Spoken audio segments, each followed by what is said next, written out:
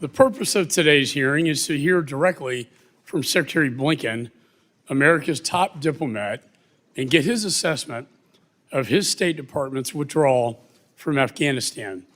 I now recognize myself for an opening statement. I want to say good morning to all the members. As most of you know, this will be my last hearing as chairman of this very important committee that I say is the Committee of War and Peace. It goes back to the Continental Congress. Benjamin Franklin was the first chairman historically. And it's been an honor. It's probably been the honor of my entire congressional career, 20 years, to serve as your chairman on both sides of the aisle, Republican and Democrat. I'm extremely proud of everything that we've accomplished, most of it on a bipartisan basis. We've been the most productive committee in the 118th Congress. And I want to thank Mr. Meeks, my ranking member, but he's more than that. He's more than a colleague. He's my partner and friend. We've worked together on matters of foreign policy, national security. Most of the time we agree. And when we don't, we agree to disagree civilly. And that's the way it should be. And I would say I'm going to miss you, but I'll be around. I'll still be known as Mr. Chairman. And I plan to be a voice of reason in the next Congress, and also a strong voice on national security, sir, and foreign policy. And sir, I want to thank you for your service as well. And I know you're getting ready to go to the Middle East with the fall of Assad in Syria, which I believe brings great opportunities to the United States, but also our allies around the world for freedom and democracy. I also want to congratulate the incoming chair, the subcommittee chair of Oversight and Accountability, Chairman Brian Mast, who was selected as the next chair by the steering committee. Mr. Mast, thank you for your service, not only to this committee,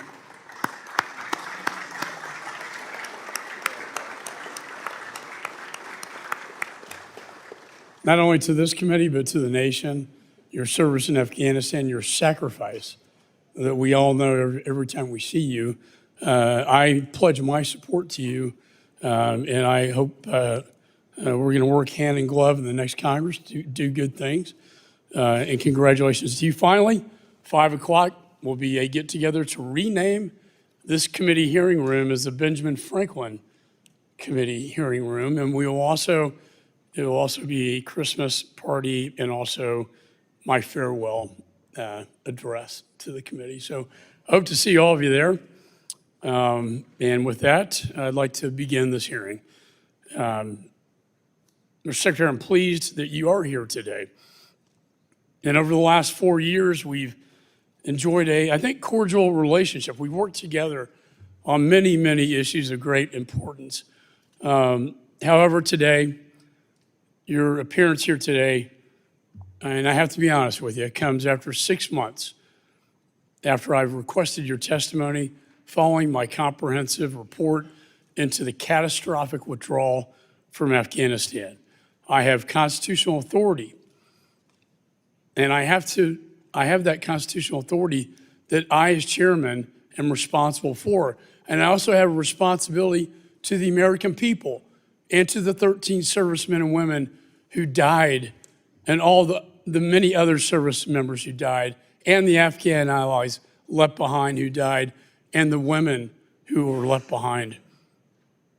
This, under Article 1 of the Constitution, is Congress's greatest role of oversight and transparency.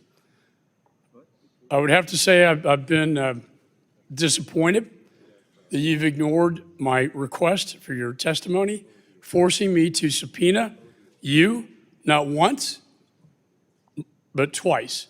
And rather than accept my good faith efforts to accommodate your schedule, you failed to show up for your September hearing. And I don't like this probably any more than you do, but while your presence here is duly noted, you are showing up only after violating a congressional subpoena, triggering consideration of a resolution holding you in contempt of Congress. I've been more than accommodating during the process. but you and your staff have fought this committee every step of the way. The fact that you're here today on one of the last weeks of the 118th Congress clearly demonstrates my commitment to this critical issue, even in the face of persistent delays. You insist you have appeared before Congress 14 times, but the truth be told, that number is really misleading. You've not appeared once during my chairmanship to testify about the disastrous Afghanistan withdrawal before this committee. Twice you have appeared on the budget. And as the head of the State Department, it was your duty to appear before this committee to inform us about legislative solutions to the issues outlined in my Afghanistan report so that this never happens again. My only goal has been to work together with you, sir, to help prevent that such another catastrophic event, to prevent that from ever happening again. Instead, you prioritized this administration's political agenda, touting the failed withdrawal as a success. On April 14th, 2021, President Biden announced his decision to withdraw from Afghanistan, no matter what the cost, go to zero, were his words. As Secretary of State, you were entrusted with the protection of American interests and citizens overseas. You ignored the Taliban's violations of the Doha Agreement. You ignored objections by our NATO and Afghan allies. You ignored the security risk in keeping the U.S. Embassy in Kabul open, despite warnings from our top military advisors. You ignored the warnings of collapse by your own personnel, as evidenced by the July 2021 descent channel cable, one that I call a cry for help that was unanswered. And now, tragically, more than 3 years after this administration's disastrous withdrawal, you're finally here to take responsibility. Mr. Secretary, I've reviewed thousands of pages of documents produced in discovery by the State Department. I've conducted 18 transcribed interviews, led 8 hearings on the Afghanistan withdrawal. I do not take the issue of subpoenas lightly, but today's hearing in your department provided these only after the committee was forced to use its oversight powers. My comprehensive investigation reveals that President Biden's unconstitutional surrender to the Taliban, that you had plenty of opportunity to plan for the inevitable collapse of Afghanistan. Instead, even with the warning bells sounding loudly, ringing loudly, you denied the imminent and dangerous threats to American interests, American citizens, and our decade-long Afghan partners. All the while, the Taliban captured province after province on their march to Kabul. And rather than step up as America's chief diplomat, you delegated this responsibility. And as the Taliban Kabul was surrendered to the Taliban on August the 14th, 2021, you, sir, were vacationing in East Hampton, New York. I do not say that with delight. I say that as a fact. Mr. Secretary, to preserve optics, you sacrificed the safety and security of our service members, diplomats, citizens, and allies. You treated terrorists as diplomatic partners and created an environment ripe for chaos. And on October 26, 2021, an ISIS-K terrorist detonated a suicide bomb at the Hamid Karzai International Airport, murdering 13 heroic U.S. service members and over 170 Afghan civilians. My heart goes out to the Gold Star families, and I pray for them every day. Every day I've been chairman of this committee. It was the deadliest day for the United States presence in in Afghanistan since 2012. And the saddest thing, sir, is it did not have to happen. Mr. Secretary, it's time that we again remember the fundamental principles of diplomacy. Peace may only be obtained through strength. This catastrophic event was the beginning of a failed foreign policy that lit the world on fire. I welcome your testimony, and I hope we take the opportunity for you first to take accountability, and second, for us to move forward so this never happens again. As you are aware, we cannot fix a problem without first admitting that there is a problem. I've dedicated my tenure as chairman of this important committee on this very important issue, and your testimony here today will help guide the work of the next Congress and the incoming administration. The American people, the U.S. service members, the veterans, and most importantly, our Gold Star families who are present here today deserve better. They deserve your candor, commitment, and transparency. With that, the chair now recognizes the ranking member, Mr. Meeks. Thank you, Mr. Chairman. And let me first say to you that it has been a distinct honor, privilege, and pleasure of working with you. We've worked together now for over 4 years, 2 years of which I was the chair and 2 years of which you were the chair. And really, there's been no difference. Our relationship only intensified. We worked collectively together on behalf of the people of the United States of America. You're a man of integrity. You're a friend. It has been an honor and a privilege to serve with you and to continue to serve with you because we know, as you've stated, you're not going anywhere. You will still be here as a member of the United States House of Representatives. I appreciate the fact that we've always, even when we disagree, as we will disagree on this hearing, but we've always been able to talk about it, be honest with one another, and that's what's really important. You know, when you have honesty and truth and can talk, you can disagree, but it never becomes personal because of you and the character that you have. So I just have to say for the record that it's been an honor. You have been a fair chair, as well as when you were the ranking member, you have been a fair ranking member because you are a fair individual. That's who you are at the essence. And I want to also congratulate Mr. Mass, the incoming chair. And I look forward to working with you. There's no question in anyone's mind that you're loyal to the United States of America. You have done everything in the military and otherwise to represent this country. And I look forward to working with you come January 3rd or 4th when this committee resumes as the next chair of this committee, and look forward to working with you in the same manner that I've worked with Mr. McCall. Now, Thank you for those kind words. I Yes. appreciate that.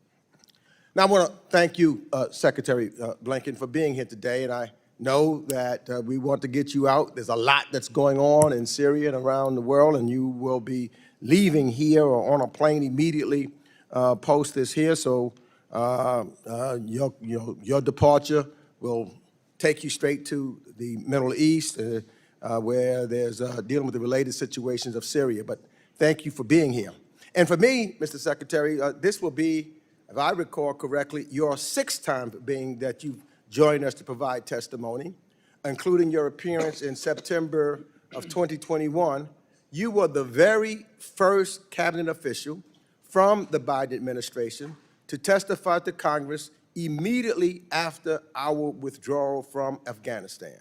And I will, even before you testified before the Senate, you were right here in the House to testify about that. And despite insisting that they needed to hear answers from you and repeatedly accused you of stonewalling, my Republican colleagues nevertheless released what I see as a partisan and misleading report on the U.S. withdrawal from Afghanistan in September that distorts the facts received in their own investigation from 16 State Department witnesses and thousands of pages of documents that you made available to us. Sadly, on this brand, as I have pointed out at every term and every hearing, the Republicans' so-called investigation has been nothing but a cudgel aimed at partisan politics, in my opinion, to claim now that it's aimed at a real and legislative purpose when I don't see any tangible, they have not introduced a single bill. There's not been a bill at all introduced from this investigation.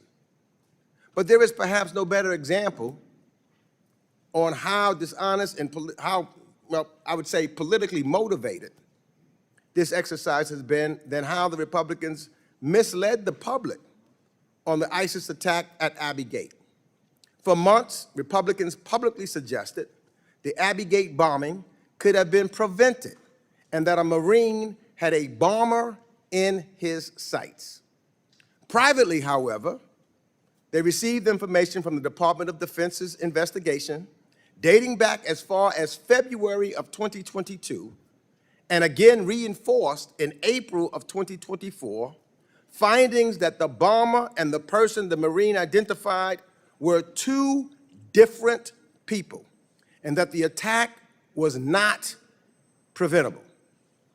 Because the GOP had this information, you would think it would be logical to assume that the GOP's report would make those facts crystal clear.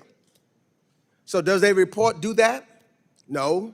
Instead of being straightforward with the American people or the Gold Star families who have suffered so much and who we all keep deeply in our prayers, they continued to muddle the facts. Notwithstanding DOD's clear evidence, the GOP report tries to sow doubt on the DOD's findings by asserting on page 27 that, quote, many who were on the ground that day still believe they were one and the same. The full report remains classified, end quote. To my colleagues across the aisle, beliefs are not facts. Information that the Department of Defense publicly reported, for which I ask unanimous consent to submit for the record, Without objection, so ordered. is not classified. The two men were not the same. So changing or twisting the truth seems to me only happens for political gain. And that not only hurts the integrity of this committee, it hurts the families of the 13 service members who lost their lives during the horrific terrorist attack, who have been led to believe that there are some greater truth to unearth that when in reality there just is not. So I also ask unanimous consent to submit for the record the minority memorandum that I released in September of this year. That report summarizes the actual facts of the committee's investigation, Without objection, so ordered. which were remarkably consistent across 20 witnesses and found the following. The full U.S. withdrawal from Afghanistan was set into irreversible motion by President Donald Trump when he concluded the Doha deal with the Taliban and ordered the withdrawal of troops per that agreement, first from 14,000 to 8,600, and then all the way down to 2,500 by January 15, 2020. And after the Trump administration failed to plan for the withdrawal they started, the Biden administration conducted a thorough policy review, acknowledged that we would again be at war with the Taliban if they abandoned the Doha deal, and finished the work his predecessor started by building a withdrawal and contingency plan from the ground up through 2021. And after President Ghani's decision to flee Afghanistan led to the rapid collapse of the Afghan government and security forces, creating the chaos on the ground, the men and women of the State Department acted heroically alongside their military colleagues to conduct the largest airlift in U.S. history, relocating more than 124,000 people. So I believe that President Biden ultimately made the right decision to end our 20-year war in Afghanistan and not ask another generation of Americans to make an ultimate sacrifice for a war that no longer had a purpose. No one here has argued that our withdrawal was perfect. So I want to be clear, I'm not saying that I don't know any withdrawal that has been perfect. But we owe it to ourselves and our military and diplomatic personnel on the front lines to learn from it. And from those 20 years of war in which they served, and to incorporate those lessons of 20 years in the future. But we do them a disservice when we do not examine all of the facts. If we are to honor the 800,000 Americans who served in Afghanistan since 2001, including the 2,461 military personnel killed over the 2 decades of war, we should have conducted proper oversight of the policy decisions made across not one administration, but 4 administrations, not only for the months in which President Biden was in office for the sole purpose of politics.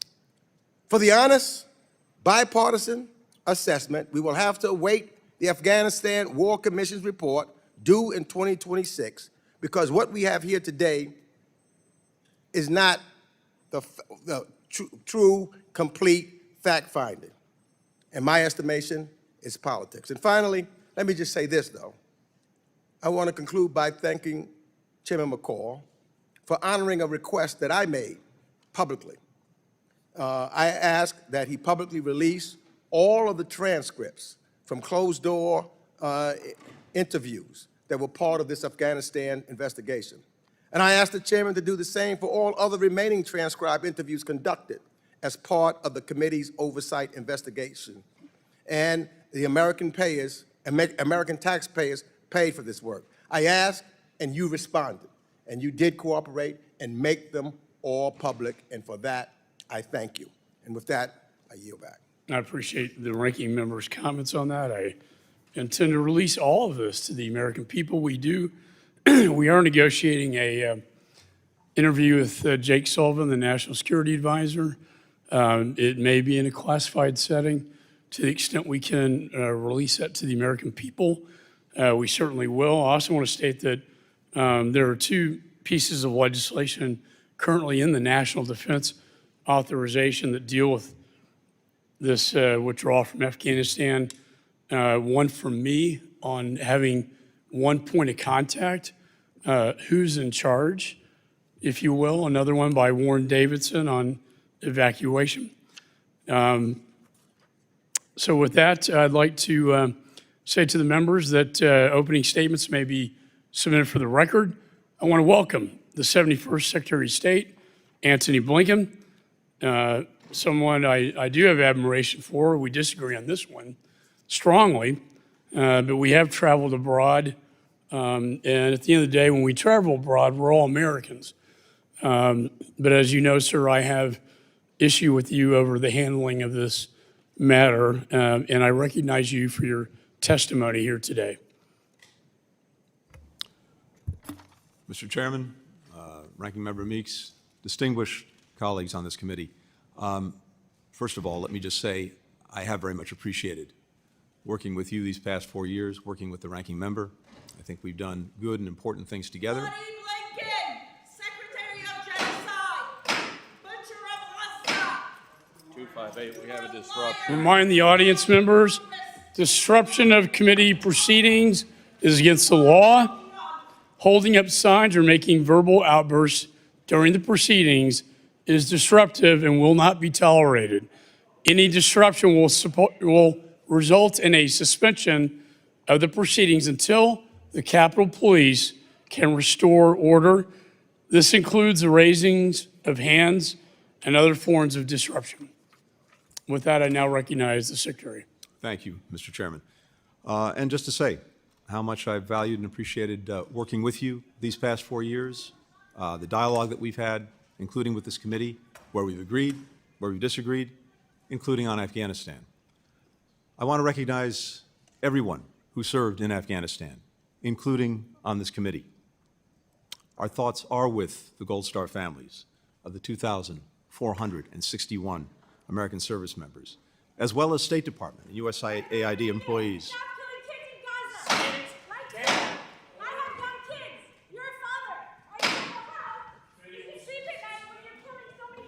Committee will suspend while the Capitol Police restore order to this committee. The gentleman will continue. As I said, our thoughts are with all of the Gold Star families. They're with the State Department and USAID employees who lost their lives over the course of 20 years of our military involvement in Afghanistan. And I think today especially of the 13 heroes that we lost at Abbey Gate, and I deeply regret that we did not do more and could not do more to protect them. And to those families who are here with us today, you're in my thoughts, in my prayers. I wish that Nicole was here with us today. I'm deeply sorry that she's not. I'm also deeply grateful to the dedicated professionals from the State Department, from the Defense Department, from across the government, from civil society, other partners who did so much to support the people of Afghanistan over those 2 decades. You scum!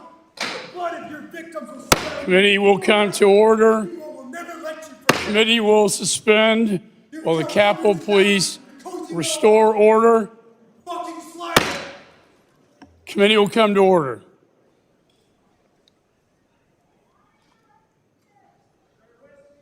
The gentleman will continue. Thank you. I'm here today to continue the Department's extensive cooperation with this committee. As you know, Mr. Chairman, the Department's provided over 20,000 pages of documents to you. We've conducted 9 high-level briefings for members. We facilitated transcribed interviews from more than 15 people. I personally testified before the House and Senate committees 14 times with questions on Afghanistan, including 4 times before this committee. Now, I believe that any attempt to understand and learn from the U.S. withdrawal from Afghanistan has to be put in the proper context of what preceded it, both in terms of the 2 decades following 9/11 and the decisions and events of 2020 to 2021 that culminated in the removal of our personnel. When President Biden took office, he inherited an agreement the previous administration had reached with the Taliban to remove all U.S. forces from Afghanistan by May 1st of 2021. At U.S. insistence, the Afghan government had released 5,000 Taliban prisoners, including top war commanders. The United States reduced our own troop levels from 14,000 to 2,500 in December of 2020. In return, the Taliban agreed to stop attacking U.S. and partner forces, to refrain from threatening Afghanistan's major cities, and to pursue intra-Afghan negotiations toward a ceasefire and a political settlement. But it continued a relentless march in the countryside so that it controlled or actively contested territory containing 3/4 of Afghanistan's population by December 2020. In January 2021, the Taliban was in the strongest military position it had been in since 9/11, and we had the smallest number of U.S. forces in Afghanistan since 2001. Despite the profound effects of the Doha Agreement, President Biden ultimately opted to implement the previous administration's decision to withdraw American troops and honor his pledge to end our nation's longest war. To the extent President Biden faced a choice, it was between ending the war or escalating it. Had he not followed through on his predecessor's commitment, attacks on our forces and allies would have resumed, and the Taliban's assault on the country's major cities would have commenced.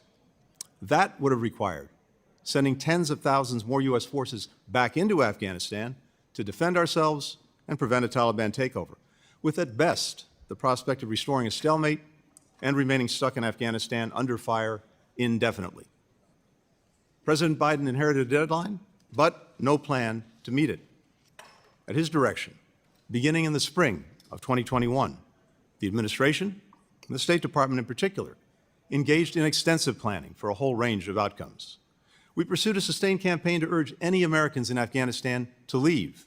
We restarted and dramatically increased resources to what had been a moribund special immigrant visa program to bring Afghans who had worked by our side over 20 years to the United States. Even the U.S. government's most pessimistic assessments did not anticipate that the Afghan government and security forces would collapse so rapidly in the face of Taliban advances. Nevertheless, because of the administration's extensive interagency planning and coordination, when Kabul fell on August 15th, the United States was able to evacuate our embassy and relocate our diplomats to the airport within 48 hours. and then conduct the largest airlift in U.S. history, helping approximately 120,000 Americans, Afghans, and citizens of allied nations depart Afghanistan in just 2 weeks. In the 3 years since the end of our country's longest war, all of us, including myself, have wrestled with what we could have done differently during that period and over the preceding 2 decades. I asked retired Ambassador Dan Smith, one of our most senior diplomats, to lead an after-action review of the State Department's actions between January 2020 and August 2021. In response to Ambassador Smith's report, the Department has taken more than 40 concrete initiatives and identified steps to guide our response to future crises. The actions we've taken have already made a difference in subsequent emergencies, including in Sudan, in Israel, in Lebanon. Even as we work to address the places where we fell short, I firmly believe the President's decision to withdraw from Afghanistan was the right one. American troops are no longer fighting and dying in Afghanistan. The American people are safer and more secure. In fact, many of the most pessimistic predictions have been thoroughly disproven. We were told Afghanistan would once again become a haven for terrorists, and that, as the majority report contends, we would be all but blind to the situation on the ground. In fact, al-Qaeda, the group that attacked us on 9/11, has not regrouped in Afghanistan, and in August 2022, we launched a precision strike in downtown Kabul that took out its leader, Ayman al-Zawahiri, with no American boots on the ground. We were told that our allies would no longer trust us. Well, having just returned from more NATO meetings in Brussels and my 20th trip to the Indo-Pacific as Secretary of State, it's clear that our alliances, our partnerships, are stronger today than they've been in a generation. You can see that in the more than 50 countries that we brought together to defend Ukraine against Russia's ongoing aggression, and in the unity of purpose and action that we built for contending with the challenges posed by China. We were told hundreds of Americans and Afghan partners would be left behind. Yet today, every U.S. citizen who told us that they wanted to leave during the evacuation has now had the opportunity to do so. And to those Americans who entered the country since August 2021 and have been detained by the Taliban, we will not rest until we bring you home. Since September 2021, the administration has resettled more than 185,000 Afghans. We've approved or welcomed to the United States more than 68,000 Afghans under the Special Immigrant Visa Program. That is nearly half of all of the SIVs issued since the program's inception in 2009. This is a profoundly difficult period for the Afghan people, especially Afghanistan's women and girls. But I believe the final chapter has not been written on Afghanistan. Just last week, I had the chance to be with many partners who supported the evacuation effort, including members of Congress.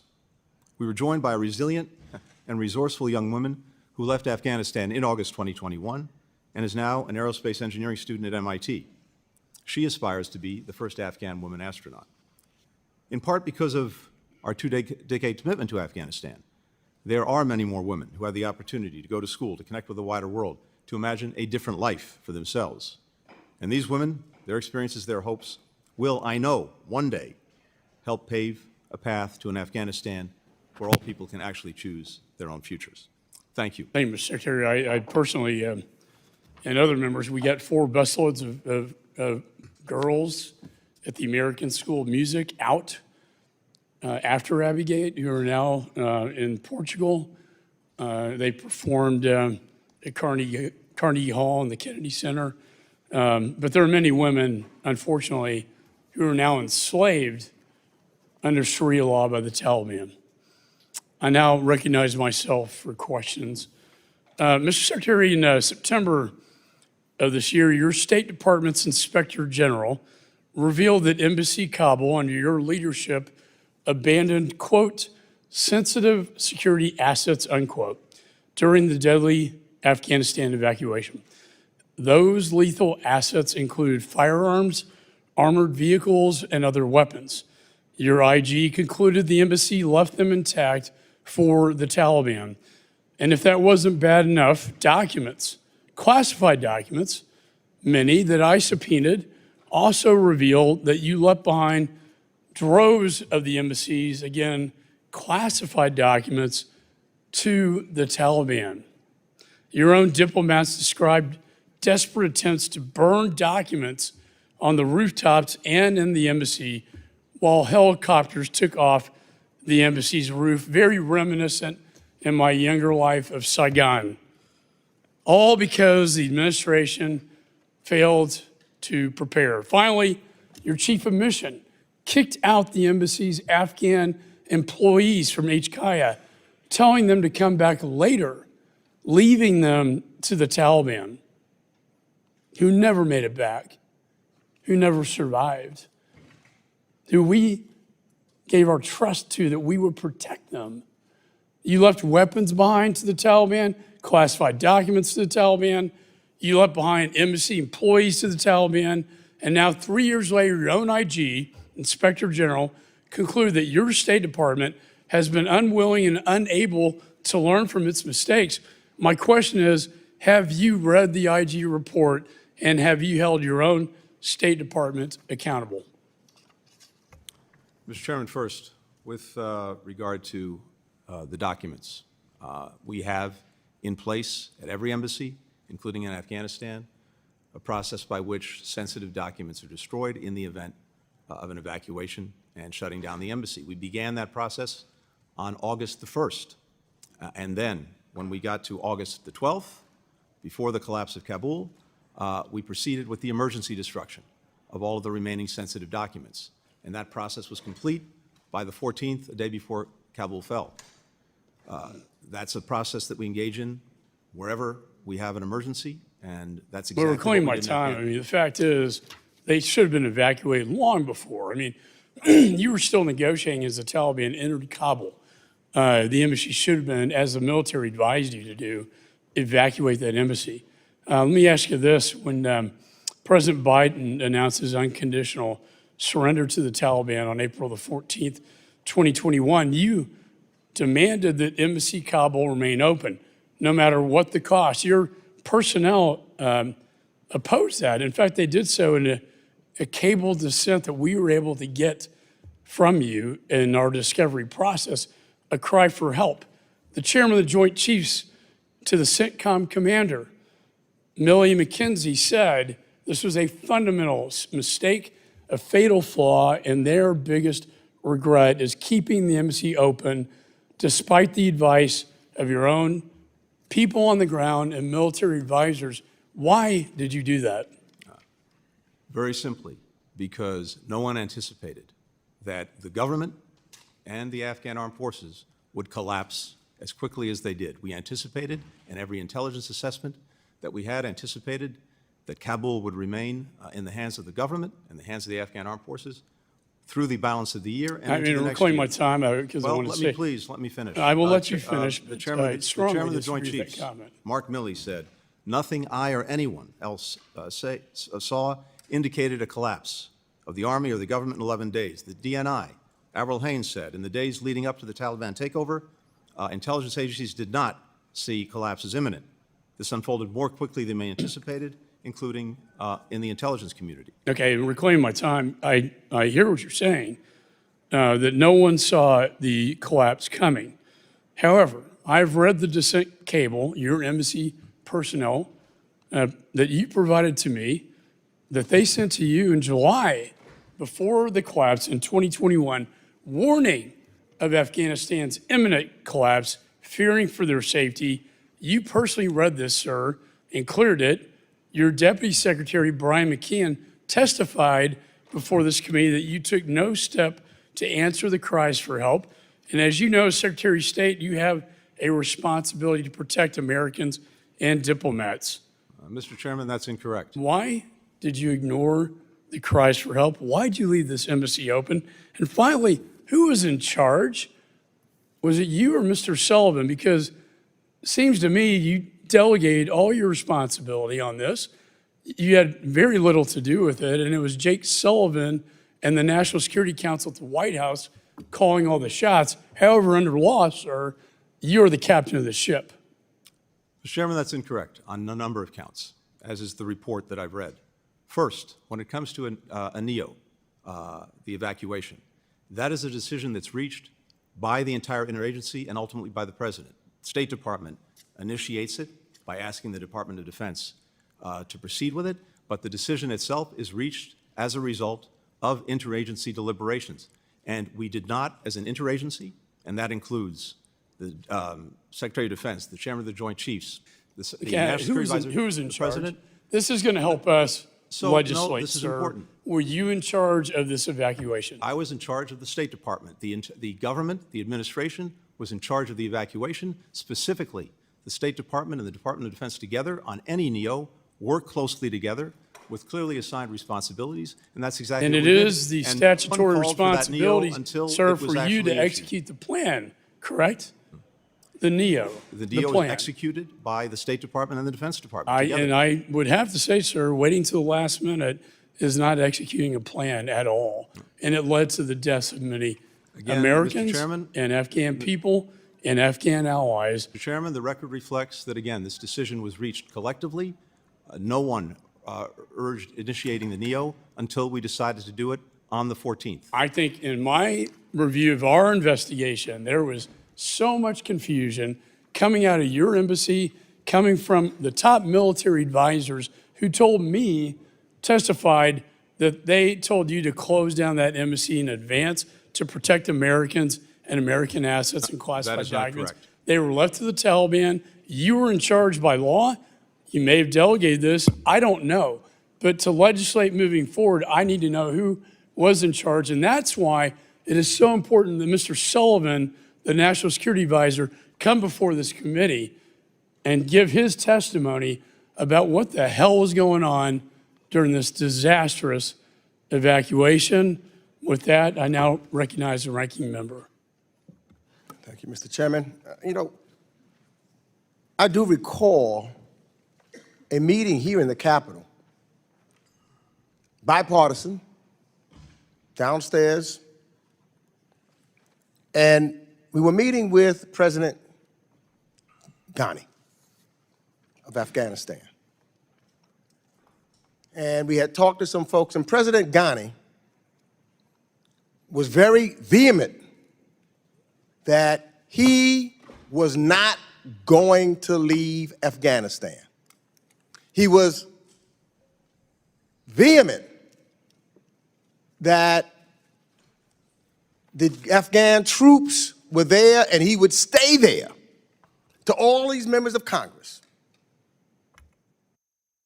And to everyone that I talked to from almost anywhere was clear that that was his position.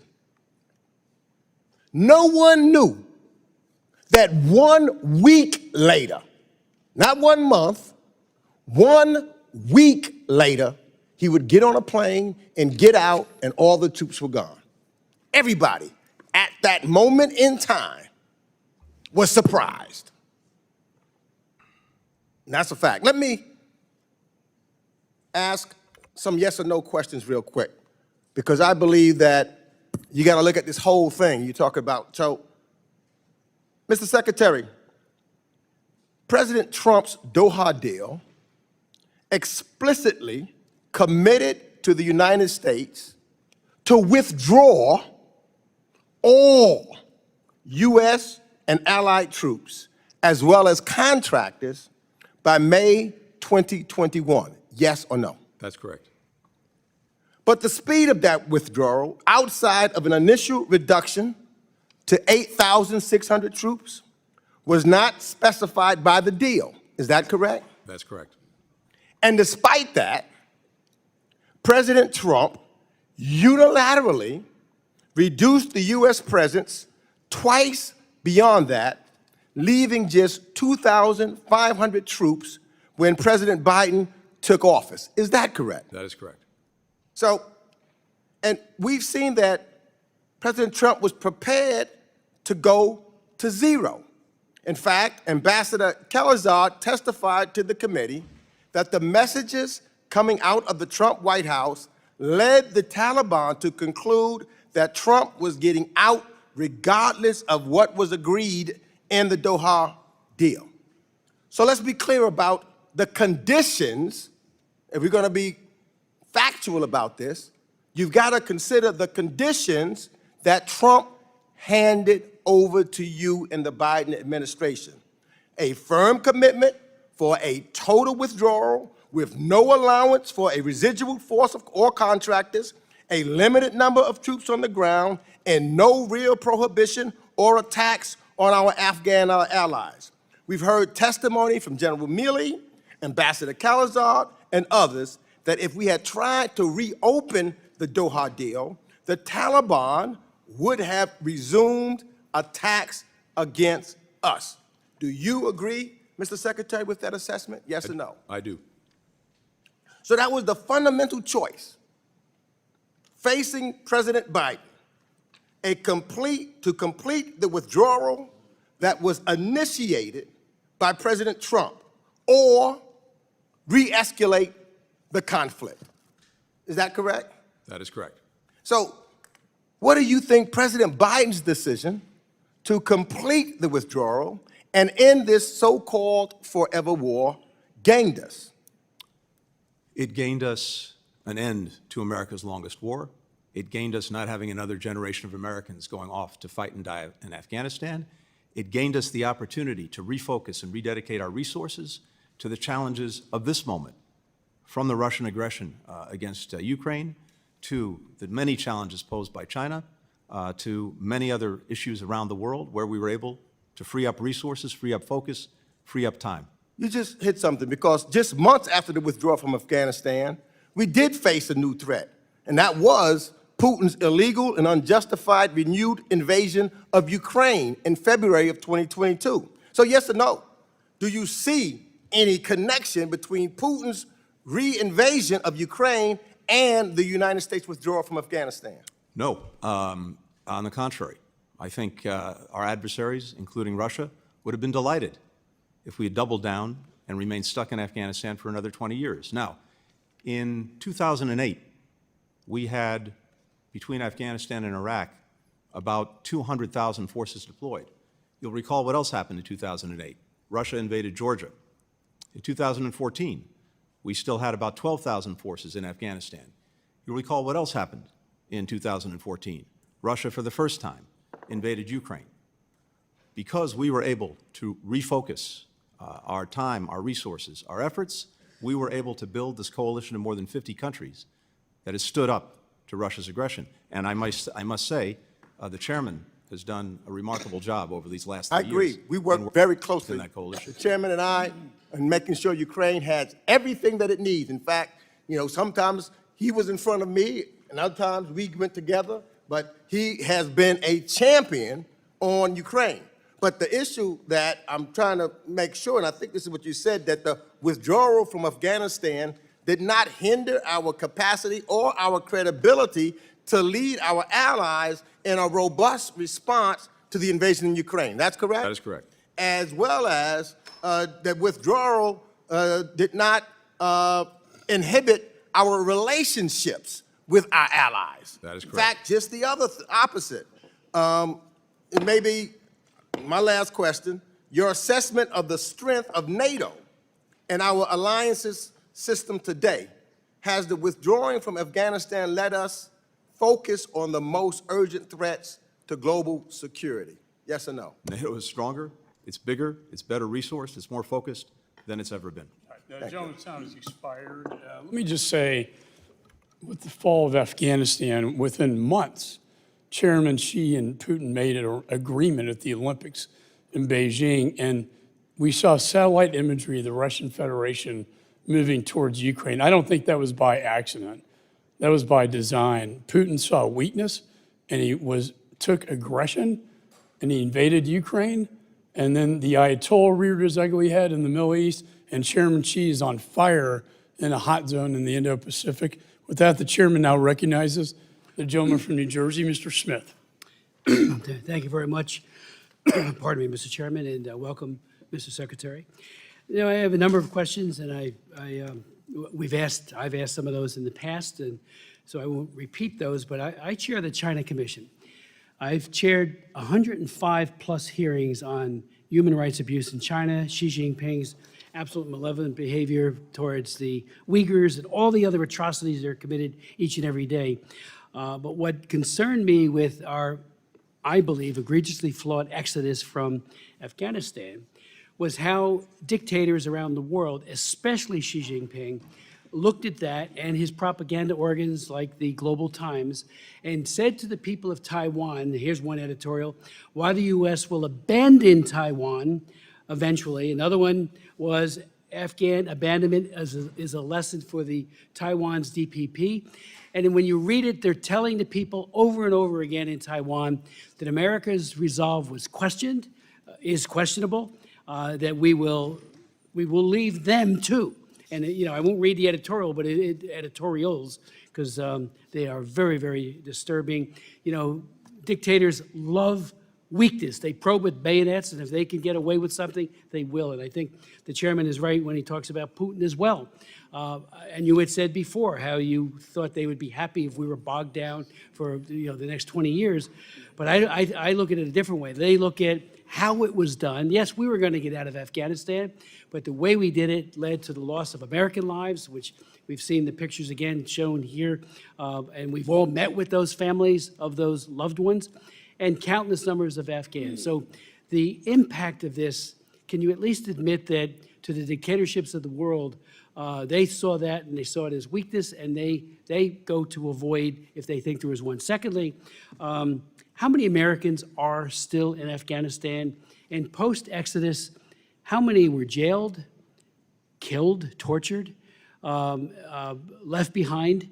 I know that there was a lot of talk that we encourage people to leave, but we all remember that Reuters broke that story about how the president had, in a conversation with Ghani, had said very clearly that even if we have to make it up in terms of the situation, to project it as if it's better than it is, and here's the way he put it. This is President Biden. And there's a need, whether it's true or not, there's a need to project a different picture. And that was done on July 23rd. So while we may admonish people to leave, they're listening to our own president who says there's a 300,000-man army, well-trained, but meanwhile, in back channel, talking on the phone to Ghani, he's saying, project a different picture. Very, very disturbing. I mean, we got to be truthful. Thank you. Two things on this. First, we engaged in a sustained campaign to get every American in Afghanistan who was still there to leave. 19 messages to that community between February and August. And by the time the evacuation took place, there were still about 6,000 Americans left in Afghanistan. Now, who are they? They're almost all dual citizens, almost all of whom, had lived, worked, had their families in Afghanistan for generations. And so you were still down to 6,000, despite every effort to get people to leave, including offering to pay for their travel. The airport remained open until August the 15th. In the weeks of the evacuation, the 2 weeks of the evacuation, almost all of those 6,000 remaining, we were able to get out. We were left with a few hundred on August the 31st. There were a couple of hundred, and this is what I testified to, who had identified themselves to us. And keep in mind, as you know, when you travel to a foreign country or you leave a foreign country as an American, you don't have to register. You don't have to make yourself known. We made every effort to get in contact with everyone, but by the time of the end of the evacuation, there were still a couple of hundred American citizens left who had identified themselves to us and told us they wanted to leave and who couldn't get to the airport or get into the airport.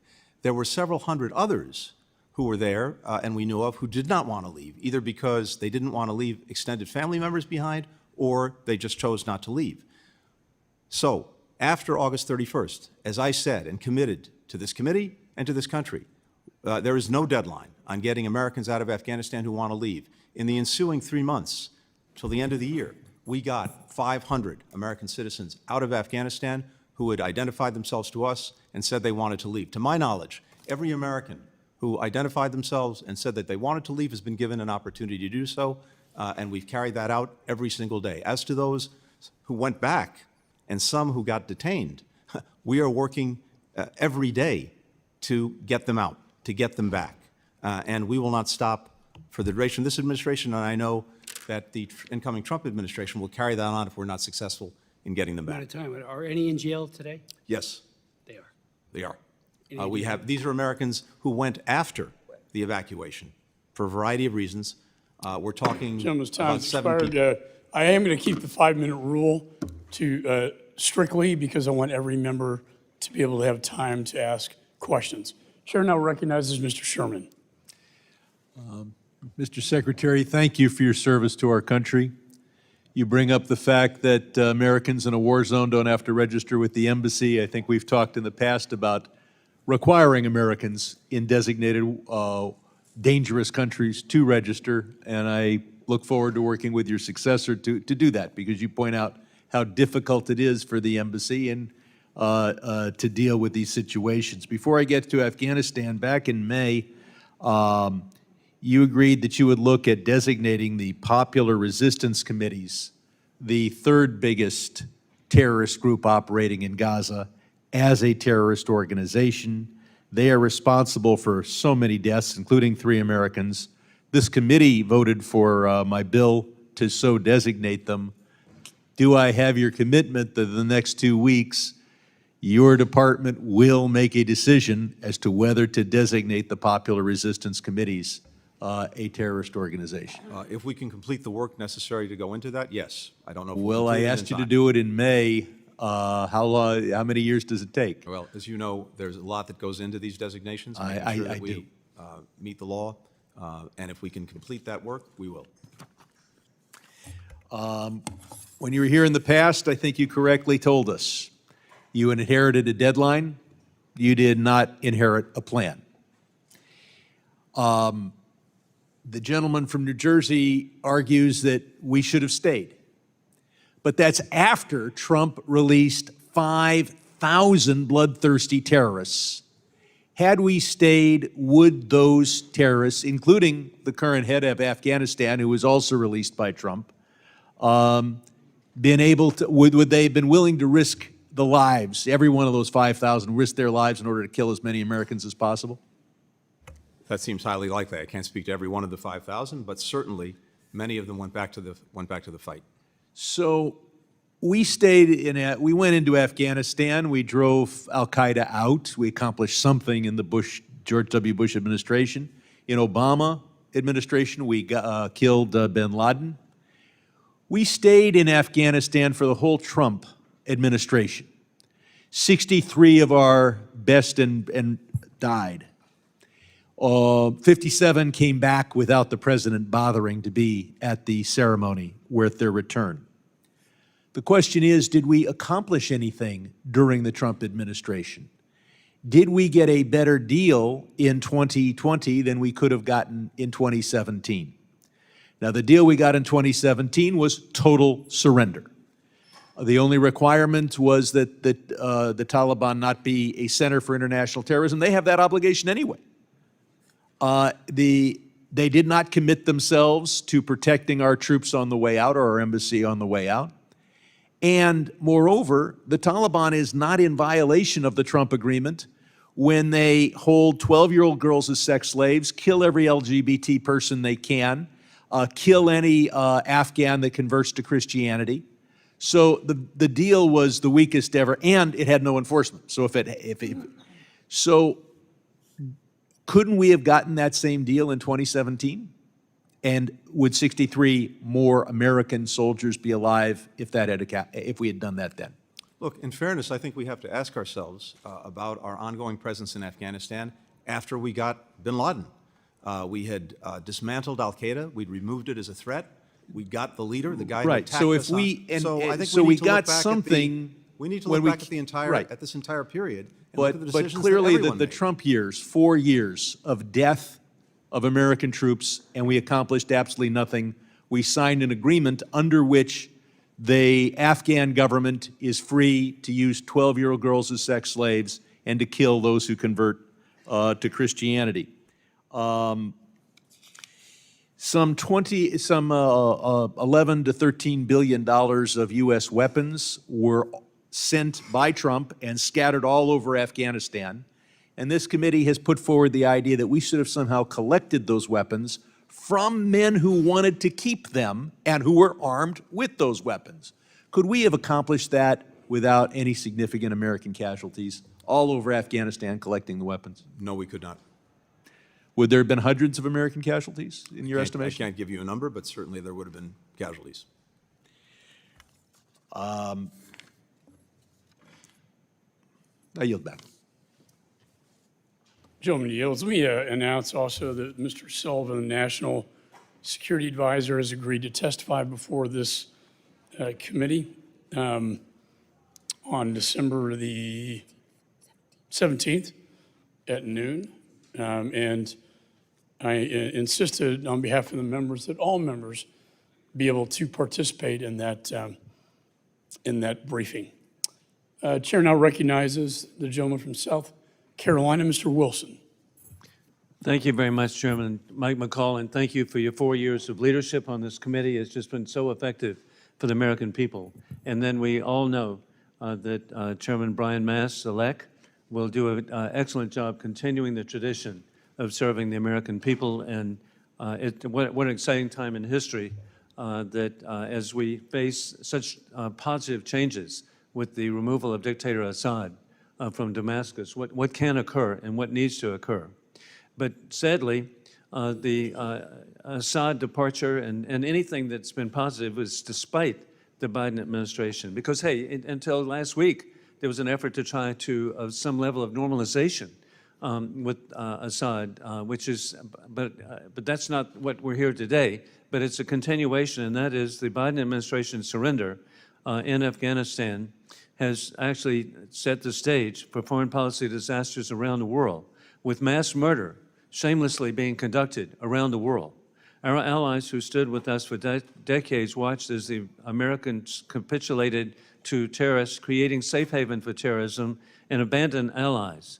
It was so incredible that this catastrophic decision of was the worst ever for American military and national security.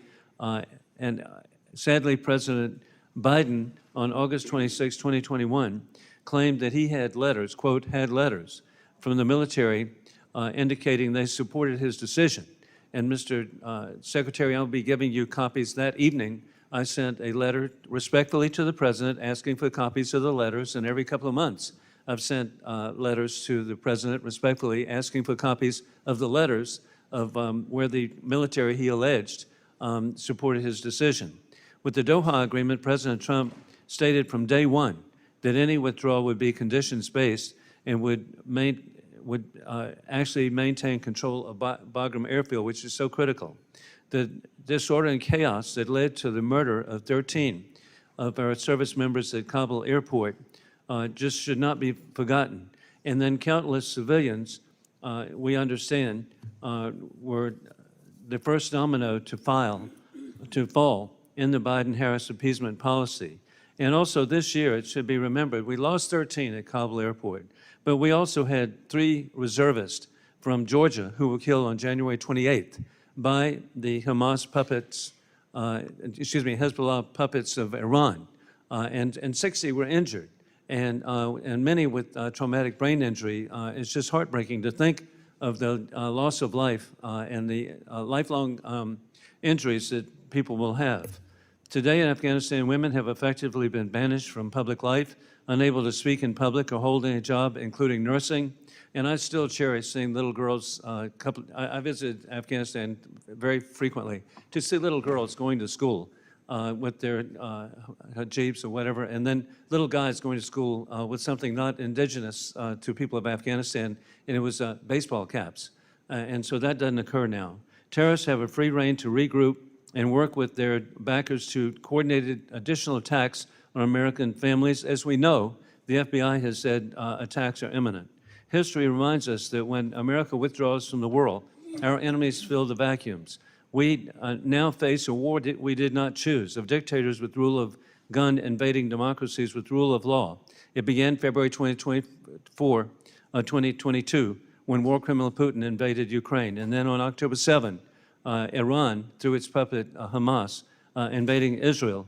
And we all see that the risk that we have, and it's personal to me, Mr. Secretary, my appreciation of the people of Afghanistan. I was grateful to serve with the late Sheila Jackson Lee as co-chair of the Afghan caucus. And we met with so many wonderful people who, it's bipartisan, our concerns. And then I'm grateful my former National Guard unit, the 218th Mechanized Infantry Brigade of the South Carolina Guard, served for a year under General Bob Livingston.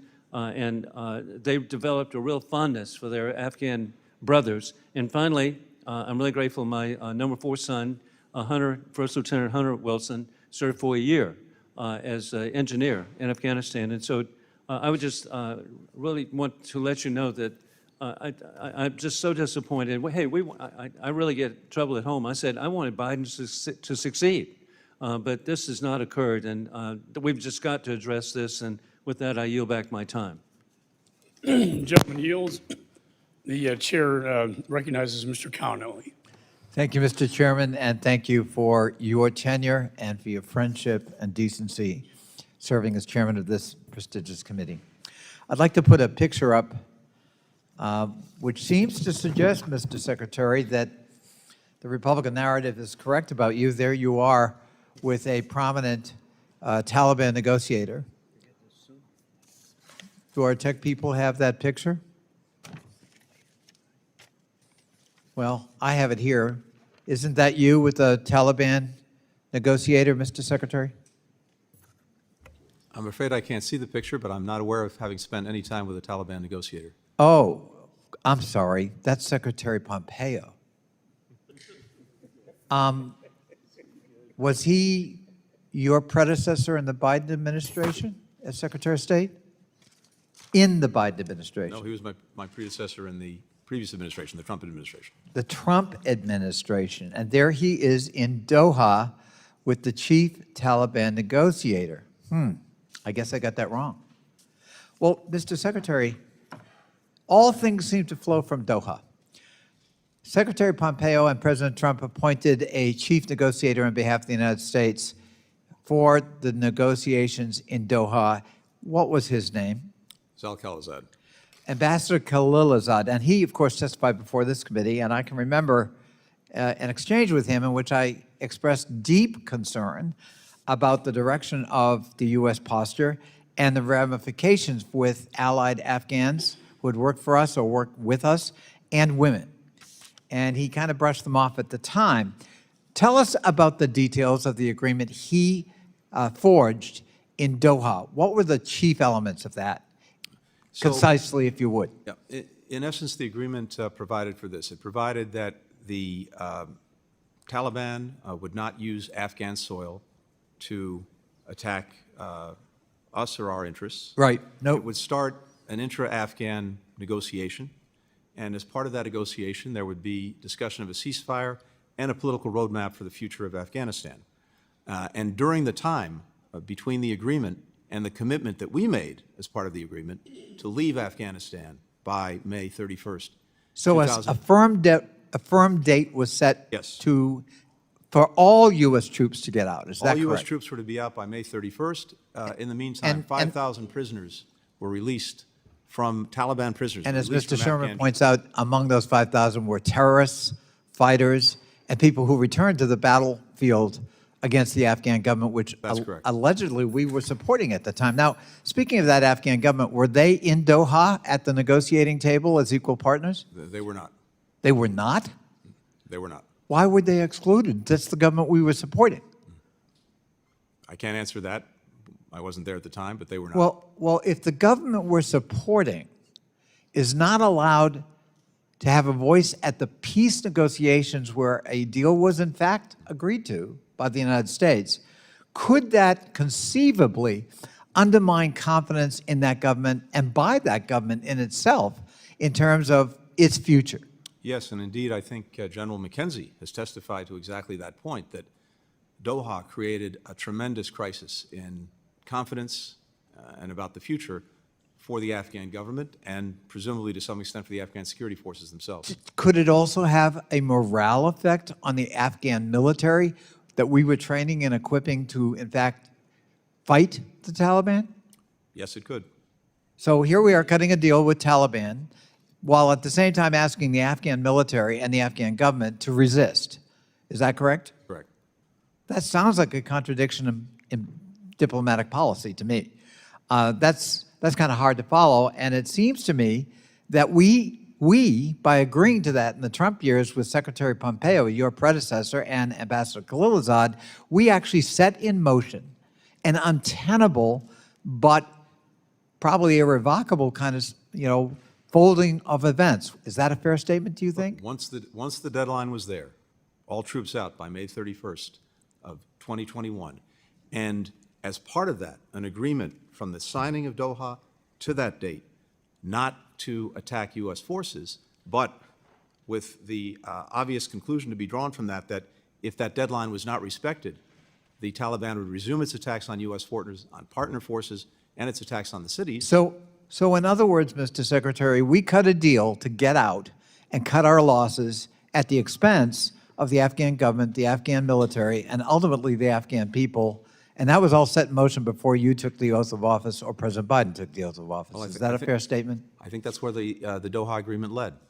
I thank you, and I yield back. Let me just state that the Taliban was not in compliance with the Doha agreement when the evacuation was ordered. And your own senior advisor, Ned Price, said that the Doha conditions were, quote unquote, immaterial to the evacuation. That speaks volumes. I now recognize Mr. Perry. Thank you, Mr. Chairman, Mr. Secretary. Thanks for being here. The statement from you in a 2024 Senate hearing where you said no one has done more to support Israel than Joe Biden.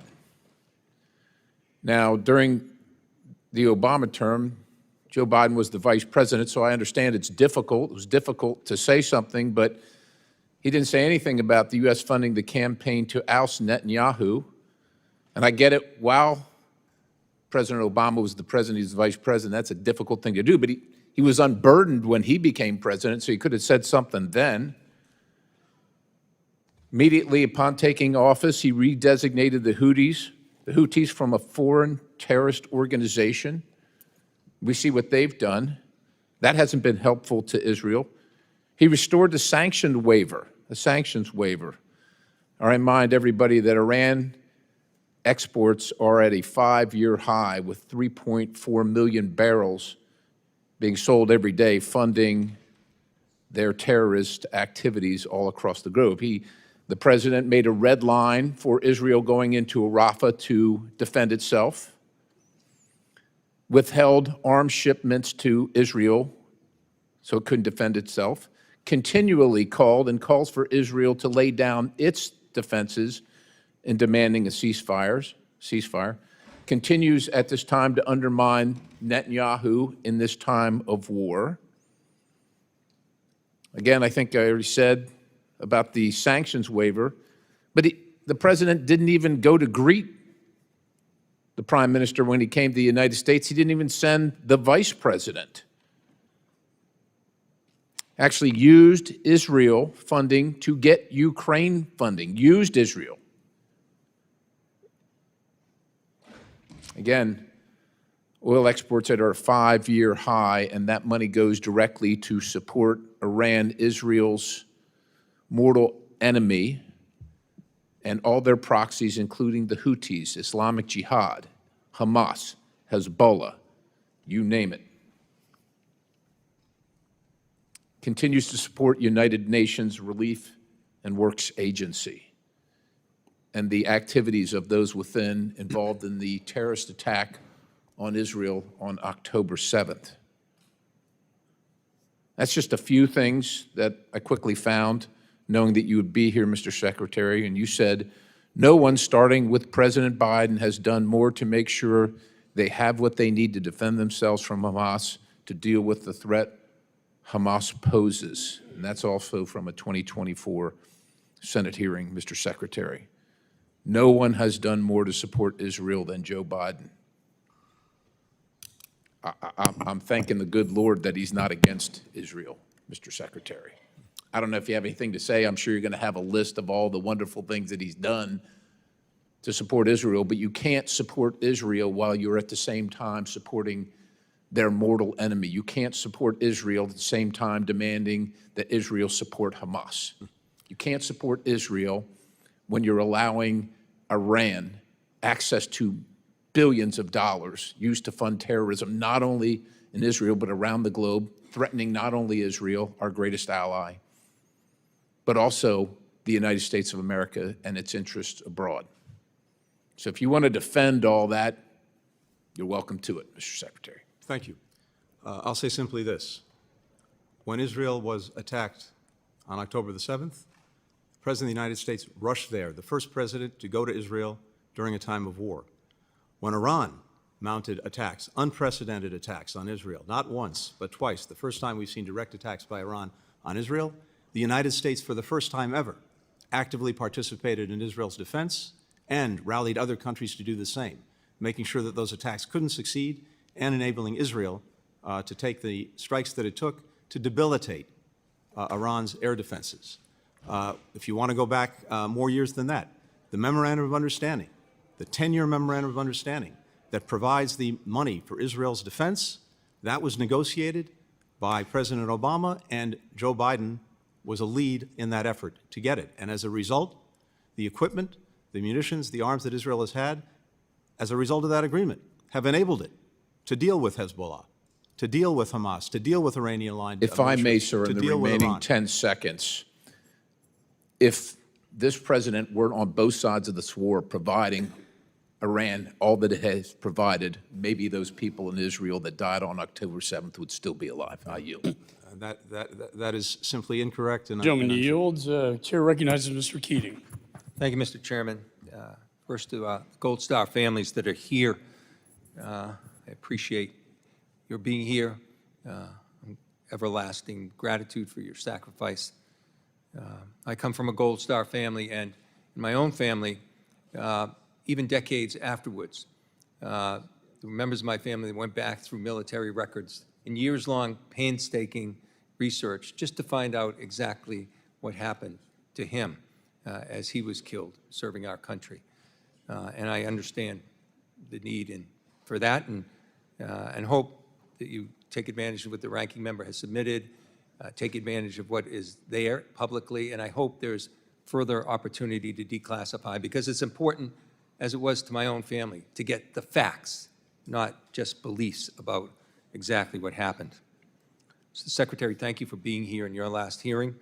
I want to thank you for your selfless public service, your integrity, your personal sacrifice.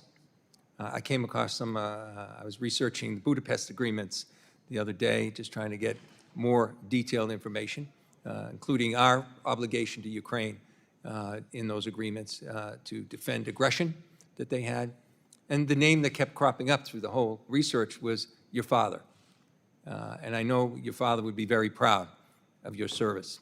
And I want to thank you for that. I want to congratulate Mr. Mast, and I want to thank my colleague, Chairman McCall, for working together. When I first came into Congress, he was the chairman, I was the ranking member of a subcommittee. We worked together on investigating the Boston Marathon bombing, finding out what happened, what mistakes were made. And we saved lives as a result of that report. And it was comprehensive. I dare say, though, that the particular report that he issued here had things in it, but it was certainly not comprehensive.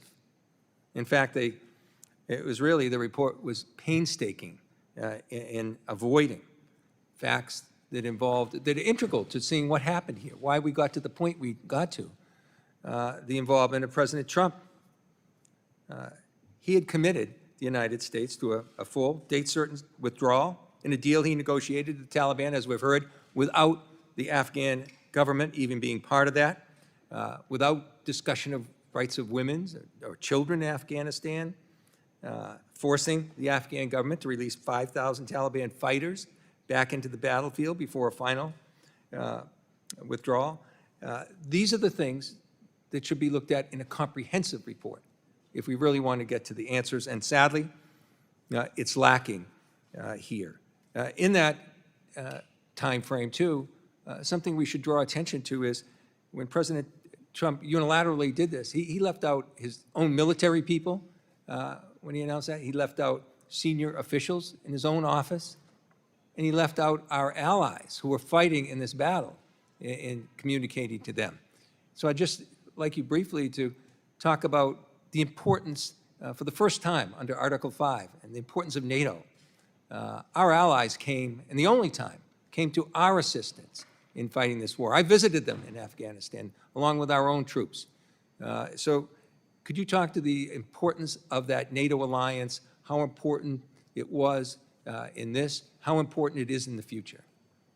Thank you very much, Congressman, and thank you for the reference to my father. I deeply appreciate it.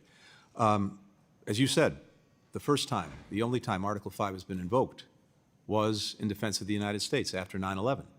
And NATO allies came far and wide to join us in Afghanistan in dealing with al-Qaeda, in dealing with bin Laden, in dealing with the people who attacked us and attacked democracy on that day.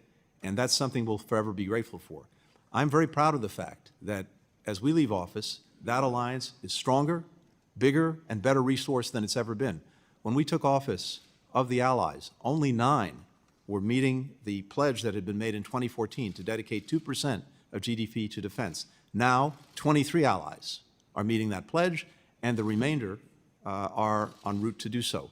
We have 2 new allies in Finland and Sweden, making the alliance stronger and more effective. And I'll just say this in conclusion. I think what the American people need to understand about the alliance, and I understand it's easy to forget, is what makes it so unique and why it's so important going forward. When countries came together to join NATO, they made this commitment under Article 5 that an attack on one is an attack on all. And that means that any would-be aggressor thinking about attacking any one of these countries knows that if they attack one, they've got to take them all on. That is the best way to prevent war in the first place. It's the best way to deter aggression. It's the best way to make sure that we don't have a world of conflict. Americans don't want to be at war. NATO has been the best guarantor that we can have of making sure those wars don't happen in the first place, but if they do, that we are not fighting them alone. Thank you so much. I Gentleman's yield time back. has expired. I will agree, and Mr. Meeks and I, that NATO has never been more united or stronger, and I do think Mr. Putin had a strong role. The chair now recognizes Mr. Mast. Thank you, Mr. Chairman. Now, sometimes we speak about decorum in here, and I would say that it doesn't take a 4-letter word to violate decorum. We insult every single person that served when we come in here and we say words like, we're sorry that the Afghanistan withdrawal was not exactly perfect, but maybe we could have done a few things. That is a violation of decorum against every person that put on a uniform. And this place absolutely lives up to being a swamp when we try to cover up the fact that 26 of your diplomats told you directly that if you continued down the path that you were going, that it was going to be a disaster. And we should not be covering that up. I want to talk about a couple of things today. You are our top diplomat. That's not in dispute. Have you been in Afghanistan since 13 American service members were murdered? No, I have not. Have any of your staff visited the U.S. Embassy in Afghanistan since that day? We've had people in Afghanistan. I do not believe they visited the embassy. Do you know who is currently residing in our embassy? The embassy is obviously not under our control. We don't have the ability, not being in Afghanistan, to control it. Do you have any information on anybody that has spent any time residing in our embassy since our departure? No doubt if we do, or in any event, the intelligence community does, and I'm happy to share that as appropriate. Yet, we are still giving the Taliban tens of billions of dollars. There's an American citizen out there, literally woke up this morning, losing 30% of their paycheck, and a good percentage of that is going to the Taliban or other programs abroad. And this is something that we all need to think about, and we will be thinking about deeply for the next 2 years.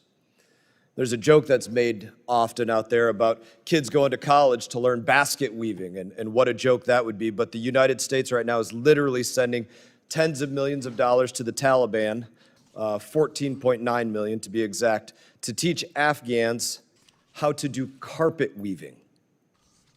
Let's think about that. We are giving $280 million to the United Nations to do cash transfers for food in Afghanistan. Yet we're not sending an ear of corn from Iowa, a sack of potatoes from Idaho, or a cucumber or an orange from Florida. And that discounts the fact that there's no American tonnage going through our ports to send those things out of here either. It's just cash transfers. Another line item, these are directly from CGAR reports. $75 million to teach Afghan women to be farmers. I don't believe that we spend $30 million in the United States of America to teach women to be farmers.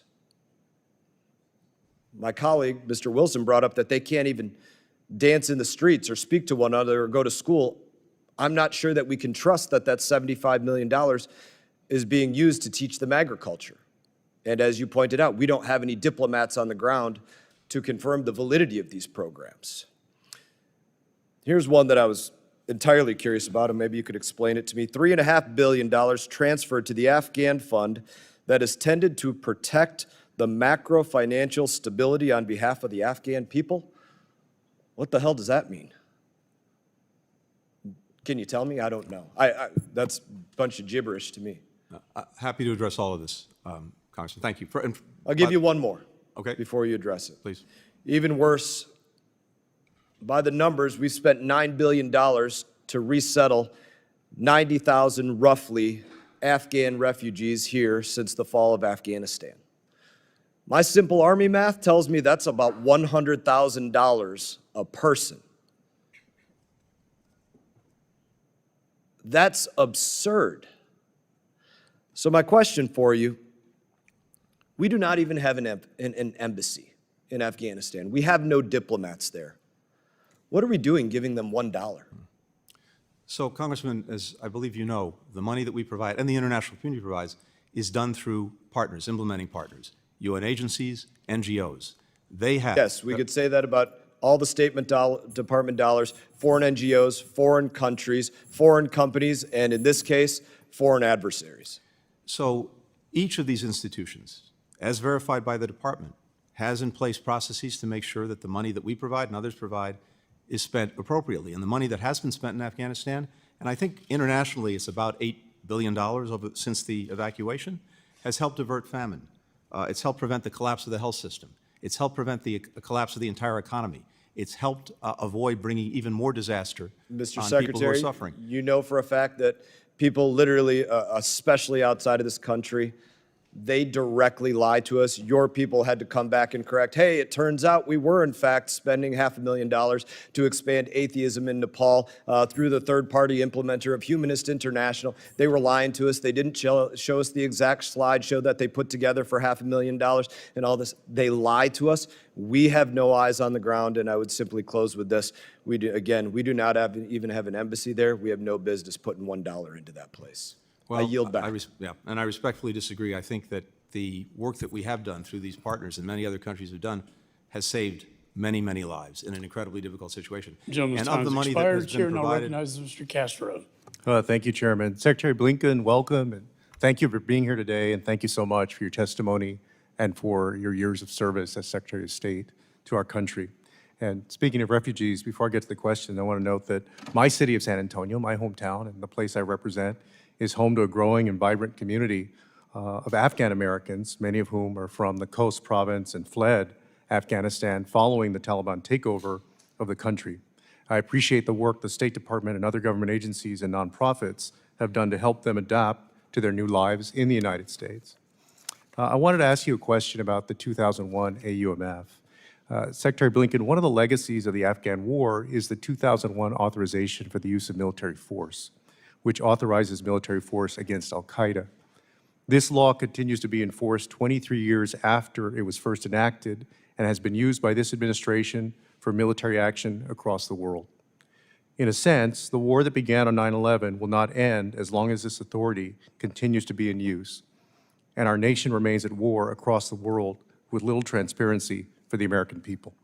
While much of this is reported to the Congress, too much remains classified and unavailable to the American people. The Obama administration, in which you served, released in its final days a comprehensive legal and policy framework on the use of military force. Will the Biden administration do the same and release a report so the American people know where we are still at war? I appreciate what you're saying and the point that you're making. I can't speak to what we will do in the remaining weeks of this administration on something like that. Do you think that it's a good idea in the same way that the Obama administration? I think we should, in any event, as we've been very open to doing, revisit various authorizations and authorities to make sure that they are right for the moment we're in, not the moment we were in 20 years ago. I want to speak also to a very important issue. It was mentioned that you're headed to the Middle East perhaps right after this committee meeting, and that is the war in Israel and Gaza. And I think you know, I've said it both publicly and privately, I have great respect, obviously, for our president, for your service, for the work that others like Bill Burns have done in trying to reach a ceasefire agreement. At the same time, this will be one of the defining foreign policy legacies of this time. And I'm profoundly disappointed in how it's been handled. All of us on this dais have supported Iron Dome to protect the Israeli people over the years. We've supported the money in the Memorandum of Understanding that goes for 10 years. We have condemned, in the harshest terms, October 7th. We have sanctioned Hamas and other terrorist groups and warned anybody about associating with them around the world. And at the same time, what we've seen by the Israeli government, led by Benjamin Netanyahu, has been inhumane. In fact, it's amounted to war crimes.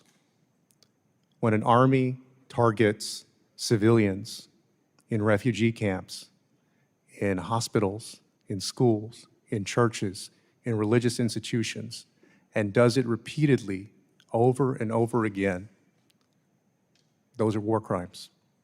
And the people of Israel, many people in Israel, have said so. Former ministers in the Israeli government have said so. And I wish that this had turned out differently. I wish y'all had been successful in getting the ceasefire. But when you weren't, I wish that we had used more leverage with the far-right Netanyahu government, the same way that Ronald Reagan did years ago. The leverage of withholding offensive weapons to get them to change what they're doing, because what they're doing has been inhumane, and the world has seen it. We live in a different world now. This is no longer the world of the Vietnam War, certainly not World War II, not even the world of the Gulf War in the early 1990s. The world is much more transparent now. All of us are essentially social demographers and documentarians who can record the world around it and then send that out to everybody else around the world. And that's why the world has become more transparent. And people can see the inhumanity on both sides. But again, we have taken action to go after Hamas, to label them as terrorists, to sanction them, to do what we can to stop them. We have not done enough to stop Benjamin Netanyahu and what he's doing to the Palestinians.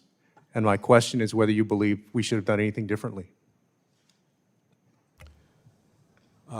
And I see I'm about to be out of time. I'm happy to take that up. I'm happy to respond if you want to give me more time.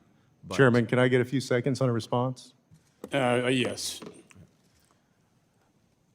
For me, there'll be a lot of time to look back and ask ourselves whether we could and should have done things differently. From day one, we've sought to accomplish several things. One, to make sure to the best of our ability that we helped Israel ensure that October 7th would never happen again. Two, to try to prevent a wider war from taking place that would result in more death, more suffering, and likely prolong the war in Gaza, including a potential war with Lebanon and Hezbollah, with Iran, with Iranian-aligned militia groups, and with others. And we have actually successfully done that. Third, to do our best to make sure that civilians caught in a crossfire of Hamas's initiation, who didn't start this and can do nothing to stop it, are protected. And we've worked every single day to do that. I've also been to the region 12 times since October 7th. I'm heading back in an hour or two to continue the efforts to get a ceasefire and hostage agreement, to get the hostages home, to get the guns to stop firing, to put Gaza on a better path. And meanwhile, to try to make sure that people have the assistance they so desperately need. Gentleman's time has expired, and we wish you well. Is with us every single day. Chair now recognizes Mr. Burchett.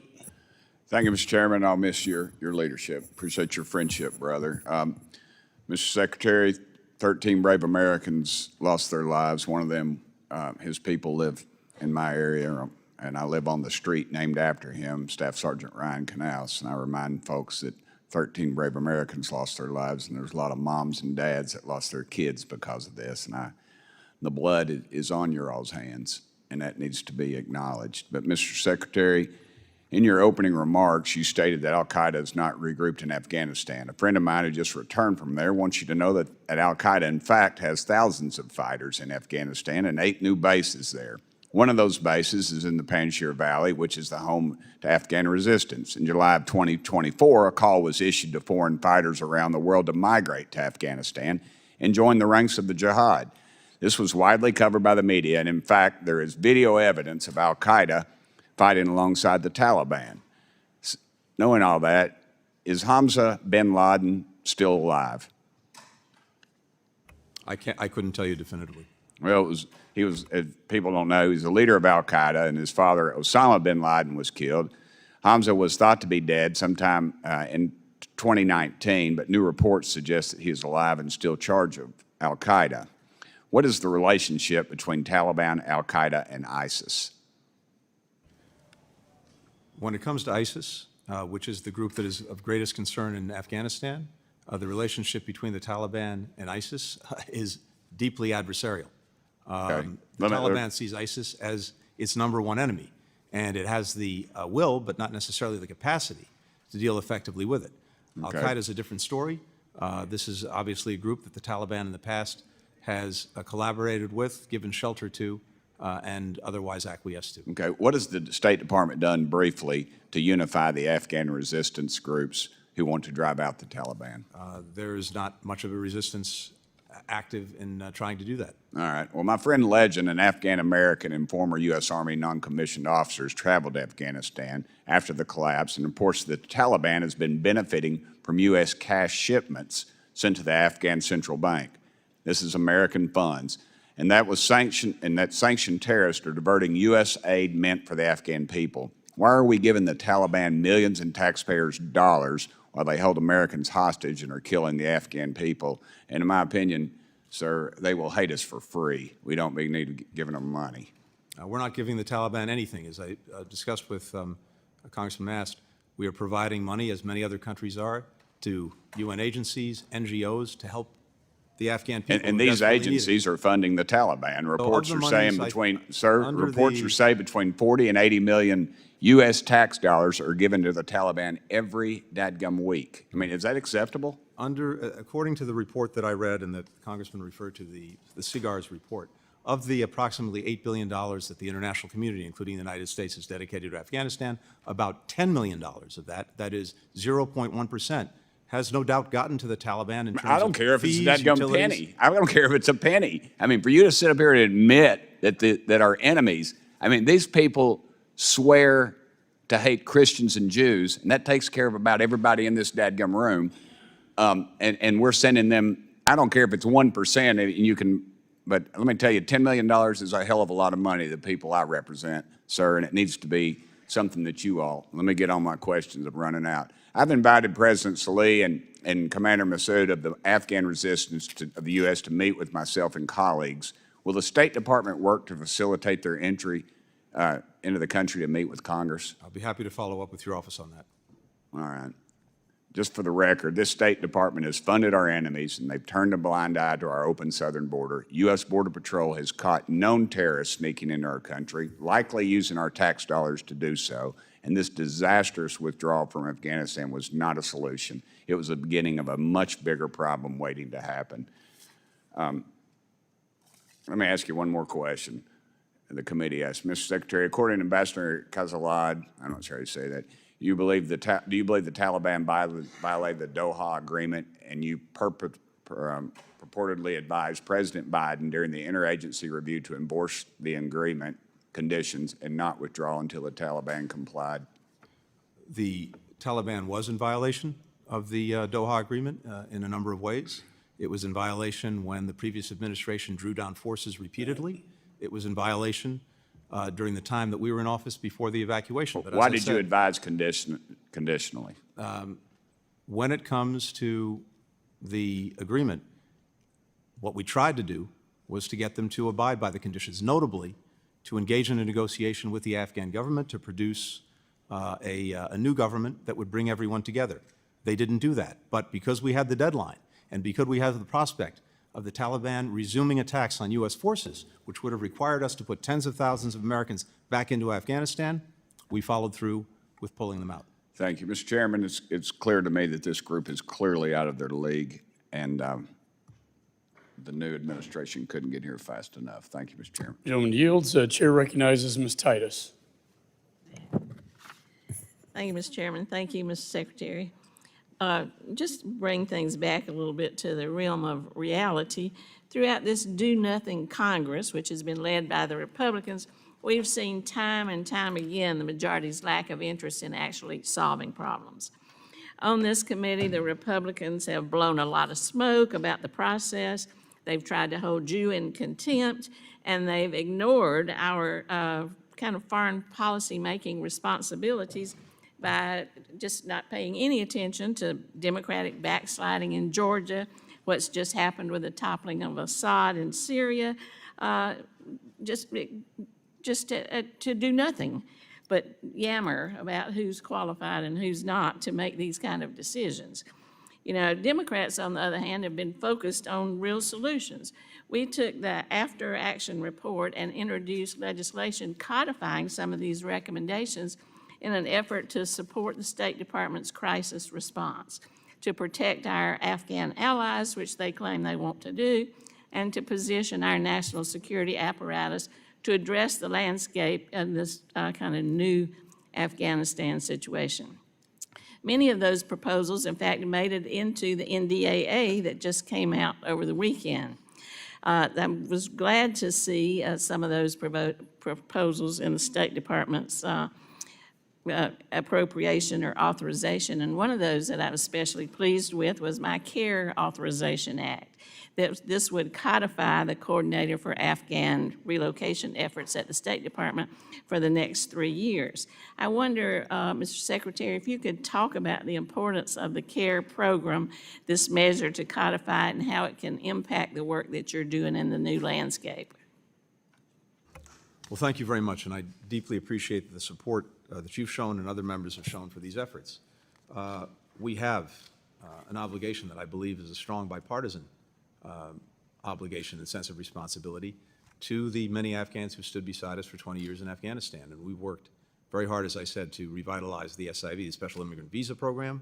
We brought in more people, more visas in the last 3 years, almost as many as in the entirety of the program going back to 2009. But part of that, of course, as well as refugees who come in under other parts of the law, needs a tremendous amount of support when it comes to relocating them, resettling them here in the United States. And the department established this effort in this office to do just that, to work to make sure that we could bring Afghans out, get them to so-called lily pad countries where we could finish processing them, then to bring them to the United States, and then to work with resettlement agencies to make sure that they could be resettled and integrated into communities. And we've also seen an incredible outpouring from Americans all across this country through a sponsorship program we set up so that private individuals and groups could also welcome Afghans to this country. And we've seen tens of thousands of people stand up to do that. But we do need the, I think, ongoing support from the department to make sure that we have the people in place to continue this effort. And so we welcome congressional efforts to support that. Thank you. I'd like to follow up about the SIVs. You know, the report from the majority said that, or alleged that President Biden abandoned our allies, but the numbers tell an entirely different story. As you referenced, during Trump's time in office, the SIV coordinator role was vacant for the entire time. Trump, just to give the numbers to the point you make, Trump only issued 7,116 SIVs in a 3-year period, and processing time increased from 480 days in January of 2017 to 996 days in January of 2021. When you were here in 2021, you spoke to us about this immense backlog, that the administration had inherited of more than 17,000 applications of SIVs. Ambassador Smith affirmed that the Trump administration had taken, this is a quote, taken no steps to reduce the backlog. In just his first 8 months of the administration, however, President Biden issued 8,760 Afghan SIVs and halved the processing time. So, you know, the success is in those numbers, and it's very clear what the emphasis has been under the previous administration, not what's been alleged. And can you just talk a little bit about how you were able to accomplish this? Well, I think you covered it very well, but simply to say that, yes, we inherited a program that was basically stuck. Nothing was happening. There hadn't been an interview for someone to get their visa. Going back to March of 2020, we had a backlog of about 17,000, 18,000 people. And as soon as we came in, we restarted the interviews. The president issued an executive order, one of the very first, instructing us to look at what we could do to cut the delays, to beef up the staffing. We cut the time in half for processing SIVs. I quintupled the resources at the State Department, going to look at the applications so that we could get people through the system. And as a result, I won't repeat the numbers that you cited. We rebooted a program that had been moribund, and we brought many, many, many Afghans here. But that didn't stop after the evacuation. And as I noted, since then, almost 70,000 Afghan SIVs, and that was as many in 3 years With as all the, due the respect, entirety of Secretary, the the program. gentleman's very time much, has and thank you expired. for Chair doing that. recognizes Mr. Baird. Thank you, Mr. Chairman. And I'd like to start my comments. I appreciate you being here, Mr. Secretary, but I want to express my appreciation to the Gold Star families that are here today. And I also want to express my sorrow for your loss. And one of those was Corporal Humberto Sanchez from my area, Logansport, Indiana. So I just want to make that on the record because of their sacrifice. But, Mr. Secretary, I have questions about whether or not you've expressed opposition to the unconditional withdrawal to the President or Mr. Sullivan or to NATO, because on April 21st, you made a visit to Brussels to talk with NATO, and after your visit, you made an unannounced visit to Afghanistan on April 15th, 2021. Could you give us some idea what the purpose of that visit? And then what information did you bring back and share with the President from this unannounced visit? Thank you.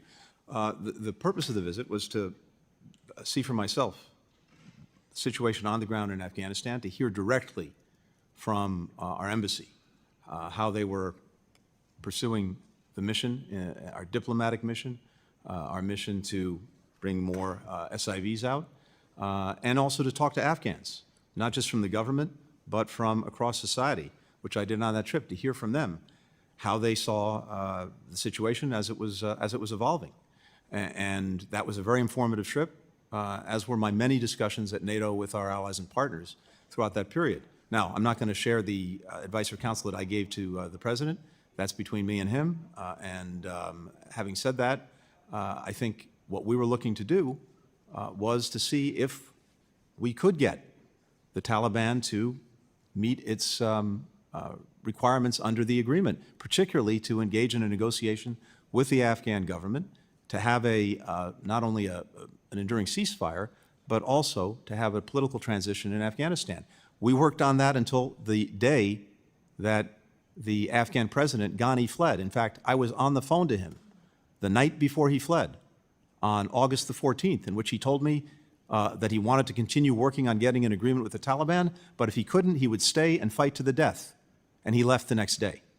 So that, my trip back then obviously helped to inform our diplomacy, our approach to what we were trying to do, and I wish we could have gotten, obviously, the Taliban to agree to meet its commitments, but we didn't. So thank you. The thing I'm also interested in, do you feel that the President acted on any of the information that you brought back to him from that meeting? And was it any coincidence that the President announced an unconditional withdrawal just 6 days after you had that meeting with him? The President absolutely factors in, and I know for firsthand, the information, the ideas, the recommendations that I bring to him, that many others in the administration bring to him, and we have a very deliberate process for working through all of these issues. And he's insisted from day one on hearing from everyone, on making sure that we're all questioning our assumptions, our biases going in. That's the way he operates. But ultimately, he has to make the decisions. We can all give our recommendations and advice. He's the one who has to make the judgments. He's the one that makes the final call. Again, it was our effort and our policy to see the Taliban meet its obligations. It didn't. But I remind, again, that we had a deadline that was bequeathed to us, and during that period, from the Doha Agreement to the evacuation, the Taliban agreed that it would not attack our forces or partner forces. It would stay away from the cities. Had we not fulfilled the Doha Agreement in terms of removing our forces from Afghanistan, those attacks would have resumed on us, on our partners, on the cities, and as I said, it would have required sending in thousands more Americans to defend against those attacks and to try to hold on to Afghanistan.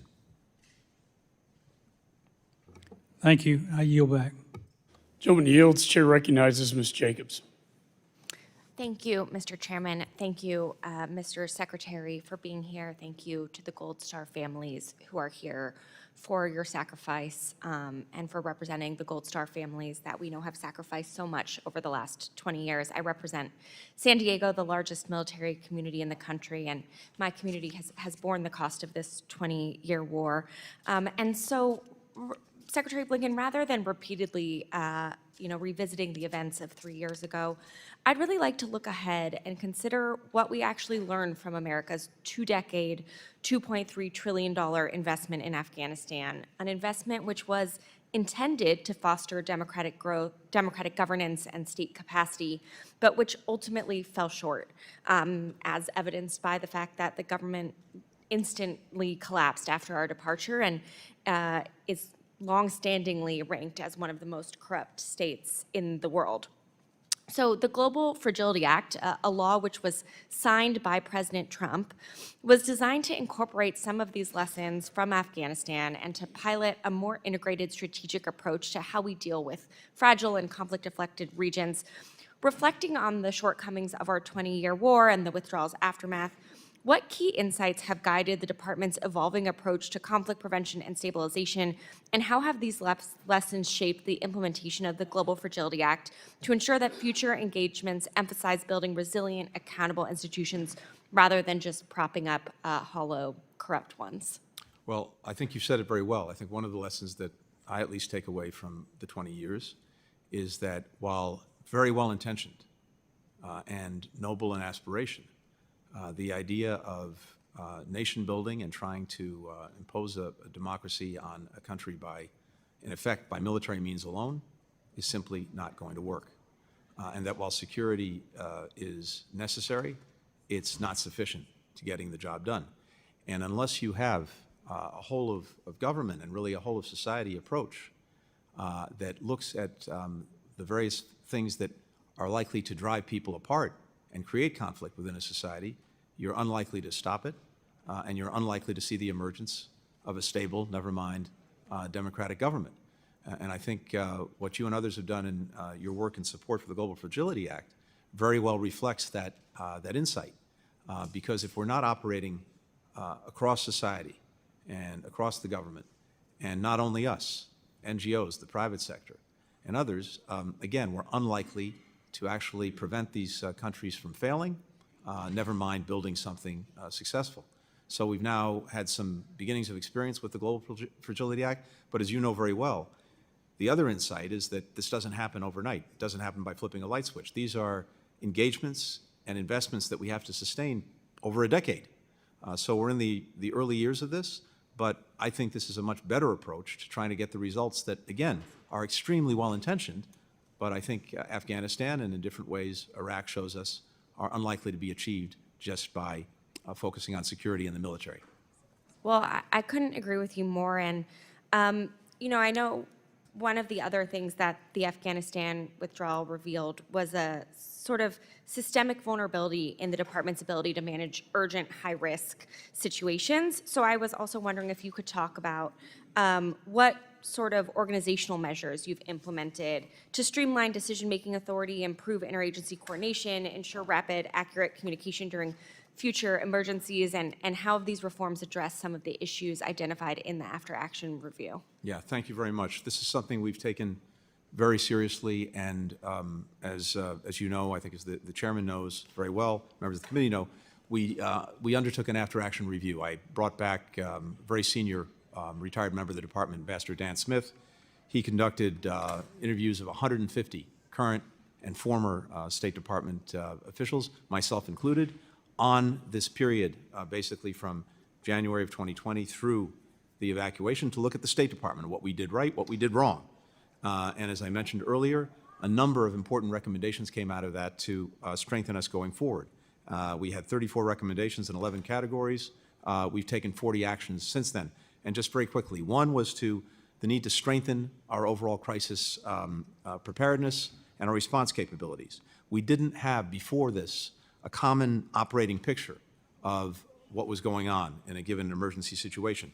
We stood up something called the Orion platform. We bring together everything in one place: the cable traffic, news sources, intelligence, risk indicators, accountability for our engagement with U.S. citizens, all in one place.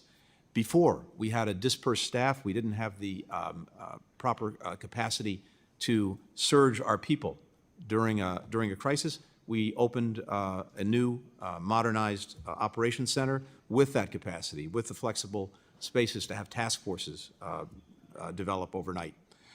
We had before no comprehensive system for tracking or deconflicting the status of American citizens who were caught in the middle of a conflict. So we stood up a streamlined and cloud-based system to track, to communicate with American citizens in real time to avoid duplication, overlap. There are a number of things. I'd really commend to you. General time has expired. Chair now recognizes Mr. Barr. Thank you, Mr. Chairman. Thank you for your service as chairman of this committee, and thanks for the great job you've done for us as chairman. Secretary Blinken, thank you for your service. In this, your last appearance before this committee as Secretary of State, I do want to ask you some tough questions, though, about what I see as not only a chaotic retreat from Afghanistan, but probably the biggest foreign policy blunder of the administration over the last 4 years, but I would argue maybe even the last generation. The failure was not the 20-year fight against terrorism in Afghanistan. That was not the failure. In fact, that was a success, where the brave men and women of this country who wear our uniform kept the homeland safe because they took the fight to the terrorists. And in fact, we eliminated terrorists like Osama bin Laden because of their valor and their bravery. That was not the failure. The failure that dishonored their 20-year service was the chaotic and disastrous retreat. And so from your opening statement, you said it's important to put it in context, the events of August of 2021. Important, I agree. So let's talk about the Doha Agreement, Mr. Secretary. According to Ambassador Khalilzad, you believed the Taliban violated the Doha Agreement, and you purportedly advised President Biden during the interagency review to enforce the agreement's conditions that Secretary Pompeo, your predecessor, and Secretary Trump had entered into, and not withdraw until the Taliban complied. Why did you advise on this conditionality? To be very clear, and again, I'm not going to get into my advice to the President. I can tell you what our policy was. The policy was to seek compliance with the agreement and to get the Taliban to live up to what it had promised to do. Right, and I'm going to reclaim my time. Yes, I agree with that. But the Taliban failed to live up to the agreement. The Taliban failed to engage in intra-Afghan negotiations, correct? That is correct. The Taliban was inflicting violence on Afghan forces, correct? That's correct. And the Taliban conducted indirect fire attacks against American forces. Is that correct? Prior to the evacuation, that may have been incidental, but everything else you said is certainly correct. Well, I don't think President Biden listened to you, and I don't think he was implementing the Doha Agreement. It was not that he was bound by the Doha Agreement. He disregarded the Doha Agreement, and he said, we're going to retreat regardless of the Doha Agreement, and that's what happened here. Let me talk about NATO because— And just to be clear, the Doha Agreement said we would be out by May 31st, 2021. Yes, that's based on conditions, Mr. Secretary, and you know that. In fact, you acknowledged that the Taliban was failing to live up to the conditions. And so Doha did not bind your administration to retreat the way you did. Certainly not the way you did. Certainly not the way you did. Now, Mr. Secretary, I want to talk about NATO because You all talk about and tout this great strengthened NATO alliance. I was just in Europe in October. I agree NATO's strong, but it's not because of your retreat from Afghanistan. It's because of Vladimir Putin invading Ukraine that required NATO to get stronger, despite the invitation to aggression that the retreat from Afghanistan gave to Putin. Let me ask you about NATO and how NATO felt about the policy of this administration back in 2021. According to the State Department documents that we subpoenaed, our NATO allies wanted the Biden-Harris administration to enforce the conditions of the Doha Agreement. You met with former NATO Secretary General Stoltenberg in March of 2021 at the NATO ministerial meeting, correct? That's correct. Yes, and according to State Department documents, Mr. Stoltenberg opposed an unconditional withdrawal, and you in response stated, quote, "I share your view that it would be preferable to reach a political settlement before foreign troops depart." We've also learned that you were jolted by how strongly NATO officials argued against a complete withdrawal. Did you share NATO's concerns with the White House? I shared everything I heard from NATO allies and partners, with the White House, with my colleagues, with the president. That's my job. General Miller testified that NATO leaders were, quote, unhappy, unquote, with the president's unconditional withdrawal, and they, quote, voiced that unhappiness in different publications. Then, your number two, Mr. Cholette, lied to this committee stating NATO itself didn't take a position. We're told by public sources that NATO Secretary General Stoltenberg was, quote, livid, informing Secretary Austin and yourself that he, quote, strongly disagreed with the decision and felt that NATO's collective position hadn't been taken into account, unquote. I'll let Mr. Stoltenberg speak for himself. So Someone I have here's great the bottom respect line. for, but that's NATO's not the... stronger today, but not because of you all. NATO is stronger because your weakness invited Putin to move against Ukraine. You signaled you weren't going to stand with our NATO allies. You didn't care. President Biden didn't care about our NATO allies and what they thought about a retreat from Afghanistan. Instead, what it did is it signaled weakness, and Putin took advantage of it. The reason NATO is stronger today is because of the invasion. It's not because of U.S. policy. Now, that's incorrect. The reason NATO is stronger today is because of President Biden's leadership. This alliance is bigger, it's better resourced, it's got more members because of his leadership. And if you ask any NATO ally, that's exactly Gentleman's what time they'll has tell you. expired. Chair now recognizes Ms. Manning. Also, I'd like to ask unanimous consent that the gentleman from Wisconsin, Mr. Van Orden, be allowed to sit on the dais and participate in today's hearing without objection. So ordered, Ms. Manning. And we will certainly miss you, and thank you for your service. Thank you very much. Thank you, Chairman McCall. Thank you, Ranking Member Meeks. Thank you, Secretary Blinken, for your service and for your answer to that last question. I want to express my appreciation for the Gold Star families in the room today.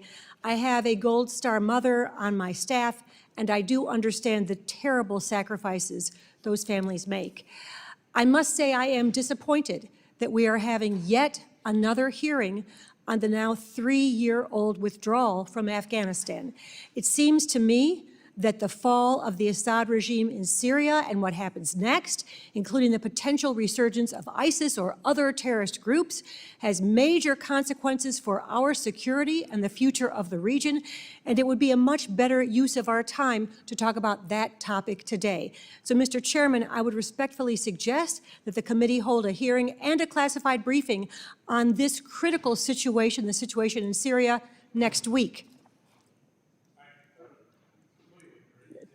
Thank you very much. Running out. I look forward to that meeting before I'm no longer on this committee. Mr. Secretary, in your view, what are our core interests that are at stake in Syria?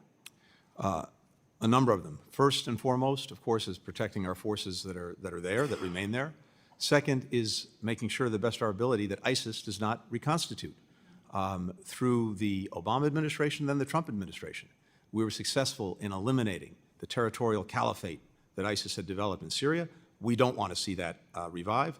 And in particular, there are thousands of foreign terrorist fighters who are detained in a detention center that is being policed by our Kurdish partners in Syria. We want to make sure that that's preserved. Third, there may be, and I very much hope there is, an opportunity to move Syria away from the disaster of recent decades toward a country that is unified, that reflects all of the different communities that make up Syria, and so that we get a political transition that's inclusive, and that brings everyone together.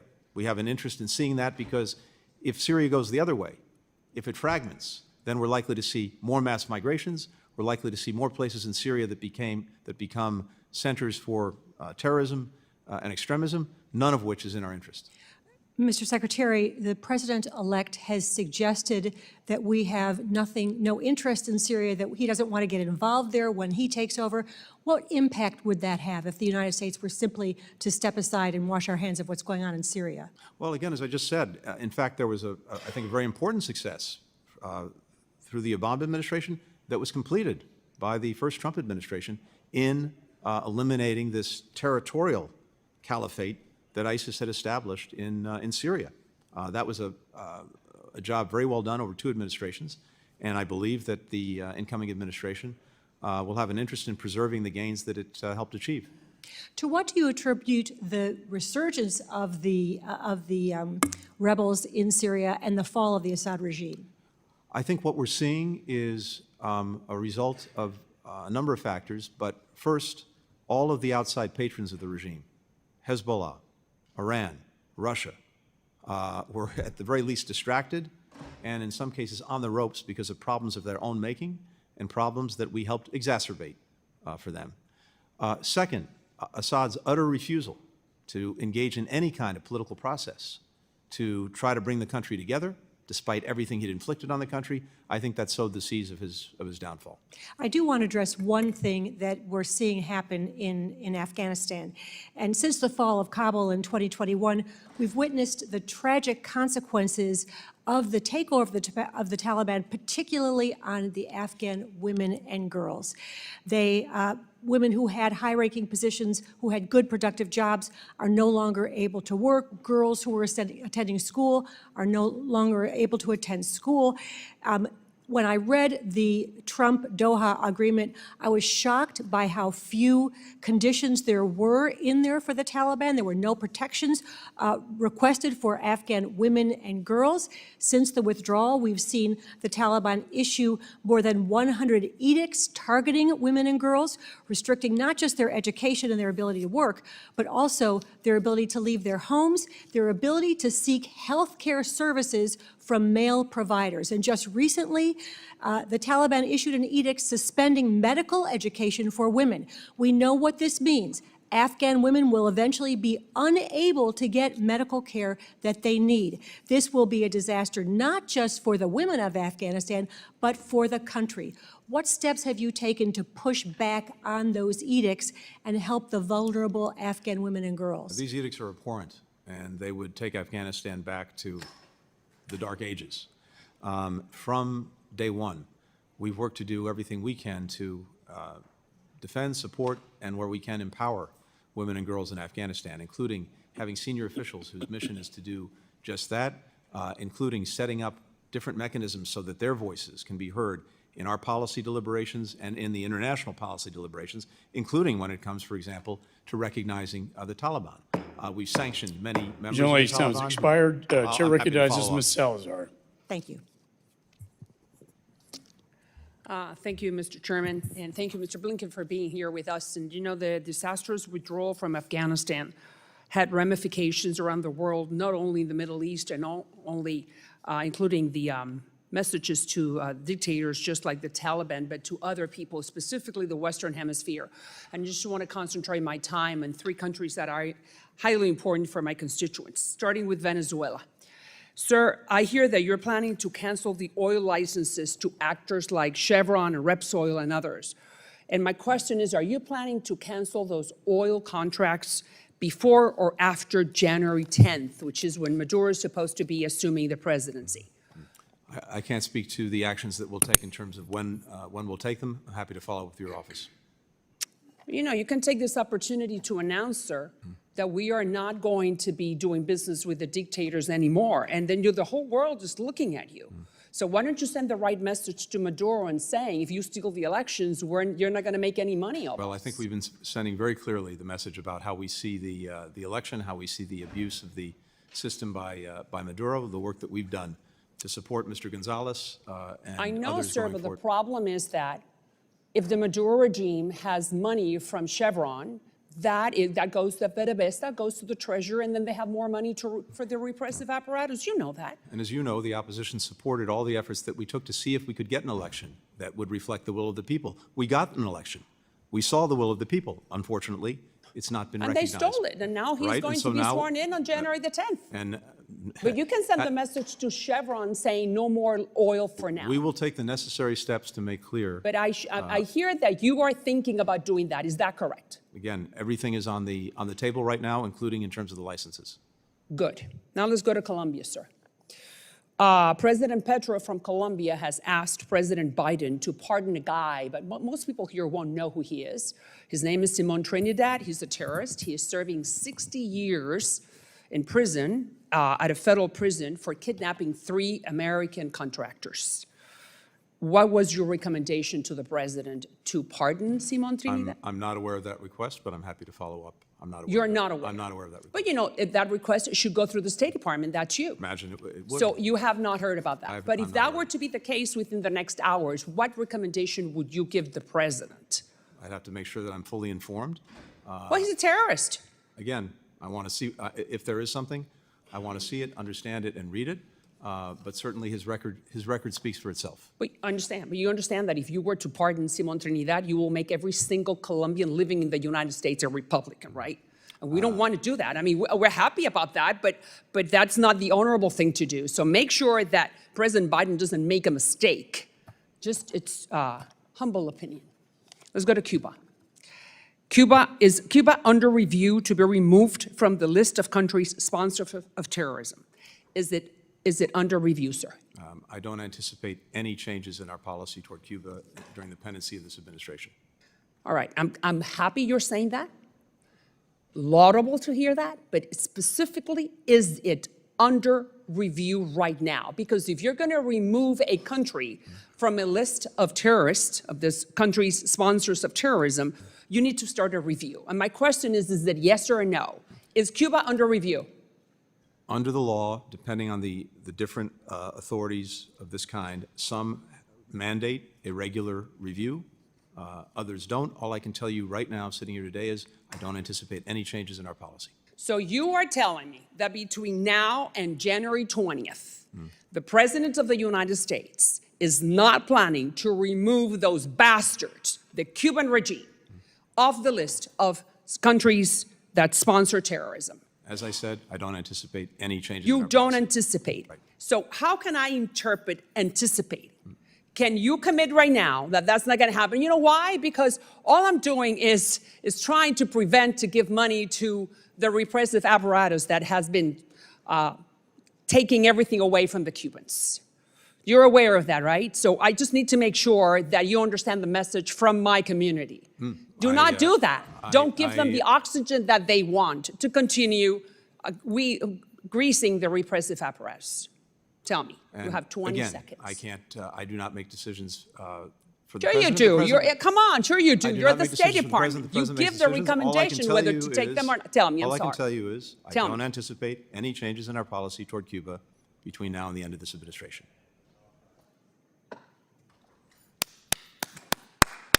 Thank you. I'm going to take your word as your bond. Let's keep it that way. I appreciate it, sir.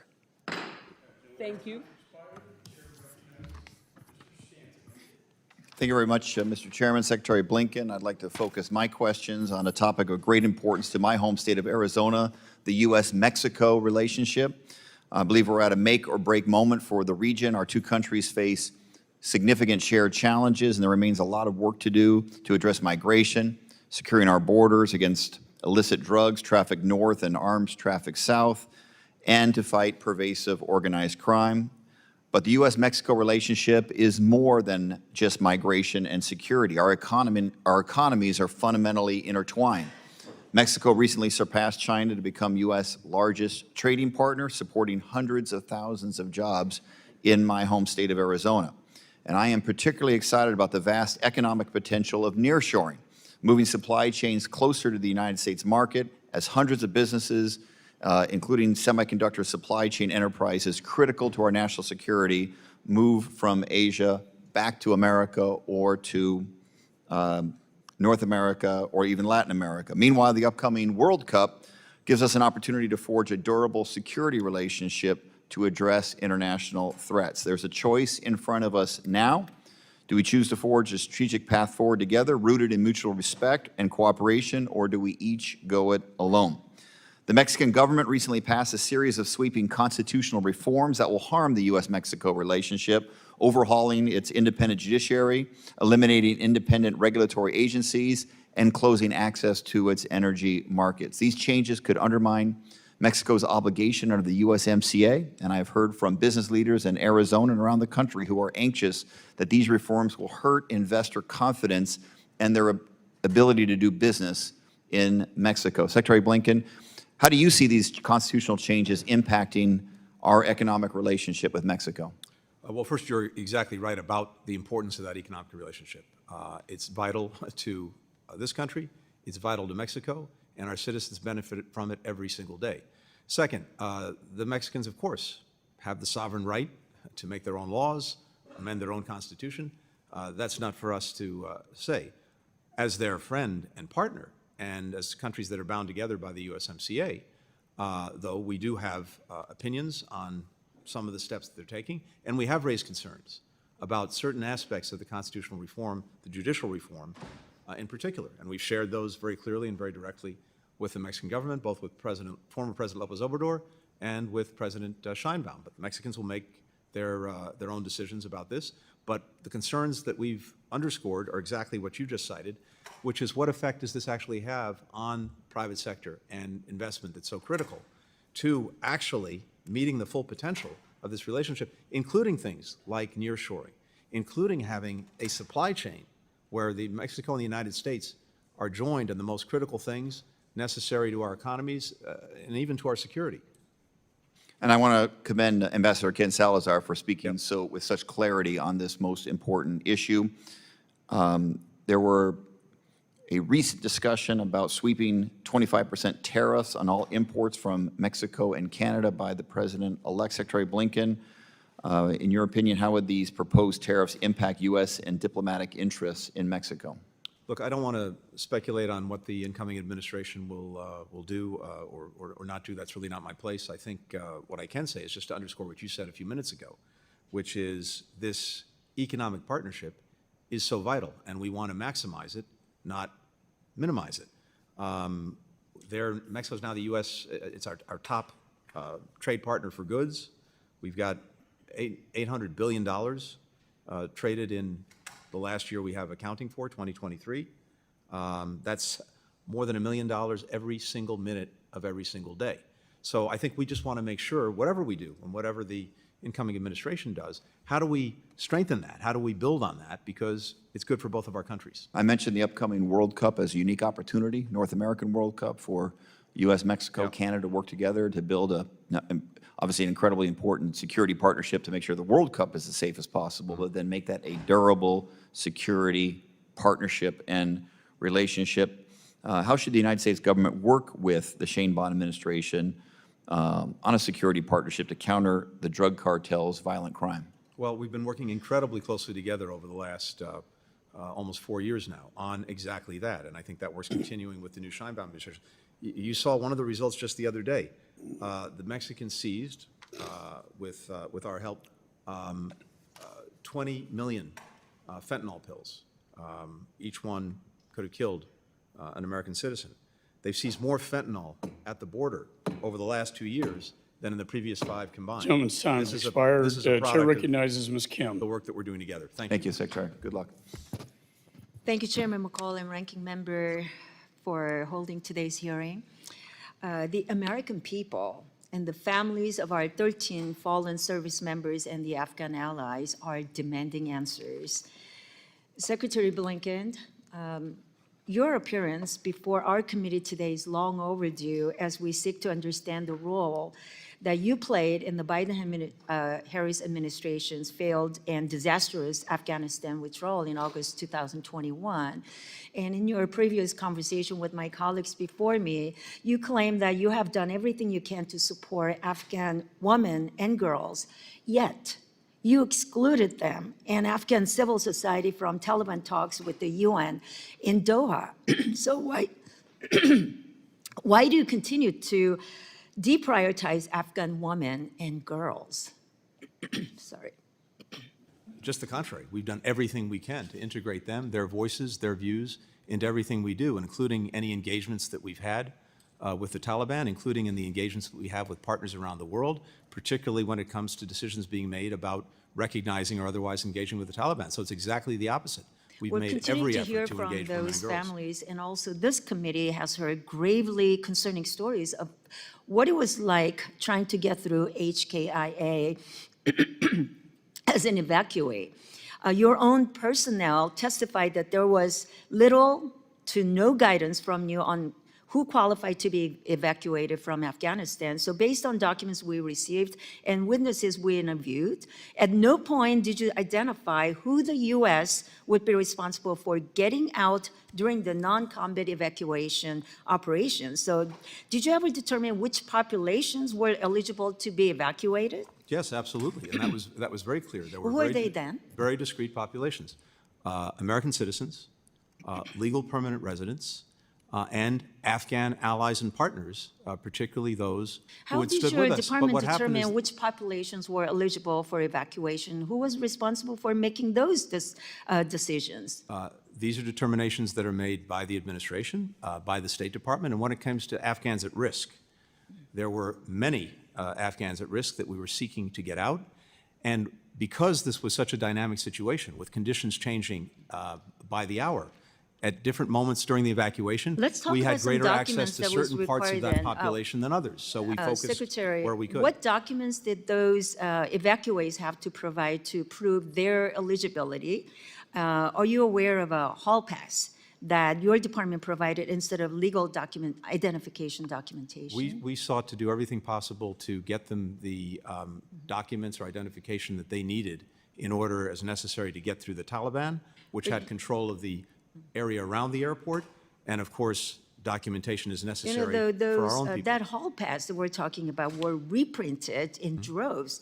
That was then sold to people outside of HKIA. So did you direct them to replace legal identification documents with a forgeable Word document? No, we provided, as best we could, legal and enforceable documents. Because apparently they were shared. I have not seen that, but I'm happy to look at whatever information you have about that. Okay. During the evacuation, over 80 Afghans who risked their lives to work with the United States government contacted my office for assistance. So when you include their families, that's more than 526 Afghans who claim they faced a direct or personalized threat. But despite the referral to SIV program, my office is only aware of only like 80 applicants who are able to complete the requirements and file. And of those 3, none have been approved and are still awaiting processing. Hearing from those Afghans, the SIV verification process has been difficult and tedious. And according to your deputy, one of the biggest obstacles to the verification process came from SIV applicants who have been employed by the DoD contractors, and that was well documented. Yet, you did not ask the DoD for support until the end of July 2021. So why'd you wait until just weeks before the Afghanistan withdrawal to fix that obvious issue? These were long-standing issues and problems with the SIV program going back many years, and as I said earlier, we inherited a program that was totally moribund. There hadn't been a single interview for an SIV going back to March of 2020 when we came to office. We immediately reinstituted the interviews. I immediately surged resources to go through the SIV applications. We cut the time in half to process the applications. We went from issuing 100 visas a week on SIVs to 1,000 a week. All of that happened in the space of just 5 or 6 months because of our dedication to the program. But we inherited a program not only moribund, but that had 14 different steps required by Congress to make sure that the SIV was issued in the appropriate way. And of course, security, usually important. We want to make sure that we're not bringing threats into the country. That's important. Being able to document effectively, yes, that they had been working with us. And the challenge, as you rightly point out, was that because it was with DoD, it was contractors, many of whom were out of business. I agree this is a very important issue we can that we'd like to follow up on that. follow up with you, Mr. Secretary. Chair recognizes Ms. Madeline Dean. Thank you, Mr. Chairman. And Mr. Chairman, I want to echo the words of many others on both sides of the aisle. I feel lucky to have had the chance to serve with you on this committee as you were our chairman. You are our chairman. Look forward to the renaming of this room. I thank Mr. Meeks as well. It's been a pleasure. I do acknowledge the attendance of Gold Star families and other military families and veterans. Thank you for your extraordinary sacrifice and service. And thank you, Secretary Blinken, for being here, for being in front of us and being available to tell us sometimes harsh truths, and also to just reveal the thoughtfulness that your department has taken over the course of these years. So I thank you for that. And it is important to understand what happened with the withdrawal of Afghanistan. It's important to understand what happened before, after, during, after. And my only problem with this report and this set of hearings and the set of questions that you are facing is that sadly this became a partisan investigation and never should have. This committee sadly came up with a report digging into evidence that would only focus on the Biden administration, a 20-year war, a withdrawal set in place by the previous administration. The cherry picking was clear. The report's own methodology says, quote, the U.S. withdrawal from Afghanistan is understood to encompass the U.S. military retrograde beginning with the go-to-zero order officially announced by President Biden on April 14th, 2021. That's a strange, very narrow window if we really want to understand what happened, what went wrong, what went right. So Secretary Blinken, just to set the record straight, the Doha Agreement was entered into under the Trump administration, is that correct? That is correct. Signed on February 29th, 2020. The agreement included a commitment to reduce U.S. forces in Afghanistan to 8,600 troops in 135 days. Is that correct? It is, yes. The only other force reduction commitment in the agreement was complete withdrawal of U.S. forces within 14 months. Is that correct? That's correct. Then President Trump, despite not being required by the agreement, ordered more troop drawdowns, as he was eligible to do as President of the United States, those being in September of 2020, reduction to 4,500 troops. Am I right? That's correct. And then, strangely to me, in January of 2021, on the administration's way out the door, a reduction to 2,500 troops. Is that correct? It is. Puzzling, absolutely puzzling. So those were all actions taken before Mr. Biden was even sworn into office, January of 21. What effect did the significant reductions have on the administration and on the withdrawal? Well, I think the combination of the release of 5,000 Taliban prisoners under the agreement and the reduction in U.S. forces to 2,500 put the Taliban in the strongest position it had been in since 9/11, and the United States in arguably the weakest position we've been in because we had the fewest number of forces on the ground than we'd had since 2001.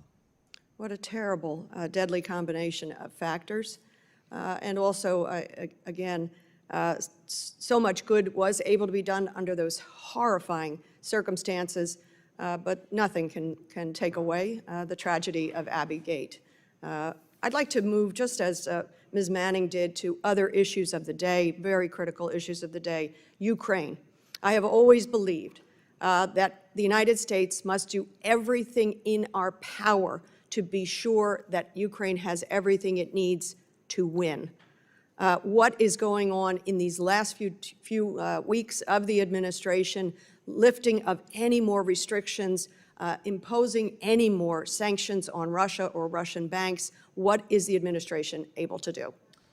We're determined in the time that we have left to make sure that, to the best of our ability, Ukraine has everything it needs to be as successful as possible and continue to push back on the Russian aggression, to make sure that it has what it needs if it chooses, by necessity, to fight through 2025, or if there's to be a negotiation, that it can negotiate from a position of strength. And so that means making sure that it has the weapons, the munitions, et cetera, that it has the resources, the money, and also that it has mobilized forces to deal with the aggression. I appreciate all that. My time is limited.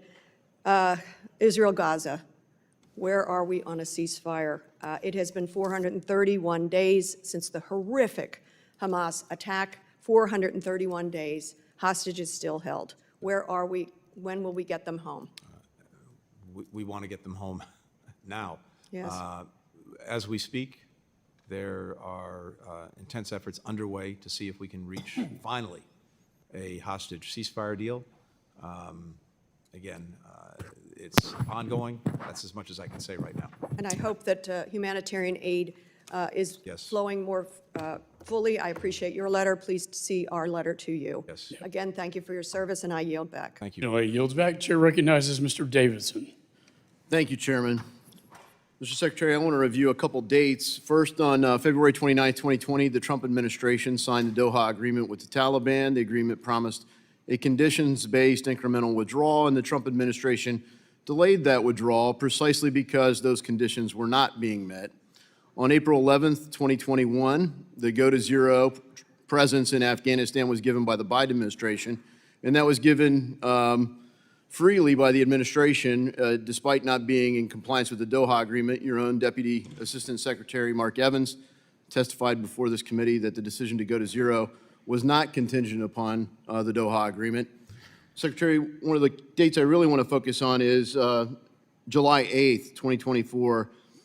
That's the date that the total withdrawal was finalized by the administration, and the date certain. It's shifted from a conditions-based to a date certain. Is that correct? The date certain was there, I believe, starting in April, when the president said we would follow through on the withdrawal that the previous administration had agreed to, except it was extended from May 31st to September.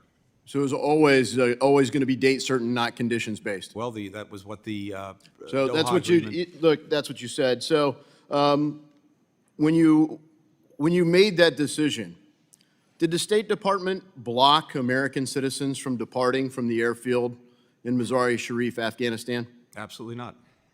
They didn't. block Who American did citizens. then? Who blocked them?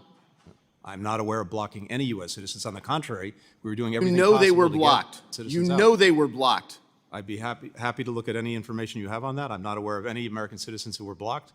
And in fact, we were doing everything possible. And by the way, I want to thank you and thank every member who's been involved in this and the work that they did to get Mr. Americans Secretary, your State Department blocked American citizens and Afghan allies from leaving there. I personally worked with your State Department during those days. I have the emails, I have the photographs of American blue passport holding American citizens who were on the airfield awaiting departure that got clearance for safe third countries to depart to, and the order came down from the United States government. Was it the State Department?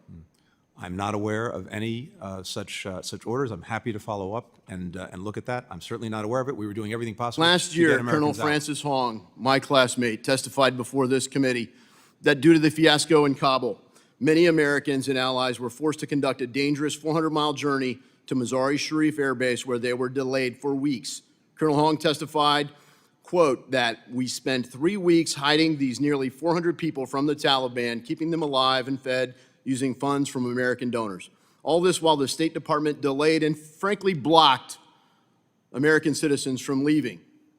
Secretary Blinken, I have communications, as I said, that show this happened. And you're saying that didn't happen? Why would we block Americans from That's the leaving problem I Afghanistan? have. I had Why? it at the We time. would- Why? Possible to get And them out, here's but the I'm thing, happy- Mr. happy to look at Secretary. the information. As I was working with your State Department while you were Secretary of State and relaying this information, someone said to me, which tail number? Which tail number? You mean there's more than one plane you guys are blocking? Are you freaking kidding me? And then your State Department wanted to deny it, and here today you won't even acknowledge the truth of that. It's disgusting.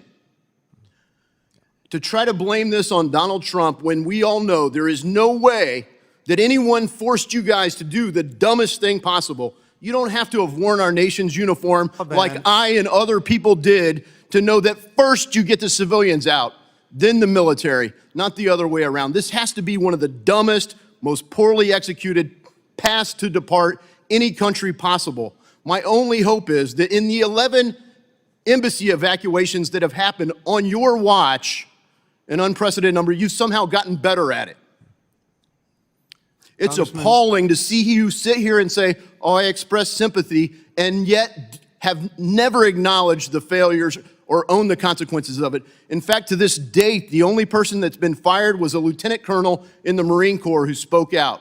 None of you have been held accountable. None of you even expressed shame or embarrassment. Have you learned anything? Have you learned anything from this? First of all, on the planes, just to come back to it, the Taliban was blocking planes. We worked to clear them. And I'm happy to go over that with you, with your office, and also to see any information you have to make sure that we get to the bottom of what you're saying. But we were certainly not in the business of blocking Americans. We were in the business of getting them out. Well, I appreciate and you continuing did to create do a that. position after that to address the problem. So you clearly had to be aware of it. You created a position to facilitate the coordination after you left them behind. Of course, we were determined to get every American who wanted to get out, and that didn't Gentlemen, stop on August 31st. gentlemen yields. We got 500 Americans out Chair between then and the end of the year recognizes because Mr. of that Crow. ongoing commitment. Thank you, Chairman, and thank you, Secretary Blinken, for coming before the committee voluntarily and providing your perspective and helping address the questions of the committee. As you know, I served multiple combat tours in Afghanistan, and like the tens of thousands of Americans that did, we left pieces of our heart behind in that country. And even though the military chapter and the diplomatic chapter are largely closed, although there are still issues that are in America's interest, those of us who served in combat roles with the Afghans feel a special obligation to make sure that we are protecting those friends and those folks who, in many cases, saved our lives. I mean, there's a lot of Americans, and I know you know this well, Secretary. We've had these conversations, and I know this is a sentiment that you share very deeply as well. I mean, these are people who, at great personal risk to them and their families, took on jobs that helped bring Americans home. And the story of that is not a finished story. So with that in mind, I would love to hear from you. Can you speak to the number of currently eligible SIV Afghans who are in that country? How many do we think are still there? And what are we doing to help get them out? What does the pipeline look like? And what more do we need to do? Thank you very much, and thank you for your enduring commitment to this.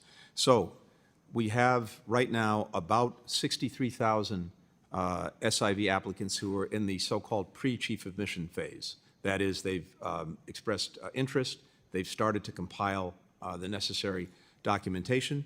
We believe, based on experience, that roughly 20% will become fully documented. That's 20% of 63,000. There are 54,000 who are actually at the chief of mission phase right now.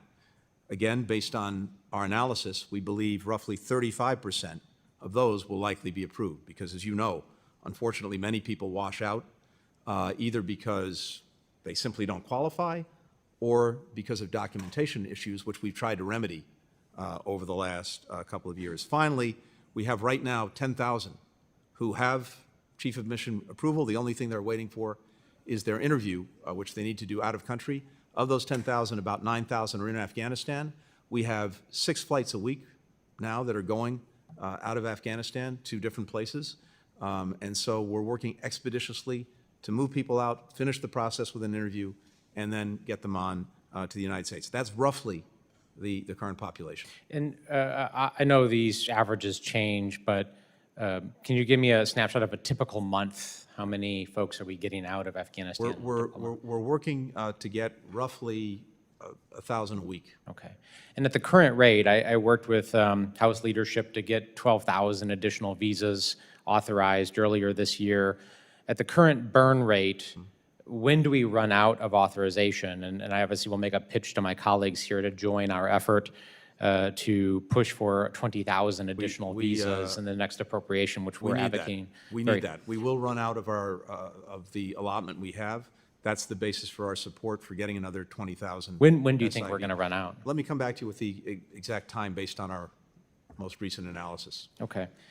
The last piece is the State Department did a pretty extensive and thorough after-action review. There was a classified version of that, a public version of that. I've spent a lot of time reviewing both documents, and as a result of that, I have introduced legislation, the Crisis Act, to help codify some of the changes. Can you just tell us very briefly, what are some of the reforms and changes you made within the department to ensure that the problems and the shortfalls that we experienced in the withdrawal we're learning from those lessons, and we're ensuring that we're fixing things going forward. Yeah, and very briefly, and it's much of this is in the report, including the unclassified version. We now have a common operating picture that we didn't have before, where we're fusing all of the information that we need in a crisis, whether it's cables, whether it's open source, whether it's intelligence.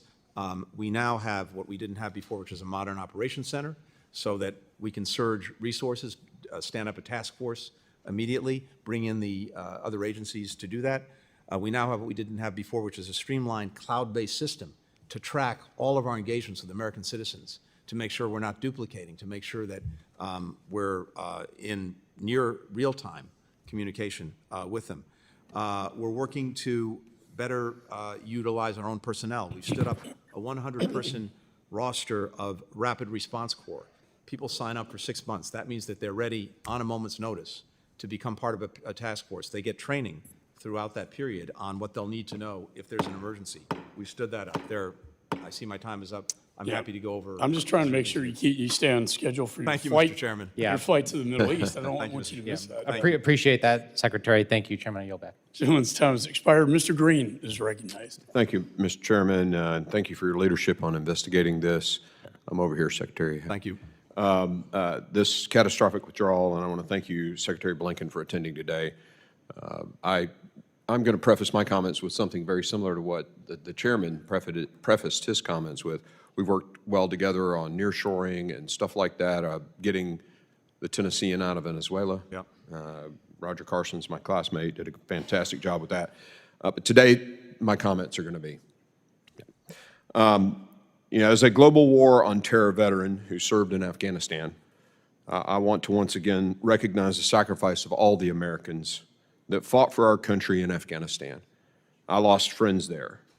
But those of you who came home, your service was not in vain. Those of you who died there, your service was not in vain. You helped keep our country safe for 2 decades. And I am grateful for your sacrifice and the sacrifices of your families. As a Night Stalker flight surgeon and an Army Ranger infantry officer, I remember our most sacred creed, leave no man behind.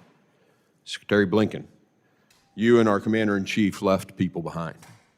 You left those in your care behind. You left Americans and our allies behind.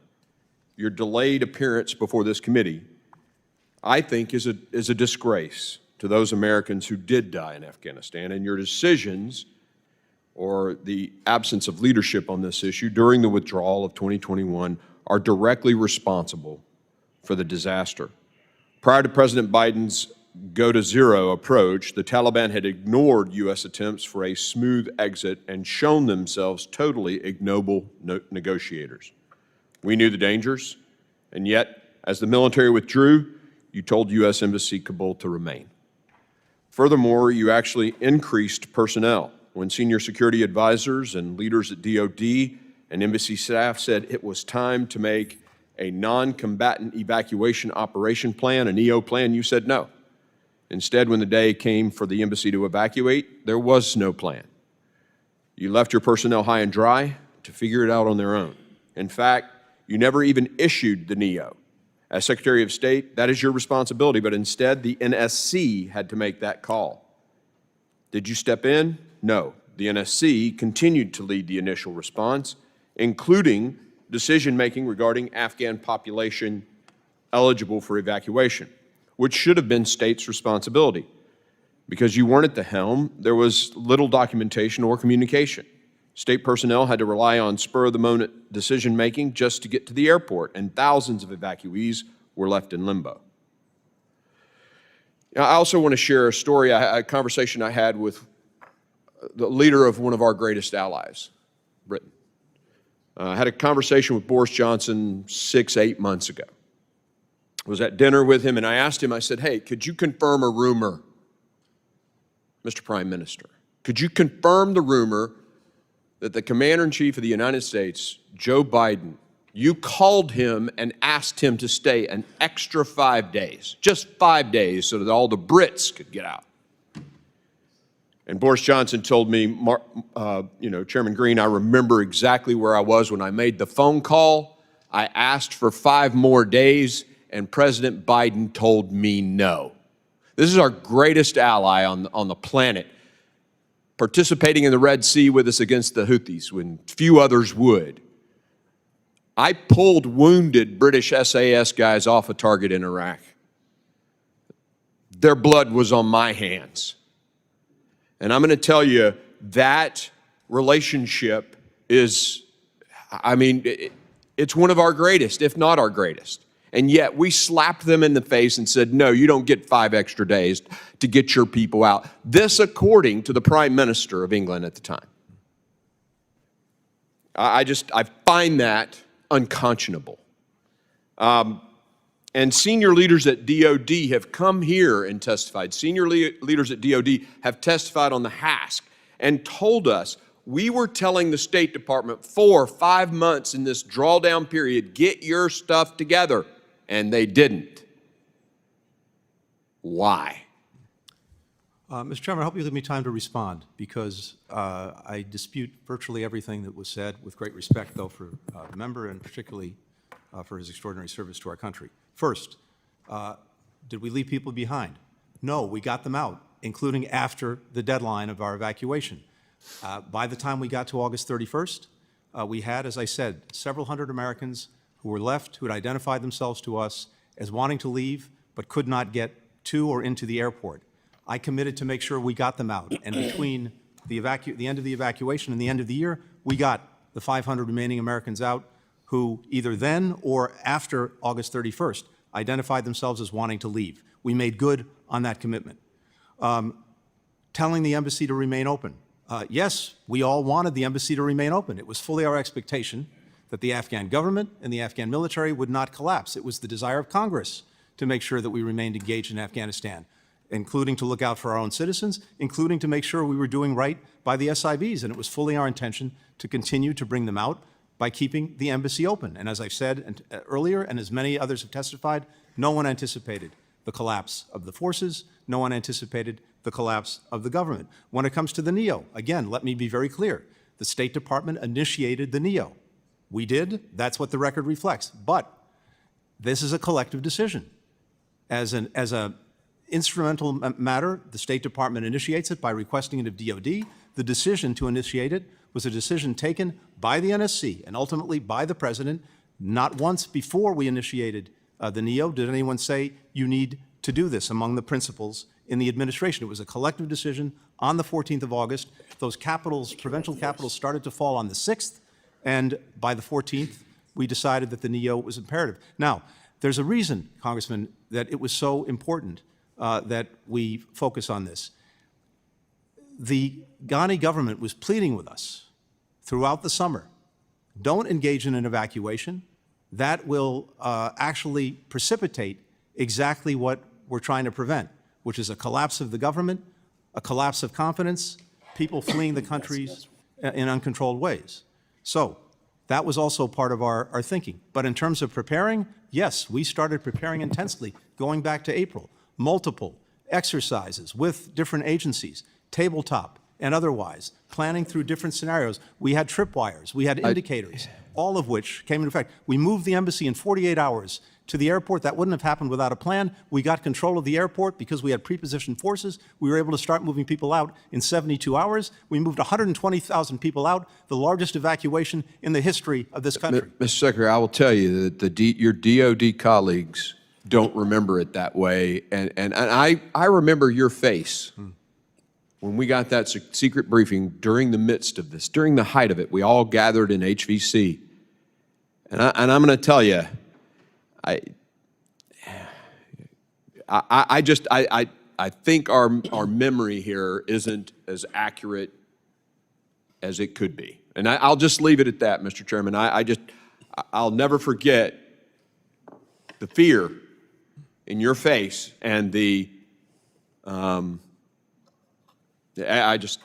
don't have anything else to say. Gentlemen, let me just add, I think this is a very important issue the gentleman raised from Tennessee, and I appreciate your perspective, Mr. Secretary. I'll tell you what our investigation revealed, that Ambassador Wilson did not want a NEO. In fact, he punished his staff for even mentioning the word NEO.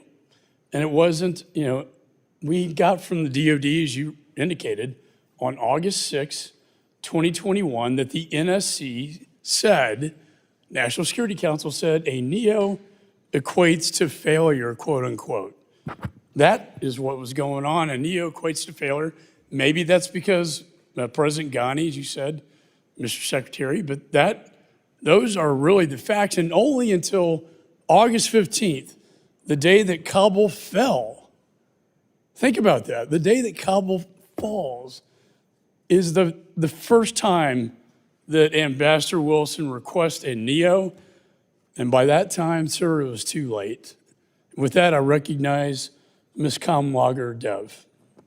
Thank you, Mr. Chair, and thank you, Secretary Blinken, for gracing us with your presence again. I have actually some questions about the Sudan, but because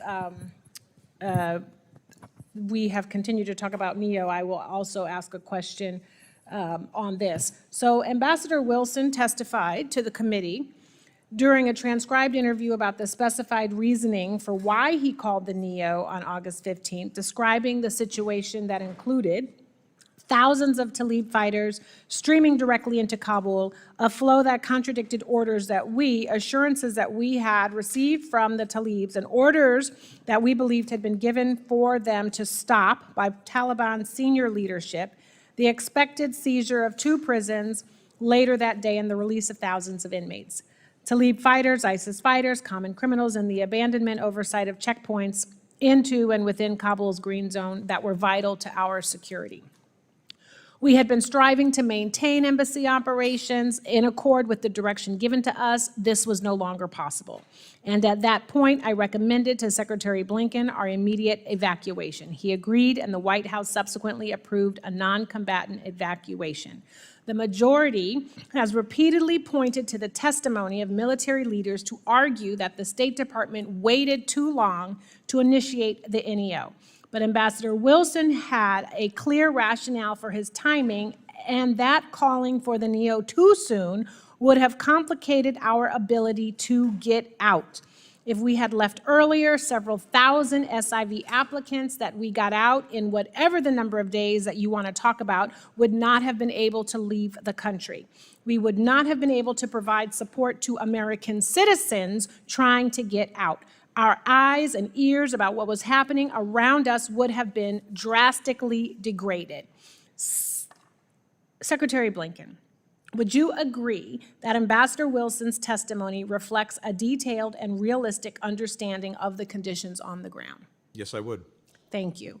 What would have been the repercussions if the State Department had called a NEO before conditions on the ground warranted one? Yeah, it would have actually precipitated those very conditions, and it would have made it more difficult for us to get people out, including American citizens.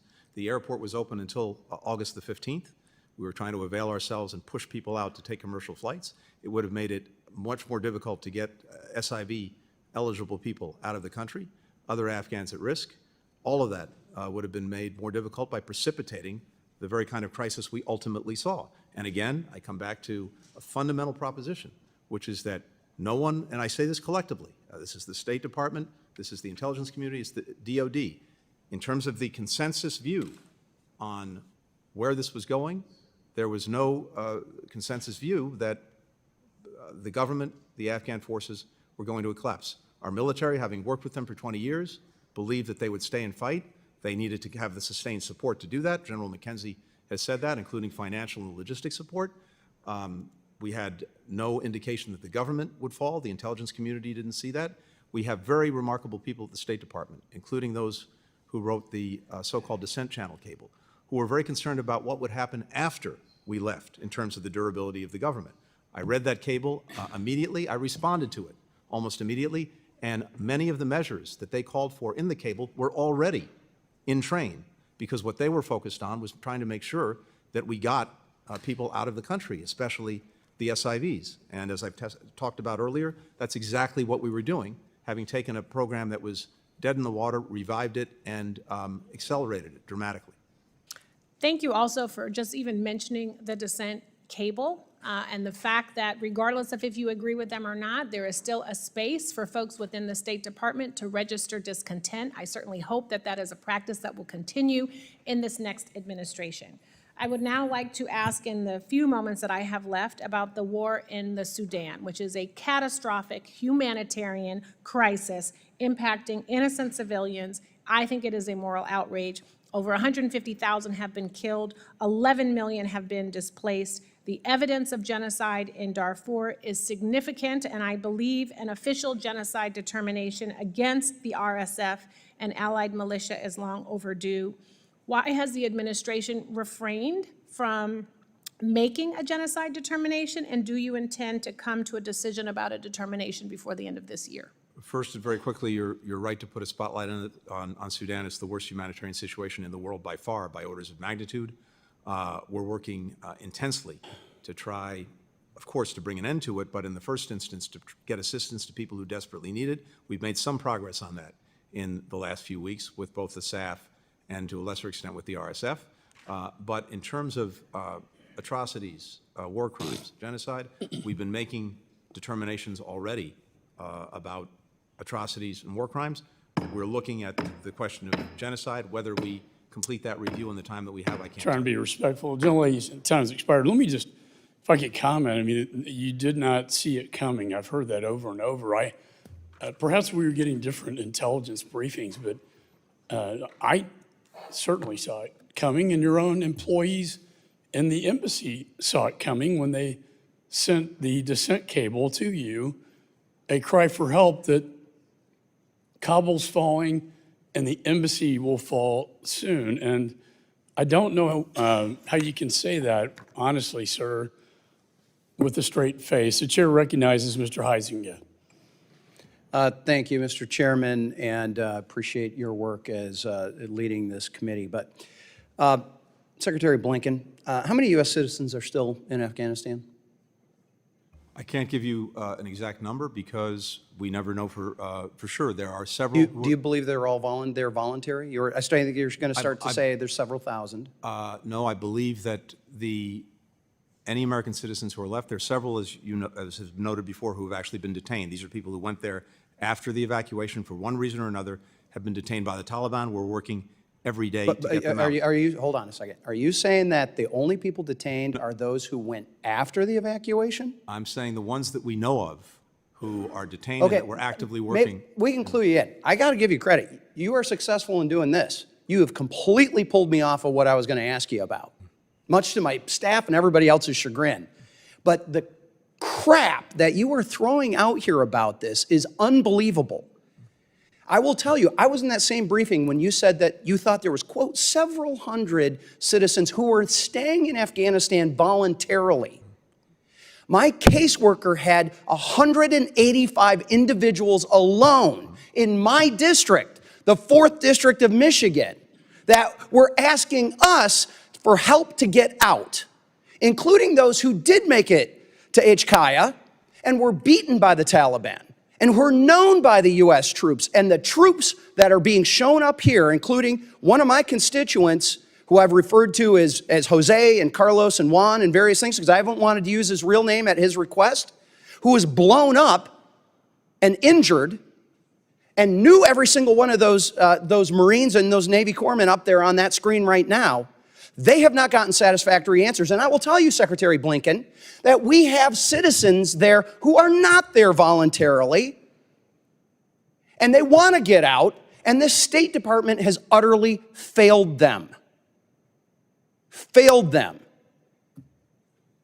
Congressman, if there are citizens that you have identified that have been in communication with you and that want to get out, please, if you haven't already, share that information with us. We've shared it. We'll share it again, and we'll keep asking. And we're happy to sit down and go through each of those cases. At some point, the exercise in futility gets a little frustrating as a member, Secretary Blinken, when it does not feel like you're answering Mr. Green's questions or Mr. Warren's questions, or you're going to have a couple of other military folks who were there, had friends there. Well, I had a friend who was in Doha, and he's telling me that there was no damn plan to have all of those planes divert to Doha. So they got caught flat-footed. There was no place for them to go. It was a bungled exit. So I have to hit on a couple of the things that I have here, and I'm going to try to truncate this. Recent report by Inspector General of Afghan Reconstruction, John Sepko, found since August of 2021, implementing partners of yours from the State Department have paid at least $10.9 million in U.S. taxpayer funds to the Taliban in form of taxes, fees, and duties. In fact, the SIGAR noted that while conducting its investigation, your State Department repeatedly refused to cooperate. They then requested that the State Department attest to that it had distributed a questionnaire to all the relevant implementing partners, that responses were not altered, and that no attempts were made to influence the implementers' responses. However, at the time the report was published, your department refused to sign the attestation. Mr. Secretary, did you instruct your employees to obstruct the SIGAR investigation of U.S. tax dollars going to the Taliban? And then, since then, has that changed? To the contrary, we've done everything possible to cooperate with SIGAR. 13,000 staff hours dedicated to this. Why would the Inspector General say, is the Inspector General lying? SIGAR, in its report of, I believe, in 2023, said that the department was cooperating with SIGAR.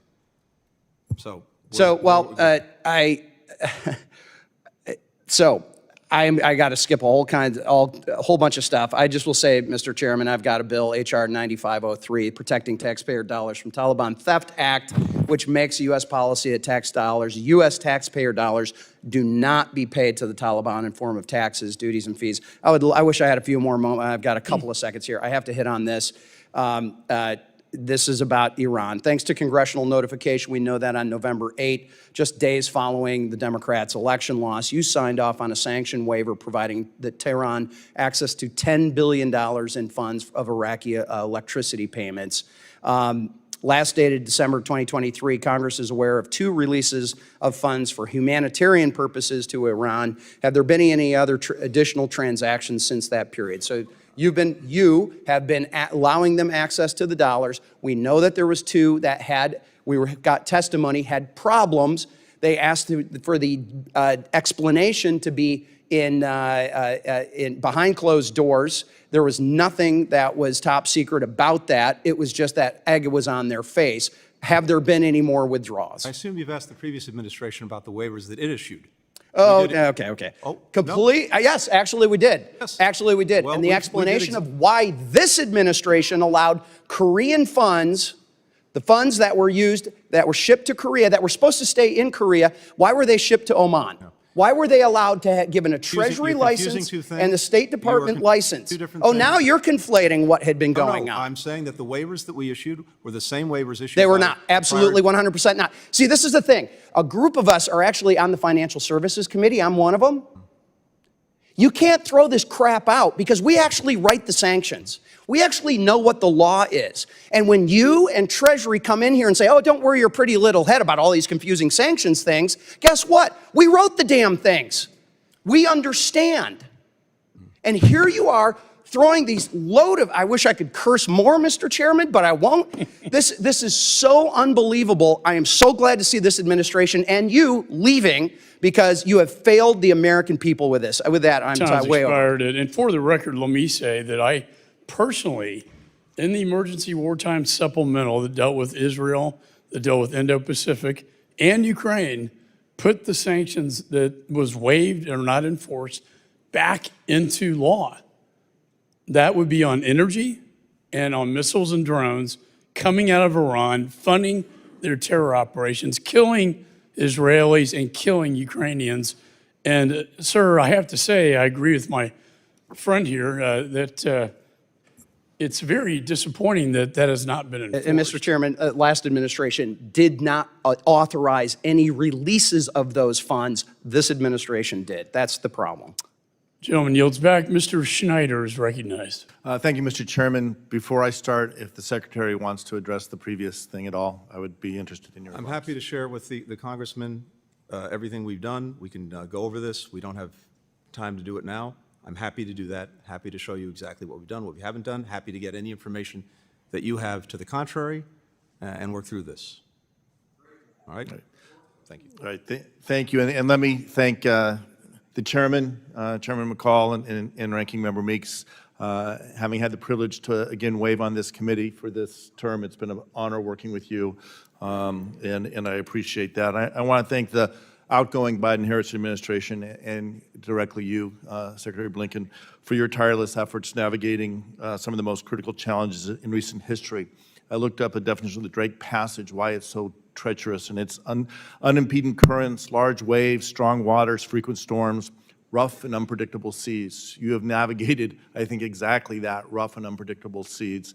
And as has been said even by the chairman, our relationship with NATO, our relationships in many places around the world are stronger. I also, earlier there was talk about President Biden's legacy vis-a-vis Israel. And I think it is a defining element.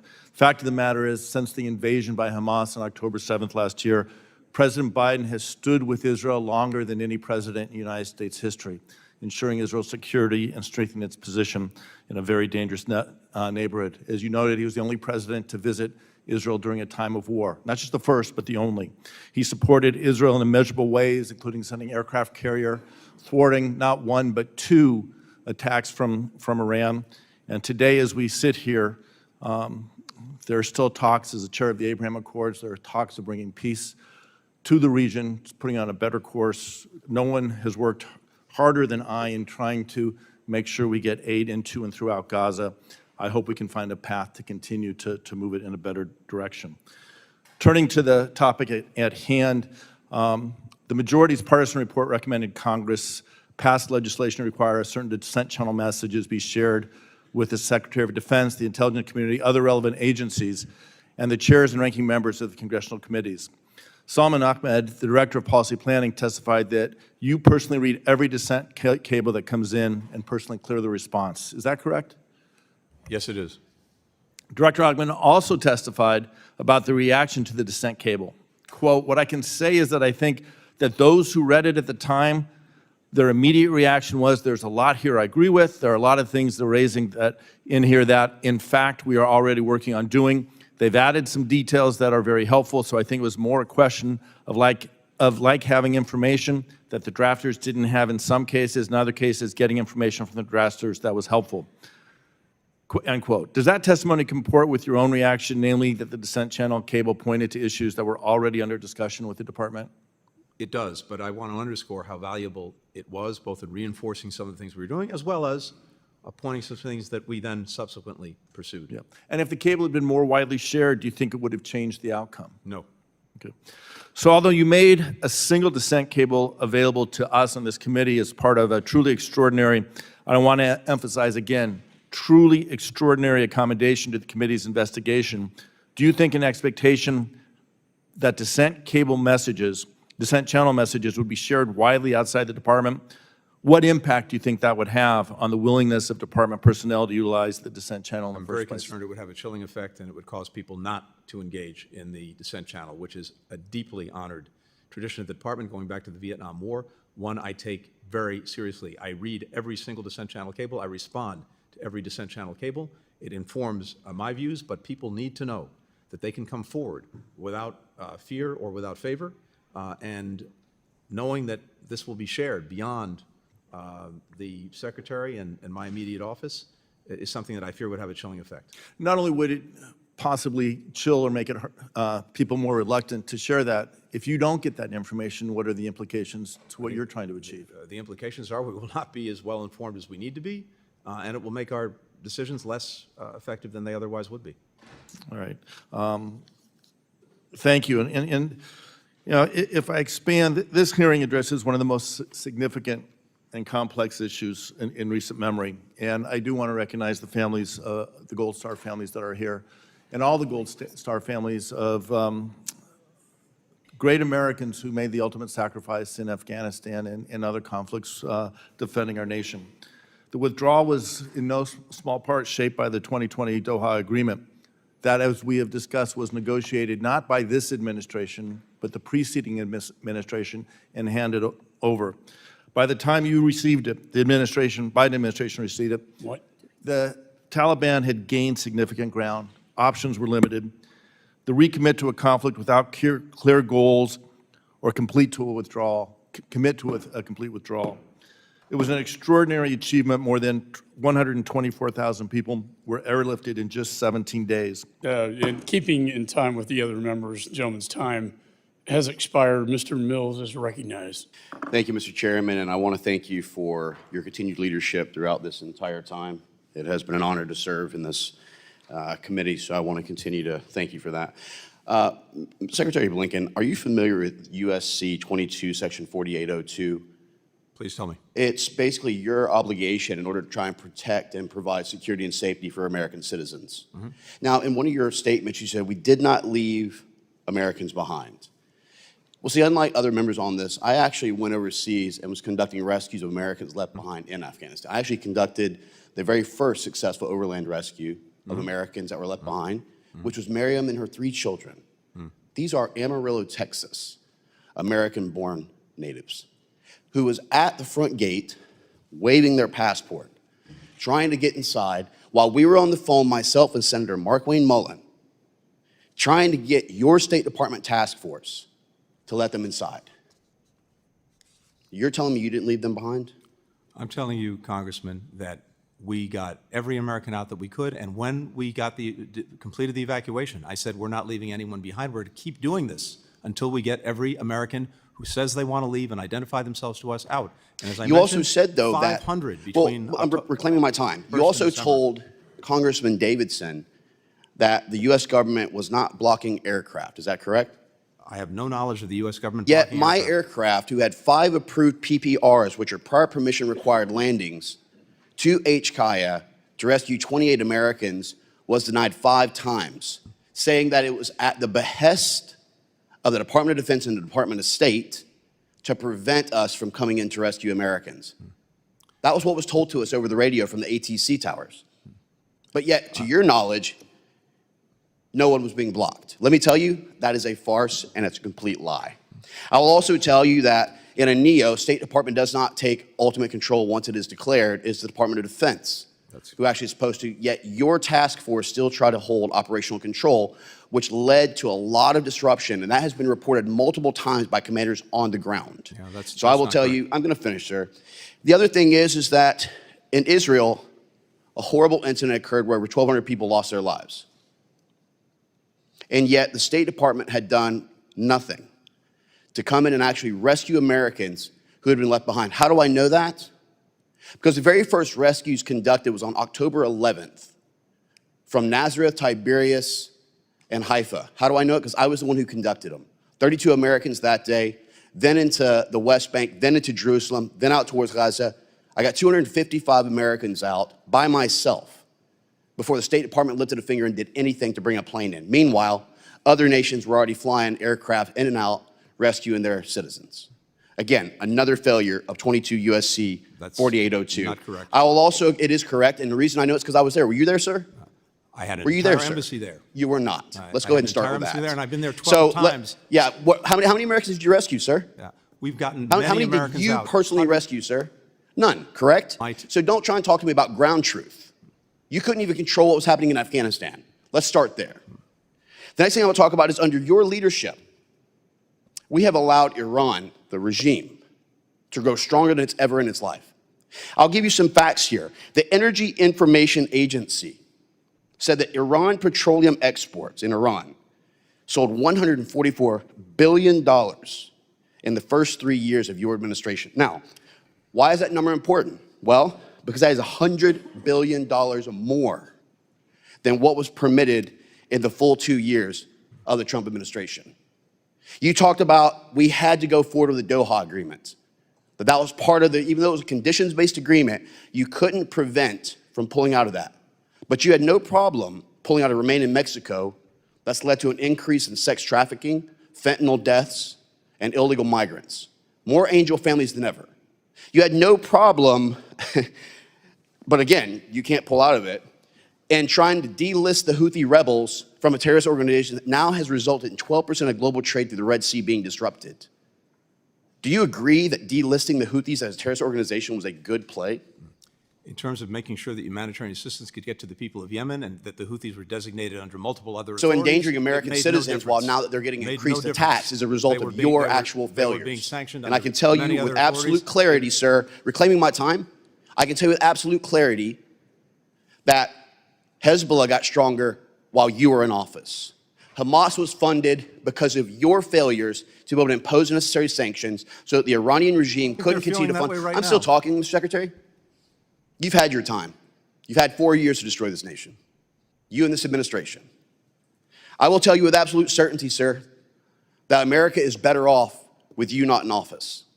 That the Iranian regime will now finally start to weaken with stronger sanctions and with us being able to do our jobs for the Iranian people who are actually trying to lead a free democracy. I can tell you that Hezbollah, Hamas's leadership under Sinwar would not have been eliminated if they would have listened to Israel to what Biden had advised, which is ceasefire and stop. Hassan Nasrallah of Hezbollah would not have been eliminated if they would have listened to your leadership. And I can tell you right now that we are better off as a nation, we are safer as a nation, and our American citizens will be safer with you not sitting in that seat. With Gentleman's that, I time's yield back. expired. Mr. Thank Costa you is for your judgment. I recognized. wish you very good luck. Mr. Costa is recognized. Thank you very much, Mr. Chairman. I, first of all, like others, want to acknowledge the Gold Star mothers and families that are here. My grandmother was a Gold Star mother, and I have a bit of an understanding of the difficult situation that you've been through. And Mr. Chairman, I want to thank you for your tenure as the chair here. I've enjoyed serving with you and working with you.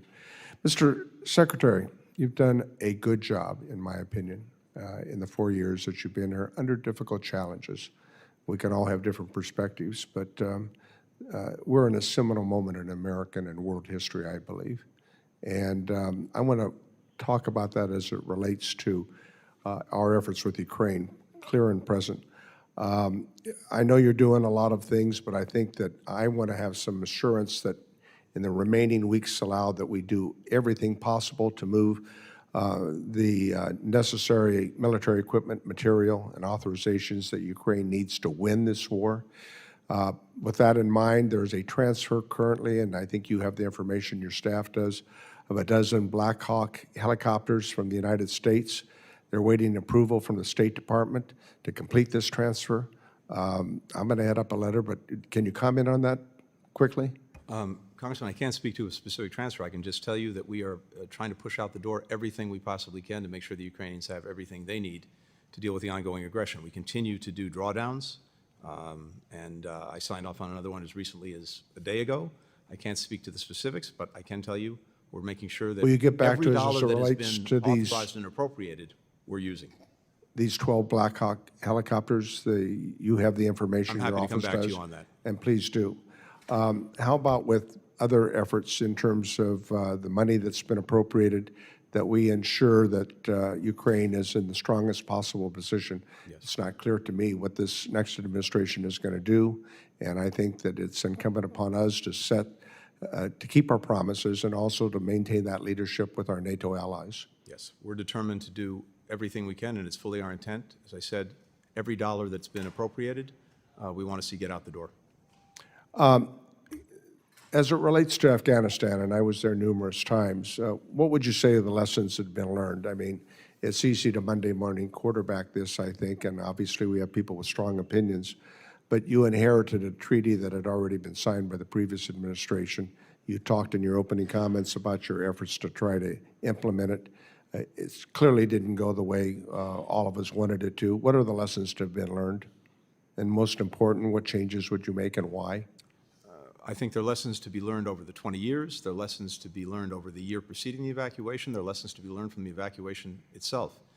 As to the latter, and actually the year preceding it, the report that I commissioned, the after-action review that I commissioned, looks at least at what the State Department could and should have done differently and how it could set itself better up for Was the the future. department aware of any Americans in Afghanistan after August 31st who asked for assistance to depart the country, but Yes. had not been previously did so? Yes, we had about, as I said at that time, there were about 200 or so Americans who had identified themselves to us and wanted to leave, but who either who couldn't get to the airport or couldn't get into the airport. there were several hundred others who we knew of who did not at that point want to leave because either they couldn't bring extended family with them or they decided that they wanted to stay. After August 31st, the 200 or so who couldn't get to the airport, we were able to get out. Several hundred others came forward, seeing the success of our ongoing efforts to get Americans out, and said, actually, now we want to leave. And between August 31st and December 31st, we got another 495, I believe, American citizens out of Afghanistan because of that enduring commitment to leave no one behind. Does it make sense that all Americans you may have heard of subsequent to August 31st or 2021 were ever in Afghanistan and then assumed that you had been there, or that the department had known waiting for your help to get them out prior to that date?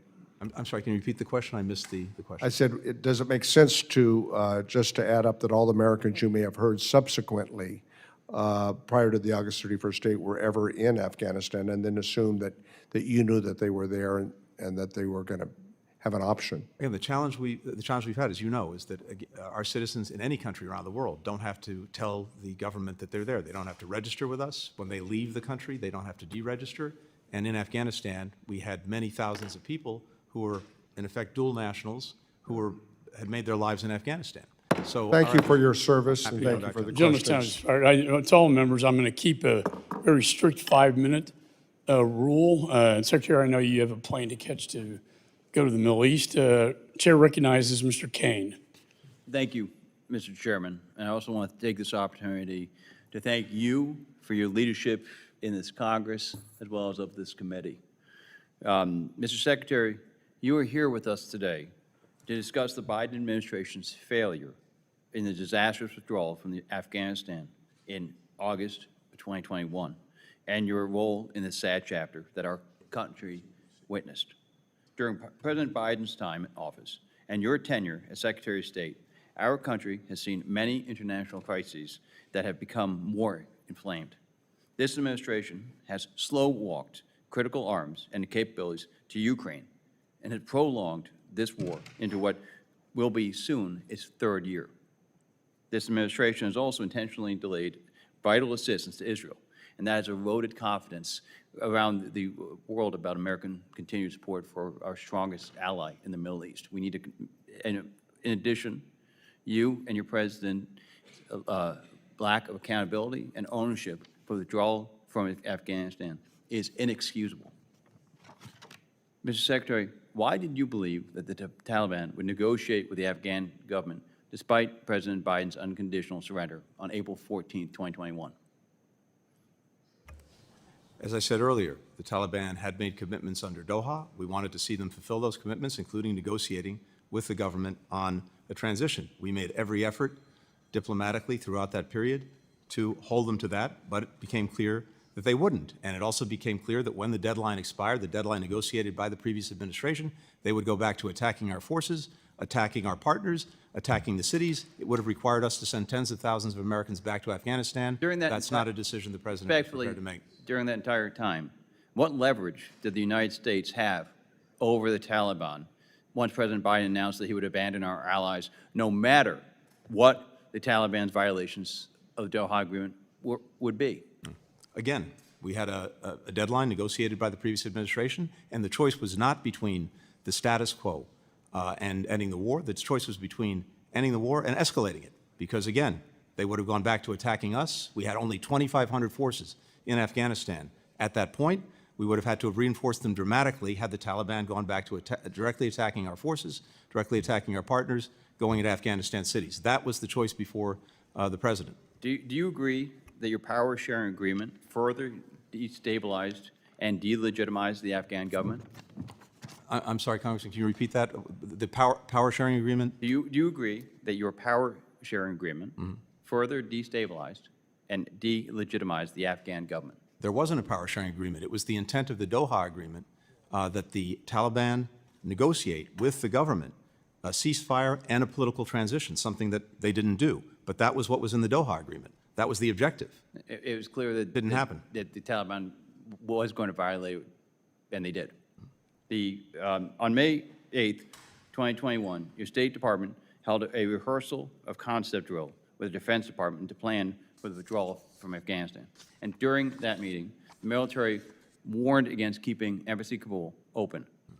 Your deputy, Brian McKeon, responded, quote, "We at the State Department have a much higher risk tolerance than you guys." Mr. Secretary, it was you who tasked Mr. McKeon with purportedly leading the State Department's neo-planning. Is that correct? I'm sorry, again, I had trouble hearing that. Please repeat that. It was during this meeting where you were, where you were warned not to keep Embassy Kabul open. Your deputy, Brian McKeon, responded, quote, "We at the State Department have a much higher risk tolerance than you guys." Mr. Secretary, it's you who tasked Mr. McKeon with purportedly leading the State Department's neo-planning. Is that correct? And do you agree with his assessment? I can't speak to that conversation or to that meeting. What I can speak to is the fact that starting in April, we worked on every scenario with our colleagues from DOD. We did multiple exercises. We planned out what we would need to do, including in the event of a NEO. And as I said before, the decision to actually initiate the NEO is a collective decision made through the interagency process by all of the cabinet-level members and ultimately by the President. The State Department technically initiates it, and it was on August 14th that everyone agreed that we should initiate the NEO. And for reasons that we've discussed before, we didn't want to precipitate a panic. No one believed that the government and military would collapse. We wanted to sustain our diplomatic efforts in Afghanistan. Respectfully, your decision to keep U.S. Embassy Kabul open against military advice put people's lives at risk, and people were killed. And I want to also express my sympathy. It was a collective decision. I want to express my decision of the sympathy administration. to the families of the 13 service members who were killed at Abbey Gate, who I know many of the Gold Star families are here today. Thank you, Mr. Chairman. I yield back my time. Gentleman yields. Chair recognizes Mr. Almo. Thank you, Mr. Chairman, and I certainly want to thank you for your leadership as I've started my time in Congress on this committee, and I certainly look forward to working with you in other ways in the future. I certainly also want to recognize the Gold Star families, adding to the comments of my colleagues. We are grateful to you. Thank you, Secretary Blinken, for being here today. And thank you for your extensive cooperation with our committee's oversight of the United States withdrawal from Afghanistan.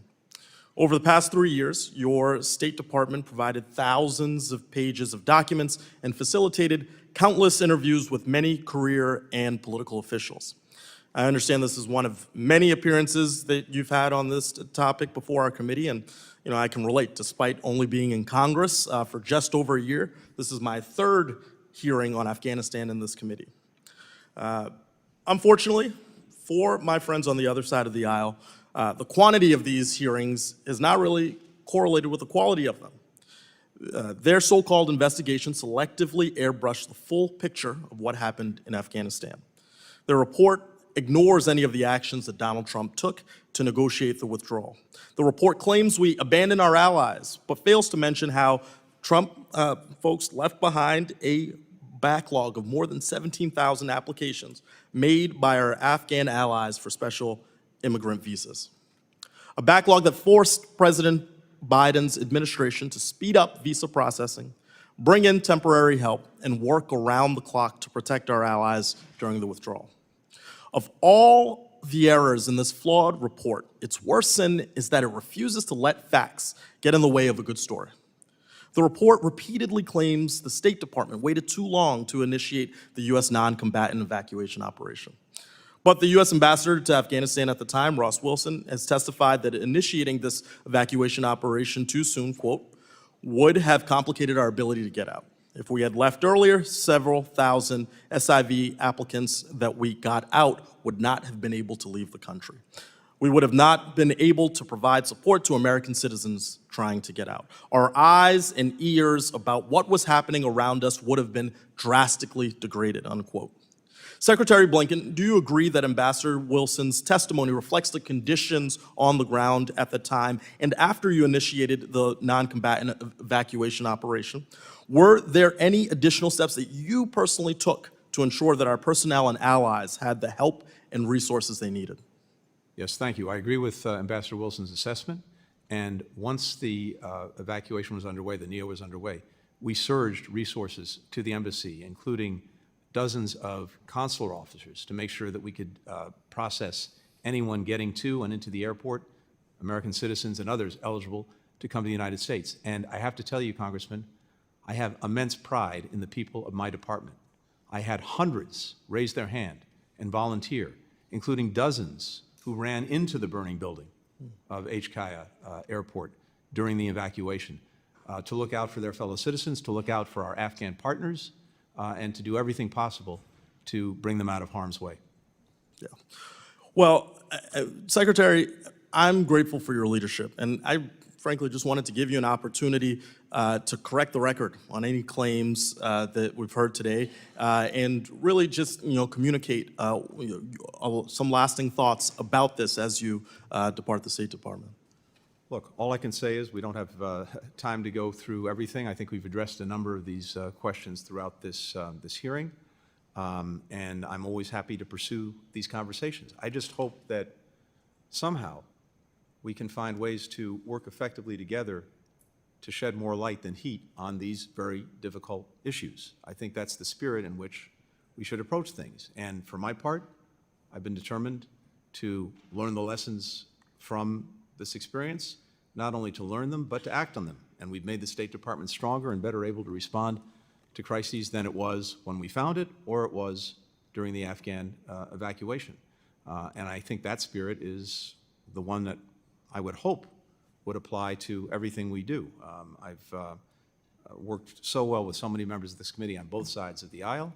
I hope that that continues even in places where we have deep disagreements. We can question each other's judgments. That's totally appropriate. I hope that we can get out of the business of questioning each other's motives.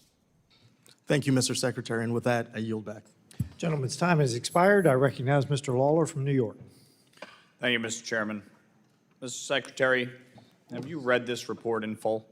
I have read the executive summary of the report. I haven't read the entire report yet. Okay. I've read the executive summary. I hope that you will take this copy with you on your flight to the Middle East and read it, because this is your legacy.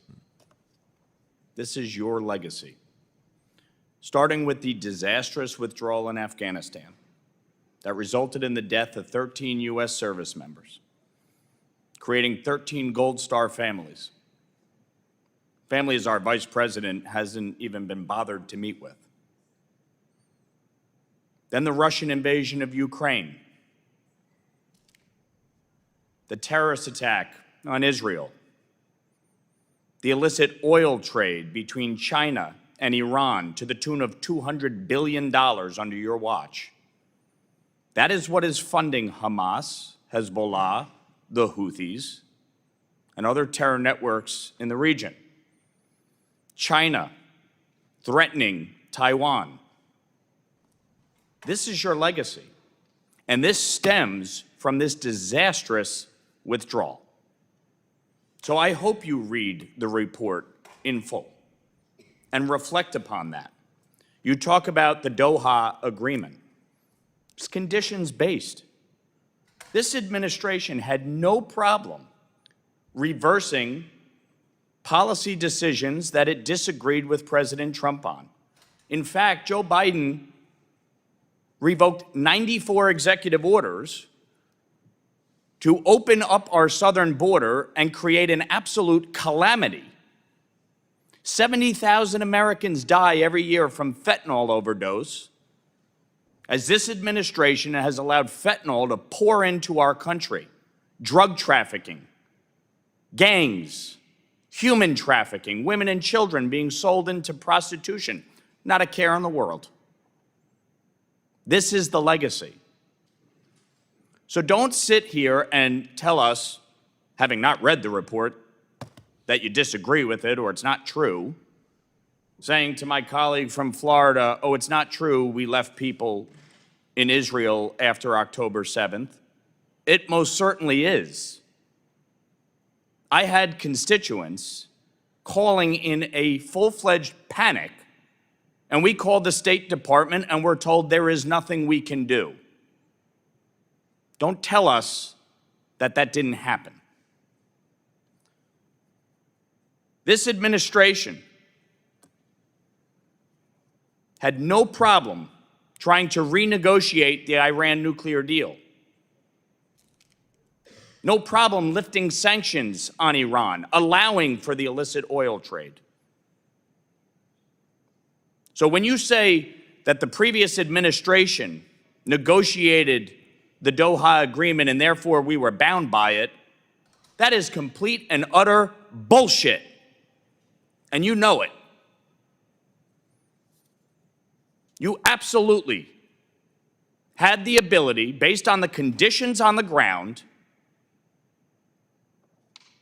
to keep our troops there, to ensure the safety and well-being of American citizens, and to make sure what happened did not.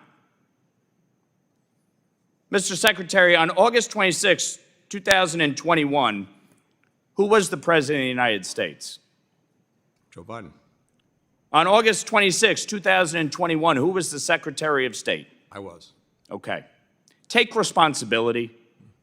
Don't shirk in your responsibilities. Don't try to shift blame.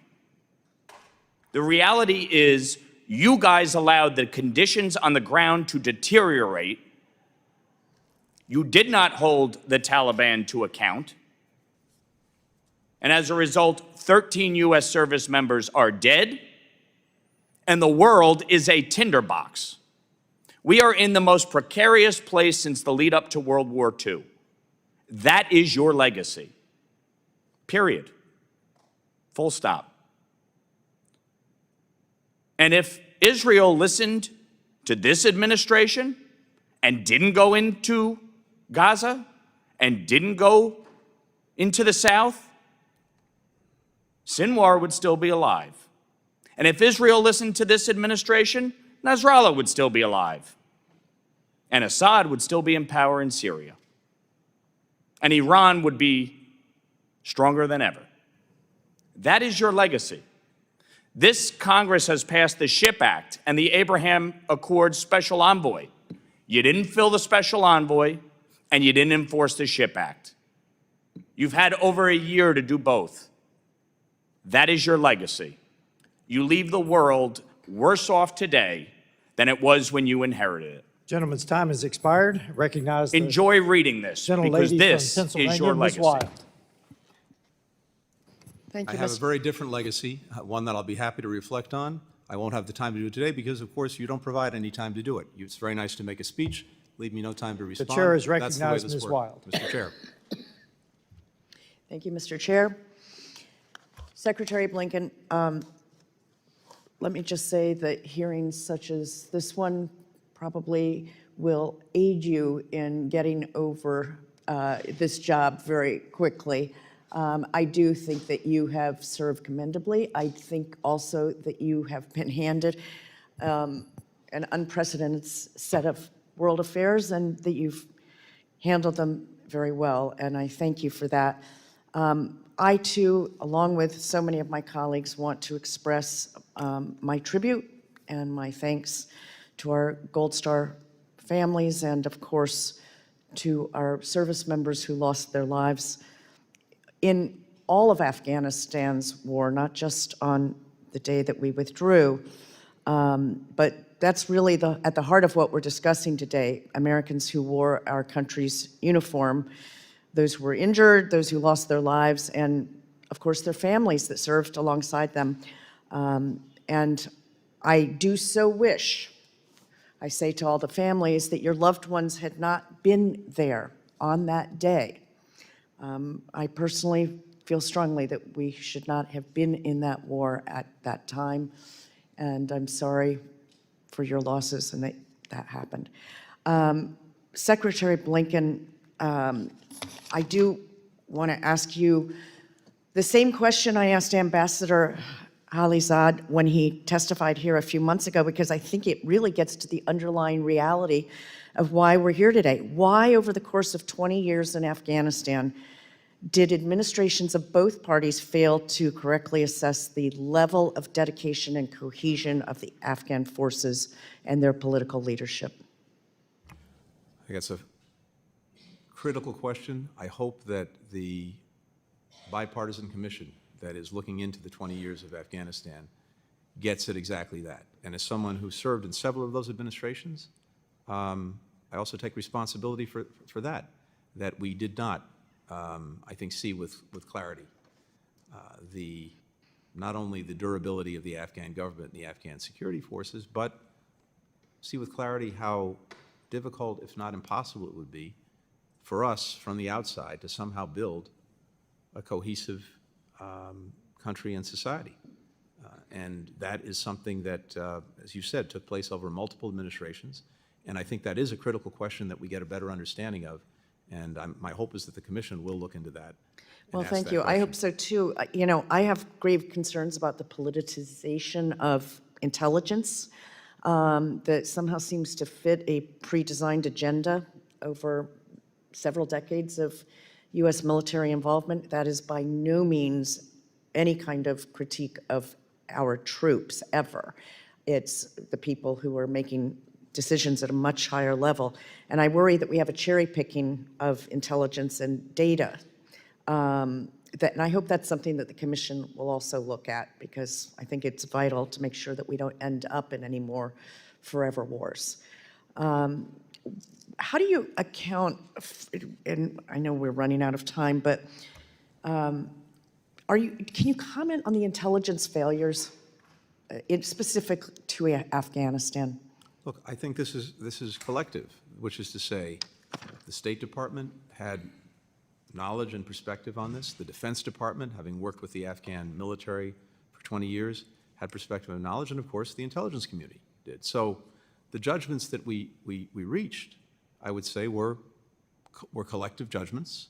And as I said before, and we've said repeatedly, as we looked at the preponderance of views, there was no one anticipated the collapse of the government, the collapse of the Afghan forces, when it happened or as quickly as it happened. Can I just stop you real quickly, because I wanted to ask you, were you personally surprised by President Ghani's decision to flee?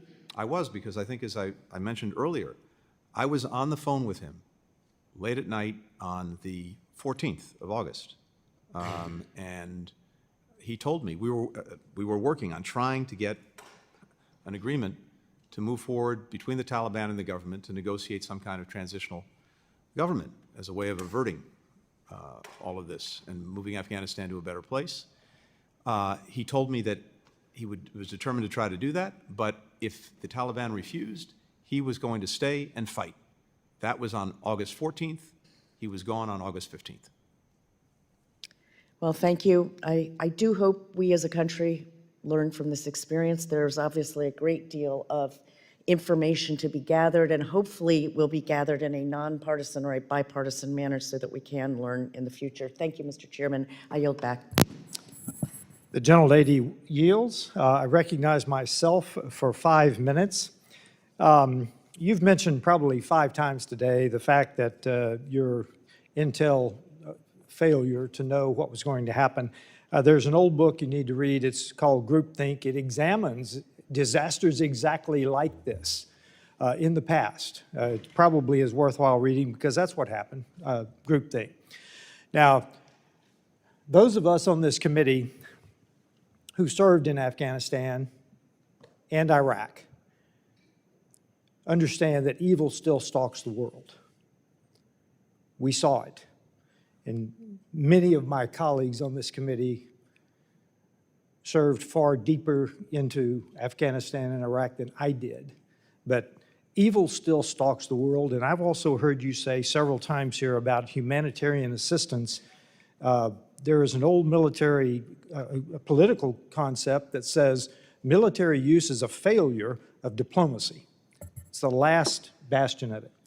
Well, as expected, Mr. Secretary, this has been an interesting back and forth, as I knew it would be.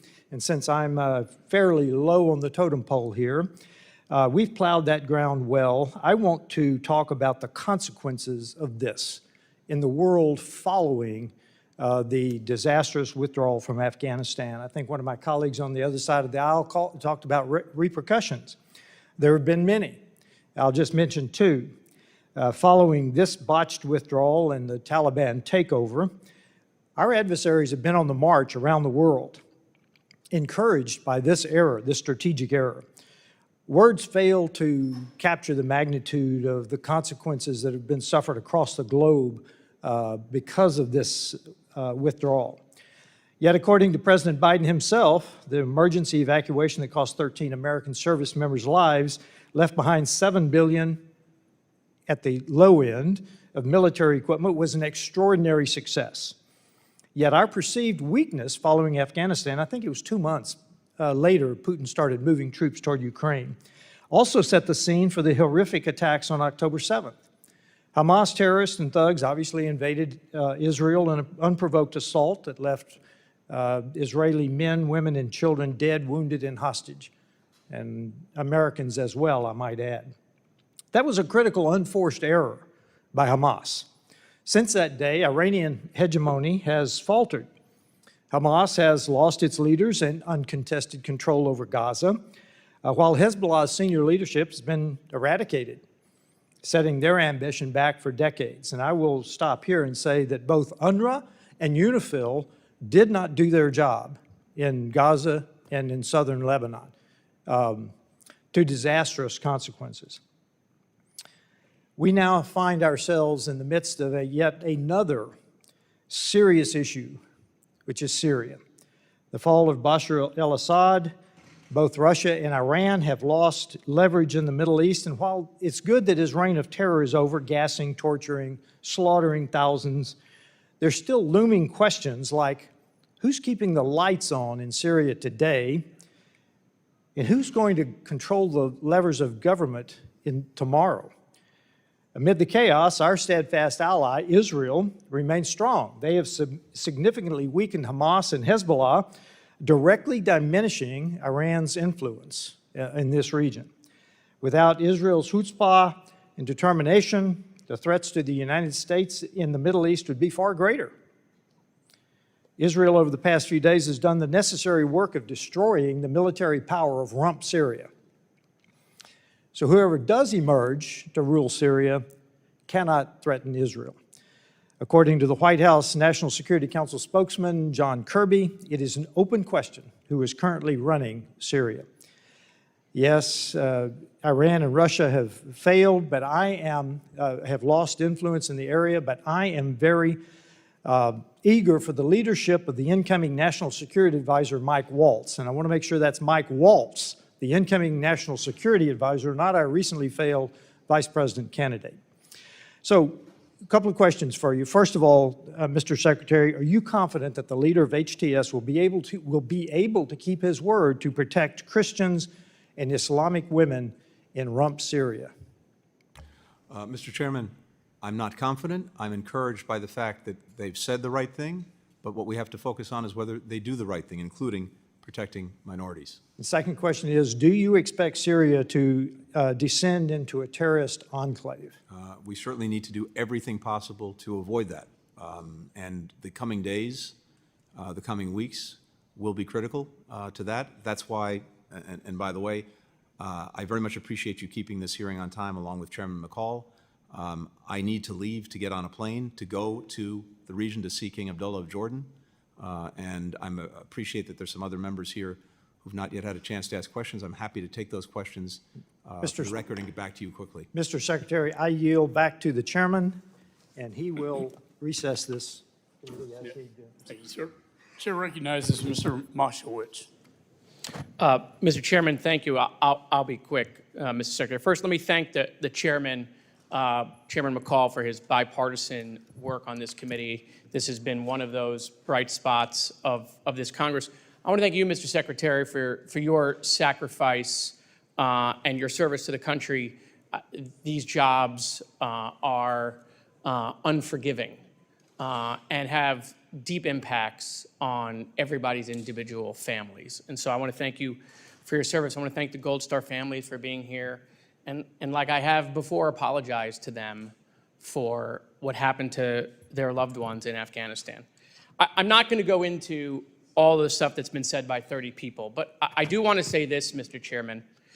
You know, the official Twitter account of this committee put out a tweet at 11:27, And it says, at this committee's final hearing this Congress, we brought in Secretary Blinken to testify on the disastrous Biden-Harris withdrawal from Afghanistan after months of stonewalling. Sadly, many of the Democratic seats are empty at this important hearing. I don't know what intern put this out, but it is misinformation, and it is literally a lie. First of all, if you look at the picture, half the seats on that side of the aisle are empty, and I'm not blaming them. That's how these committees work. We all know this. People come in and out of these hearing rooms.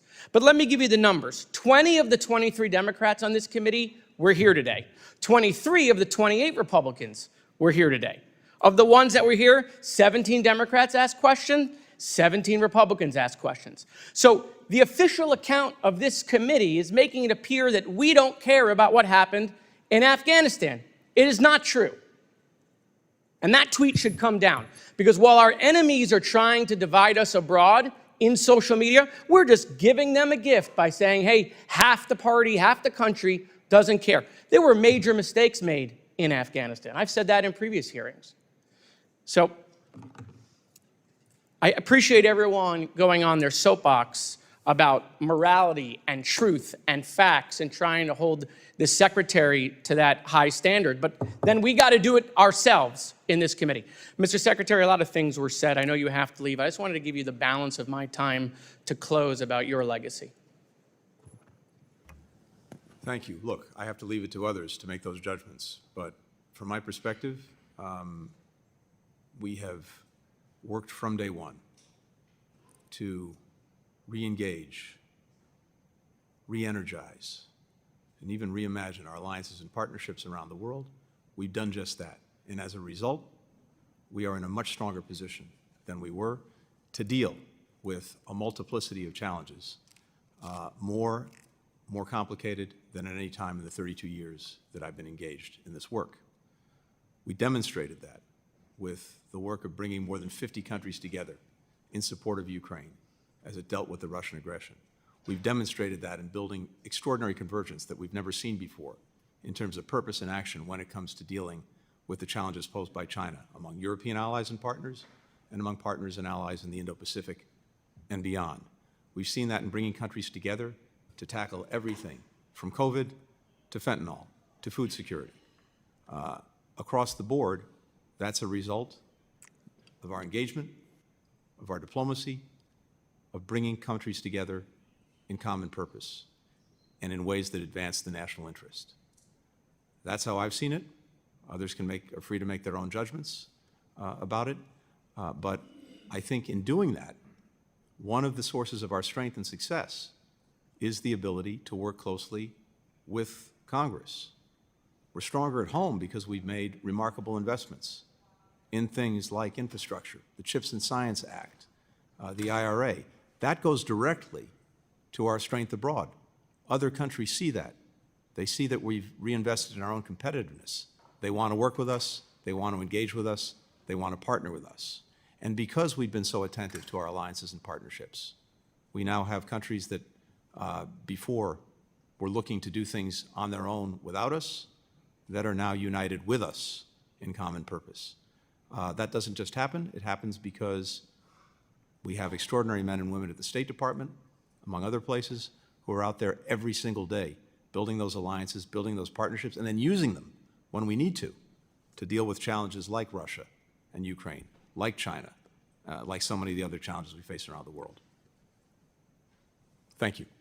Thank you. I yield the balance of my time back, Mr. Chairman. Gentleman yields. Chair recognizes Mr. McCormick. Thank you, Mr. Chair, and thank you for being here, Mr. Secretary. I know that your main responsibility as a secretary is to execute the president's foreign policy. As an Afghan veteran and as a guy who's got tons of friends that served over there even longer than I did, years away from their family, the guys who lost their limbs, the families who sacrificed, the people who lost their lives, my hat's always off for those families who are gold stars, and even the families who just served and made that sacrifice away from their families. I really have great respect. I know we were there for about 20 years in Afghanistan, so you can't take responsibility for 20 years, but you can take responsibility for those 4 years. I know that we spent about $2 trillion of that dollars. A lot of that wasn't on your watch.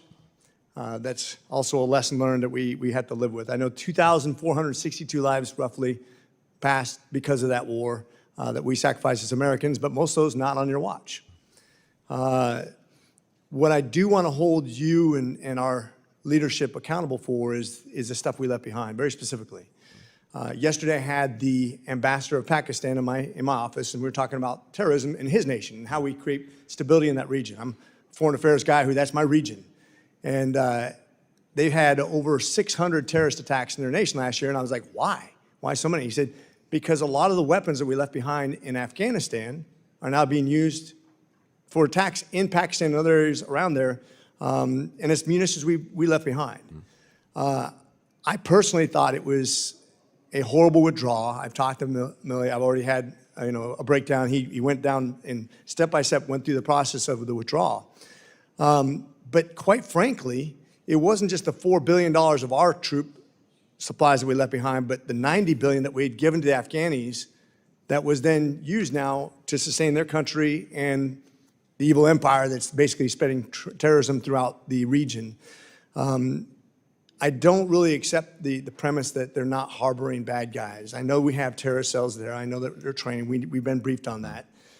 We don't need to get into the specifics, but I quite frankly think in a real sort of way, the equivalent of equipment that we left over there, which is probably similar to what we just gave to Ukraine in aid.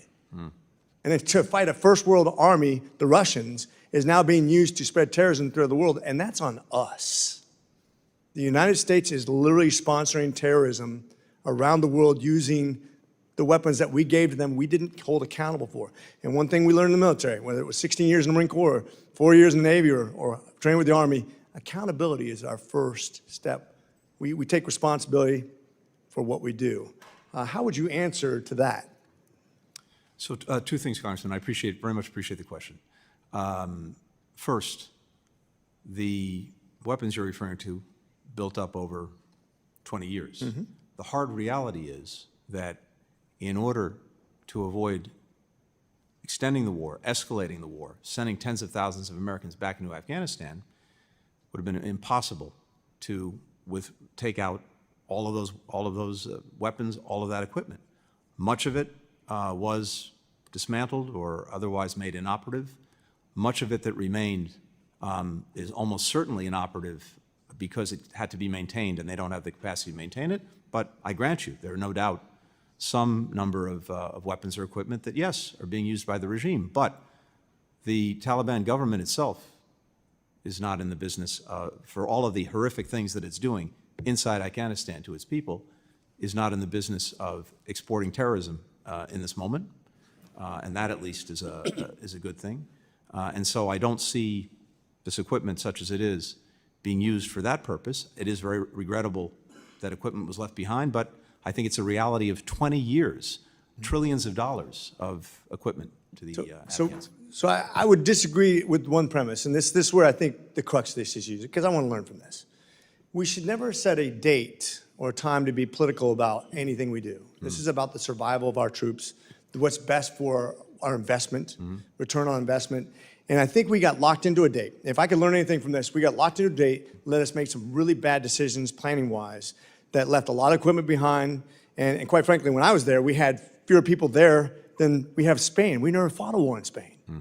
And we're so in a hurry to say, I want this feather in my cap that I got out of Afghanistan, that we forgot to do it right. When you forget to do it right, shame on us. And I think we should never be locked into a date or a time or a situation where we're not in control, because we are the biggest, baddest country on the planet. And shame on us for not doing it right, because I think that costs us a lot of reputation. With that, I yield. Gentleman's time has expired. We're going to try to keep this brief. I know the Secretary has to go to the Middle East to meet with the King of Jordan. Mr. Moran from Texas is recognized. Thank you, Mr. Chairman. Mr. Secretary, thanks for being here today. I want to start where Mr. Moskowitz left off just a second ago. Speaking about the withdrawal, he said, and I quote, "There were major mistakes made in Afghanistan." First of all, do you agree with that statement by Mr. Moskowitz? I do. Could you specify the mistakes that you believe were made in the withdrawal from Afghanistan? Yeah. I think the most fundamental mistake was, again, not recognizing that the fragility of the Afghan government, the Afghan security forces, and not anticipating across the government. And I take responsibility for this along with the other departments of government in recognizing that there was a potential, more than the potential, a likelihood of very quick collapse by both the government and the security forces. How would you advise a president in the future under similar circumstances to do something different? What different advice would you give to him or her? I think we have to do what we did, but obviously we didn't see this piece of it, which is to continuously question the assumptions, to continuously prod and push on any assumptions, including about the durability of a government or the military forces. Do you think it was a mistake to withdraw, even though the conditions preceding in the Doha Agreement had not been met by the factions in Afghanistan? I do not. I believe it was the right thing to do to end America's longest war. I believe that our country is actually better for it, stronger for it. I believe our adversaries have seen that we were not going to get bogged down into another decade of war in Afghanistan, and that has been a good thing.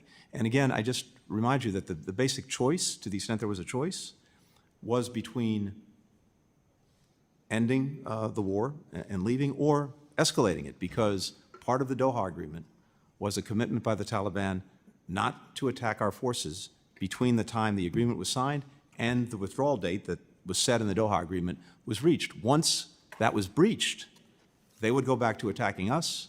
They would, our partners, our military determined we would have to send tens of thousands of forces back to Afghanistan. I think I heard you say earlier that you didn't think there was a connection between the botched withdrawal and the aggression, the increased aggression by Russia as against Ukraine earlier. Did I hear you correctly say that? That's correct. When the withdrawal occurred, former U.S. Ambassador to NATO, Ivo Dalder, warned a few days after President Biden's unconditional surrender to the Taliban that, quote, Moscow and Beijing will look closely at how we react in one situation to set the stage for the other. So did you disagree with that then, or do you disagree with that now? So what we saw, first of all, is that, of course, Russia had massed all of these forces well before the withdrawal or the decision, actually, to go forward with it. We saw that take place in the spring. Second, Russia has a long experience with Afghanistan. It probably knows better than anyone the folly of getting bogged down in that country.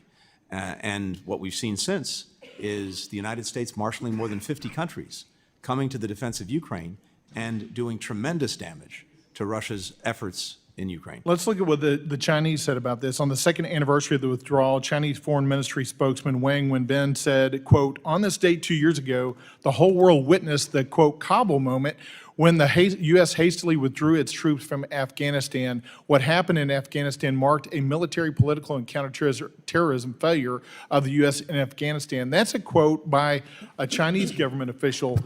Do you think that our withdrawal from Afghanistan and the way that we handled it precipitated additional aggression by China towards Taiwan?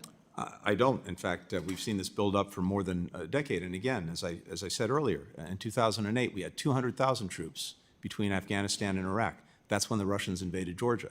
In 2014, we still had 12,000 troops in Afghanistan. That's when the Russians first invaded Ukraine. These decisions are made for their own reasons, and with Russia and Ukraine, or with China and Taiwan. This long predated any things we decided or did in I want to ask Afghanistan. real quickly, as my time expires, about before and after our withdrawal. So if we're looking before and after the withdrawal, do you think that the situation in Afghanistan is better inside Afghanistan today or before withdrawal as it relates to, number one, the safety and security of women and young girls? I think the situation is worse for women and young girls. There's no question about that. What about the access and opportunities for education for women and young girls today or before withdrawal? Worse. No question And about that. the opportunities to enter the workforce for women today or before withdrawal? Worse. Do you think a leave-behind force, even a small force, may have created stability in the region, or would that not have That been was something not you the would agree? choice. The choice was not leaving 2,500 people there. The choice was whether we were going to send tens of thousands of Americans back indefinitely with no guarantee of better results. It's also important to remember that by December 2020, the Taliban either controlled or contested territory that had 75% of the population of Afghanistan. Life for them then, including women and girls, was not good. But I agree with you, it's gotten worse. Do you agree we need to take additional steps to protect the lives of women and young girls in Afghanistan? Yeah, I agree we need to maximize every effort to do that. Jones We've time been working with expired. you on that. Chair recognizes Mr. Moylan. Thank you. Mr. Chairman, I'm very sorry to interrupt, but Sure. as we said before this hearing, I had a hard stop at 2 o'clock. I have to agree. get on a If we plane could to keep Syria. this limited, we have Mr. Moyle and Mr. Van I'm happy to Orden. take, I and, very uh, much respect the members and their questions. I'm happy to take the questions and respond within the next week. Why to don't them. we ask both of you, I want to give you the opportunity to ask one question. One question. Thank you, Mr. Secretary. Thank you, Mr. Chairman. General Miller was our last commander of U.S. forces in Afghanistan, Mr. Secretary, and he came before this committee. And the important thing that General Miller wanted to relay to us was about the characterization of your State Department's attitude toward the military, Mr. Secretary. General Miller was saying to this committee that there was this assumption, the State Department's assumption, that we don't need the military. It was the State Department's assumption, according to General Miller, that why don't you know this, General? You're withdrawing. Why don't you get out of here? All of you, just go away. That's General Miller, our last commander of U.S. forces in Afghanistan, what he felt important to share with this committee. Now, Mr. Secretary, in institutions like the State Department, your State Department, such attitudes often come from the top. I'm an Army officer myself, and it's all up to the leadership. So is it your assumption, sir? Did you assume to your State Department that your embassy in Afghanistan did not need the military? Absolutely not. And on the contrary, Congressman, first of all, I have tremendous respect for General Miller, everything he's done, everything he's put at risk himself. Second, I've had the incredible honor of serving this country in various capacities, State Department, White House, National Security Council, for the better part of 30 years now. And throughout those 30 years, one of the things I take the most pride and pleasure in is the work that I've been able to do with our military. I understand that, Mr. Secretary. My department, in my time, certainly in terms of my own instructions to them, has done nothing short of do everything possible to strengthen and continue this essential collaboration. We can't do our jobs without the United States military. I'll take back my time. In this case, Mr. Secretary, I understand what you're saying here now, but the generals of Miller, our last commander of U.S. forces, this is what he had to say to us. And sir, you may be saying this now, but however, the example that your employees understood is different than from what you're telling me. It's as if there was an absence of leadership that put the State Department of Employees in America and America at risk. And I'm sorry to say, sir, that this type of attitude that your State Department has had regarding... I would ask the gentleman to please expedite the question. Yes, sir, Mr. Chairman. Basically, sir, it didn't work out, according to General Miller, our last commander of U.S. forces. Thank you, Mr. Chairman. I yield back. Gentleman yields back. Chair recognizes Mr. Van Orden. Thank you, Mr. Chairman. Thank you for having me on your committee, and thank you for your leadership throughout the years. Mr. Secretary, thanks for coming here. I'm just going to establish some bona fides. I'm going to ask you a couple quick series of questions, and then I'm going to actually give you the chance, sir, to make sure that you could leave with your last hearing by doing something good for your legacy. I have served multiple tours in Afghanistan and Iraq, including one where I held one of my friend's hands as he was dying, listening to his wife crying through a satellite phone into his ear because she knew she would never see her husband again. And the Gold Star families here have my greatest sympathy. And we owe you a debt that does not go away. It's not a mortgage. It's not a 30-year commitment. It's forever. I'm the longest serving enlisted member of the United States military to ever be elected to Congress in the history of our nation. I was responsible for writing contingency plans for the entire continent of Europe and making sure that they worked. So with that said, I mean, I want you to know that because a lot of the stuff that you said to my colleagues is either not true, and that's either on purpose or due to incompetence. I would encourage you to hand to your successor Joint Publication 3 Tech 68 and have them open up to Chapter 5, Page 1, Paragraph C, because what you told these guys about who can do this is just not true. So you said that there was a plan. When was it written? Okay. You're referring to the NEO. NEO plan through the course of the spring. Okay, through the course of the spring, that should have been done years before. When was it rehearsed? Can I add to that? I'm sorry, Congressman, just to be very precise. We have a team of people that go to every embassy, especially embassies of concern, every year, including Afghanistan. I know, sir. I participated in those teams. So work on this. did it include removing the military and leaving civilians to fend for themselves against terrorists and then reinserting the military in a panic to help rescue the Americans that you abandoned in Afghanistan? Was that an annex on the plan? It was based on the premise that It wasn't. government Okay, wouldn't did collapse. it include flying over 170,000 unvetted Afghans and distributing them throughout the country, including the 13,000 that you sent to my district in Fort McCoy, Wisconsin? No? Okay. Where are those Afghans, by the way? We don't know. And I was just given this note. What you just testified under oath is not true. The ambassador who led the led the NEO said they weren't operating on a plan. So you just lied under oath. That is not true. Okay, did your plan include intentionally abandoning American citizens and green card holders to terrorists in Afghanistan? Of course not. Did it include unintentionally abandoning American citizens and green card holders to terrorists in Afghanistan? No, of course not. Well, it happened, didn't it? Were American citizens and green card holders left in Afghanistan? The answer to that is correct. How many? You can't tell me. And you know Hey, why listen, that man, I forgot to mention that, like my colleague Corey, I was one of the guys who went to go rescue American citizens. So I know you couldn't tell me. We knew, and you either didn't know or you lied. And here is my question. You are the Secretary of State now.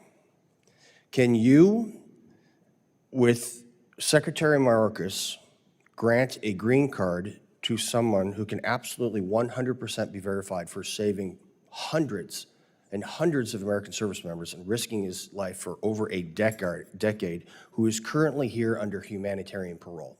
Can you guys do that? I would be happy to work with you on that. His name is Azizullah Aziz. Happy to pursue that with you, Congressman. Thank you very much, sir. And I'll tell you right now, you get this done, it is going to go, it's going to be one of the best things you could possibly do to redeem your reputation and your legacy as Secretary of State. And with that, I yield back. Joan yields. Let me just say thank you, Mr. Secretary, for being here. I want to thank you for your service as well.